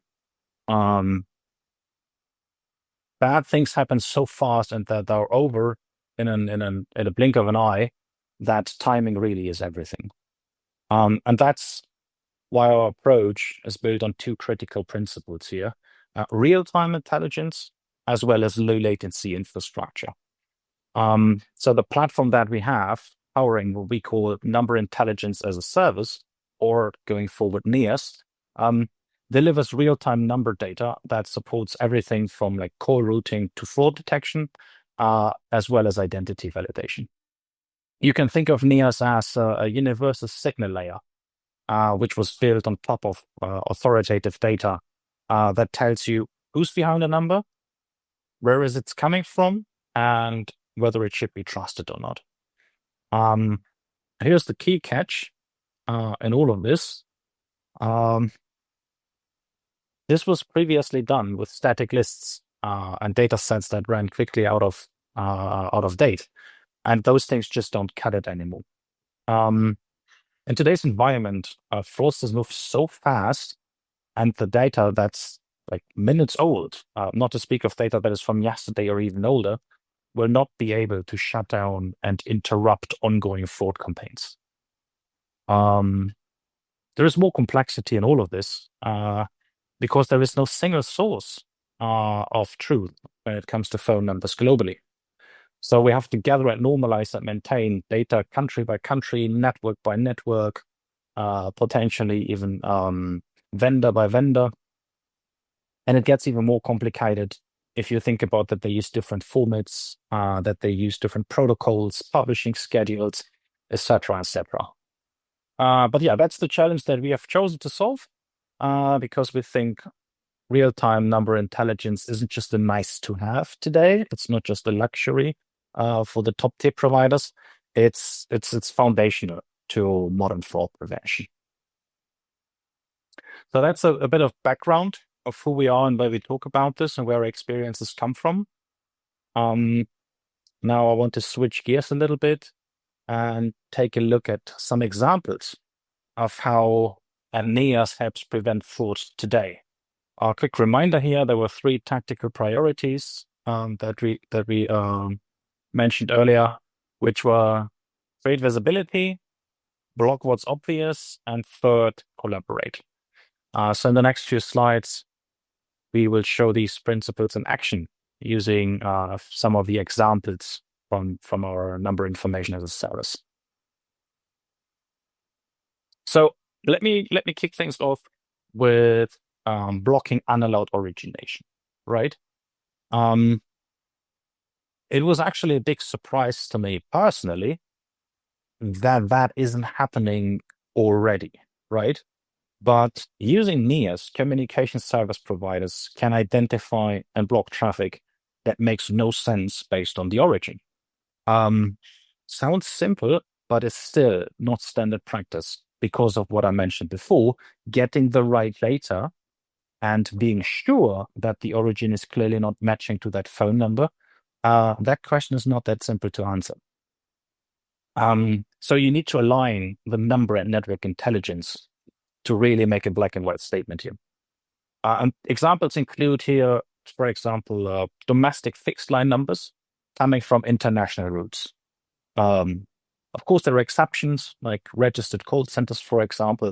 But mobile operators, when taking a look at their traffic, they have seen that in these analyses, like 80 to 90% sometimes of traffic from certain origins is actually fraudulent and shouldn't be originating there.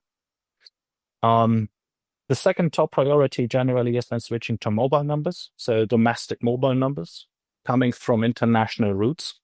That's also something that clearly shouldn't be, with the exception of routing of roaming. My apologies. And then the third, there is also a lot of communication going on with phone numbers that are totally unallocated, mobile or fixed. Like these numbers, they simply shouldn't be in use. Like no network services then. These simple checks, we provide the tools to do these in real time and to have certainty that you can trust the answer and actually take an action based on what, like carry ID, number check, or a dynamic do not originate service provides to you. So together these allow providers to enforce filters, and they adapt as the data changes in real time and is continuously adopting to the ever changing like fraud tactics. Another real life example is going beyond networks, looking at enterprises, right? They have like a lot of communication. It's extremely important for their day-to-day business. They communicate with their suppliers, they communicate with partners, they communicate especially also with their customers, in B2C with the consumers. and they need help validating the phone numbers they're interacting with. Whether it's a call center receiving inbound traffic, you'd be surprised in how easy it is sometimes in a call center when they have a callback function to just type in the phone number of a different call center to then have a call center call back another call center. I never done that, but I can imagine that the conversation would be quite funny.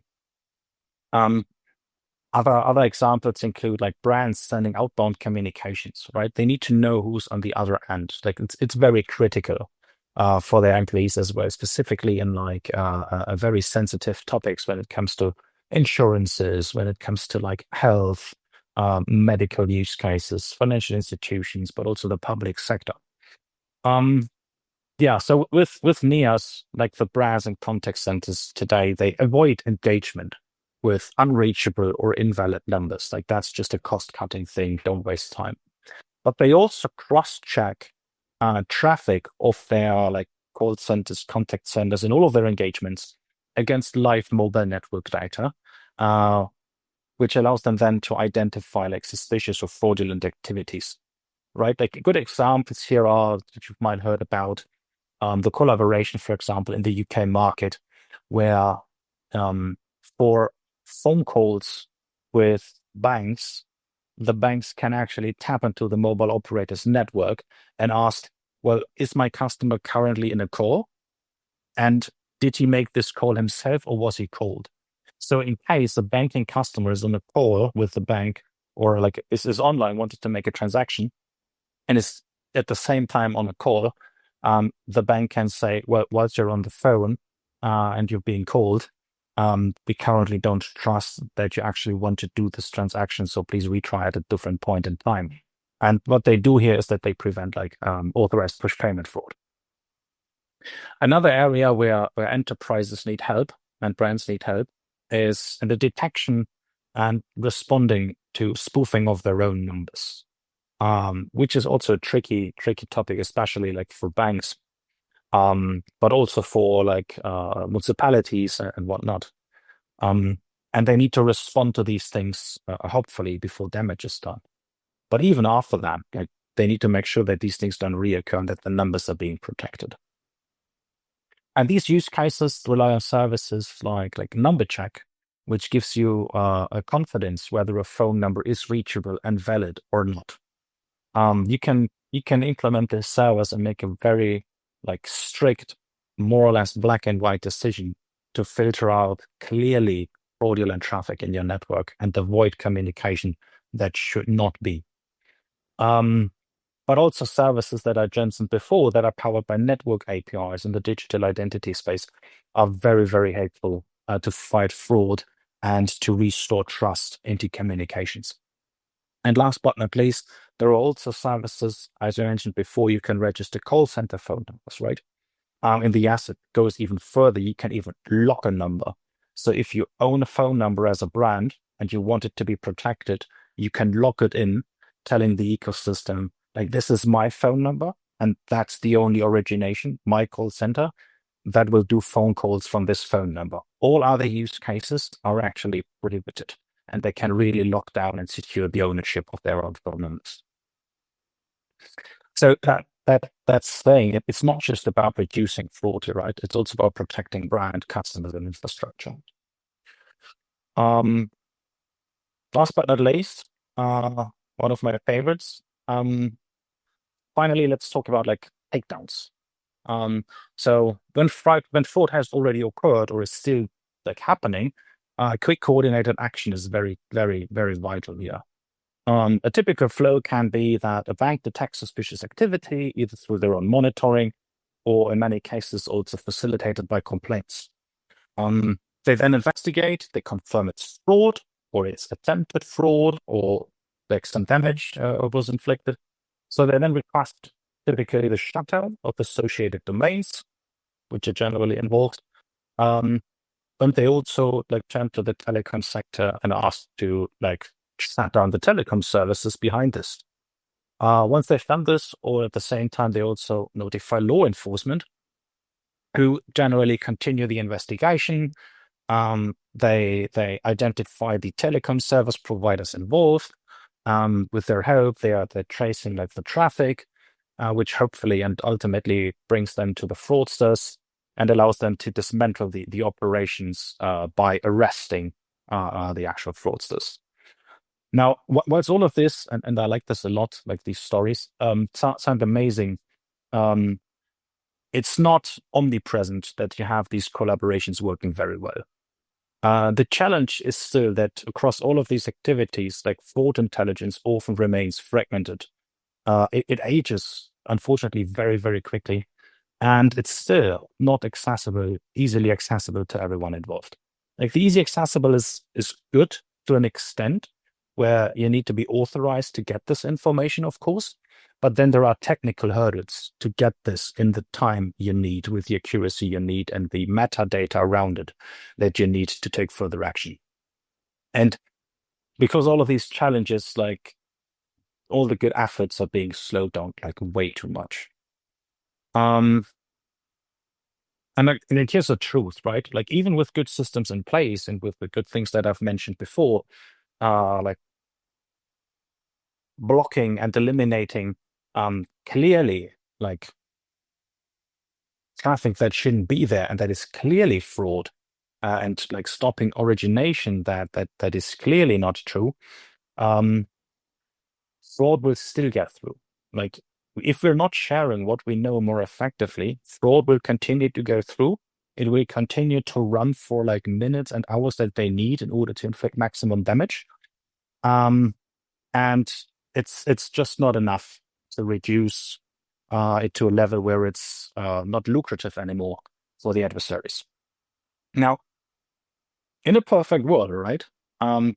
Imagine where telcos, banks, enterprises, anti-fraud solution providers, like all of the people involved in taking it down, could all flag a phone number to be confirmed to be involved in fraud.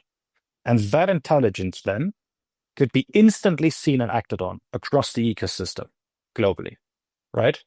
Like that's the idea that we have behind what we call the Fraud Prevention Registry, a consortium-based platform that enables trusted contributors to share fraud intelligence about phone numbers. And the goal for us was here simple, and for like the founding members and the initial participants, if one of us knows a number is bad, all of us should know it's bad. I have to be careful with time. I think we started a bit later, but I still think I've got a few minutes here. You're okay, Mark. Perfect. Let's talk a bit more about how the Fraud Prevention Registry actually works and how we're achieving what the vision is, right? So at the very core of it, it's a registry, which is our home turf of phone numbers.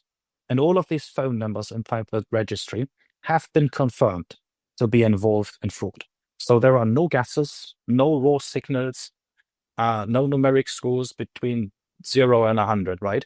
There are verified entries that were contributed by trusted members of the ecosystem. They maintain their data and their updates continuously, and they are from various industries, and they're provided by vetted third parties. What makes it so powerful is not only that the data is very easy to digest and has been confirmed by vetted third parties, but the data is immediately usable. So whether you're a carrier or an anti-fraud solution vendor or financial institution, call center provider, you can access the FPR through a dedicated like query service or integrate this via your existing infrastructure to get real-time insights into the known fraudulent numbers.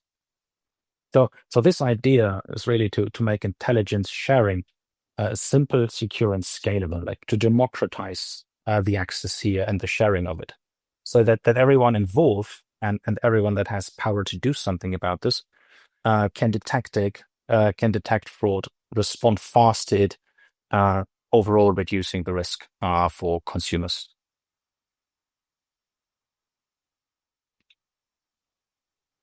It's important to note that there are two different types of phone numbers, and both of them are crucial. So if you think about a fraud attack, and something going wrong, you have the numbers that are used to send, for example, scam messages or make robocalls to spoof legitimate businesses. Like when you see one of these in your network, it's a strong indicator of active fraud. But you also have the second type of number, which is the victim's number. These are phone numbers that have been compromised in phishing attacks or data breaches, right?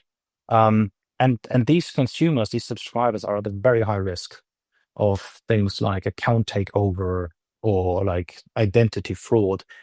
So if you know that those are like vulnerable and susceptible to attacks, you can flag them, which allows like proactive steps, like adding additional verification steps for those transactions performed by these vulnerable customers, or putting monitoring emphasis on those for suspicious activity, putting your thresholds a bit more sensitive. So both types of numbers, malicious and victim, are important signals. They need to be shared across the ecosystem and help strengthen the defenses at, I would say, probably every layer here. Yeah. Few words on the data sources and who benefits from the data. I mentioned it before. Financial institutions, carriers, etc., come to mind. Maybe a little deep dive here. So financial institutions, for example, because it's money, the time until a damage is noticed is generally pretty fast, right? And financial institutions are often the first to detect fraud because their customers are so directly impacted by loss of money through phishing or scams or data breaches. And what's happening today is that when they confirm fraud, they feed those findings into the FPR, sharing it with other banks, with telcos, with anti-fraud solution vendors, which allows to take immediate action on these things. On the other hand of the spectrum, you got the carrier side, right? Where the FPR helps identifying sending numbers reported by end users, for example, or flagged through their pattern analysis in their firewalls, or like their in-network monitoring systems. And these could potentially be like even like SIM farm activities or just like spam campaigns through wholesale connections. So the FPR allows the operators not just to like block fraud based on what other operators have said, but it also allows other participants in the signaling as well as the transmission of it to trace it and to pinpoint the origin and to collaborate better with law enforcement to shut it down. I've mentioned the takedown scenarios before. So the power of the FPR really comes from this like cross-industry participation, that everyone contributes what they know, if they know, which is important, and everybody benefits from the shared intelligence here. Of course, you can get involved if that sounds like something for you. The FPR is designed to support both contributors and consumers of fraud intelligence. Some organizations that have joined are just sharing data, either data that they already have, such as like blocked fraudulent numbers, or sometimes they will specifically create an intelligence data stream for that fraud prevention registry. And other partners connect purely to consume the data, to integrate this into their anti-fraud solutions, or some use it as an input for the risk scoring system. Some have it directly steering their call blocking logic, etc. And then, like, they could also do both at the same time, and many do so. Just the important thing is you don't need to fight it alone. There's a consortium that does this. So if you operate in telco, financial services, fraud protection, or in digital platforms handling a lot of communications, there's certainly a role for you in the shared defense model, I would say. So if this resonates with you and you believe that, as we do, that collaboration is the future of fraud prevention, then we certainly love to talk. And with this, I hope I managed to be well in time here.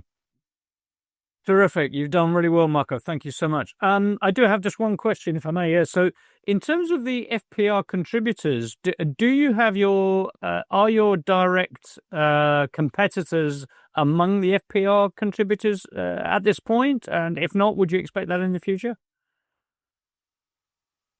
This is supposed to be an industry solution, right? Indeed. And the important factor for industry solutions is no discrimination, right? Right. So if you frame them as direct competitors, as they may be for other services, in the context of the fraud prevention registry, everybody is welcome to participate and join, right? Because the more we can join, the better it is. As of today, this has not happened. Right. I think there is a factor to it that fraud prevention, unfortunately, is also well monetized. But there is a reasoning in the fraud prevention registry for domestic usage to say like commercial usage needs to be reasonable, and if commercial usage isn't reasonable, there is a point to be made that has also to be like available under other conditions. So it sounds like it's not happening yet, but you're hopeful that with familiarity and maturity, that partnerships with other competitors will come. Yes. Okay. That's a good summary. Terrific. In which case, Marco, thank you very much indeed for concluding day one. Obviously, this is only day one of the Telecom Threat Intelligence Summit. We have day two. And we hope very much that all of you who have joined us today will also join us tomorrow, where we will have more of the same. So, Marco, thanks very much, and everybody. And back to Ralph and Ian, our event management folks. Thanks very much, guys, and we hope to see all of you again tomorrow.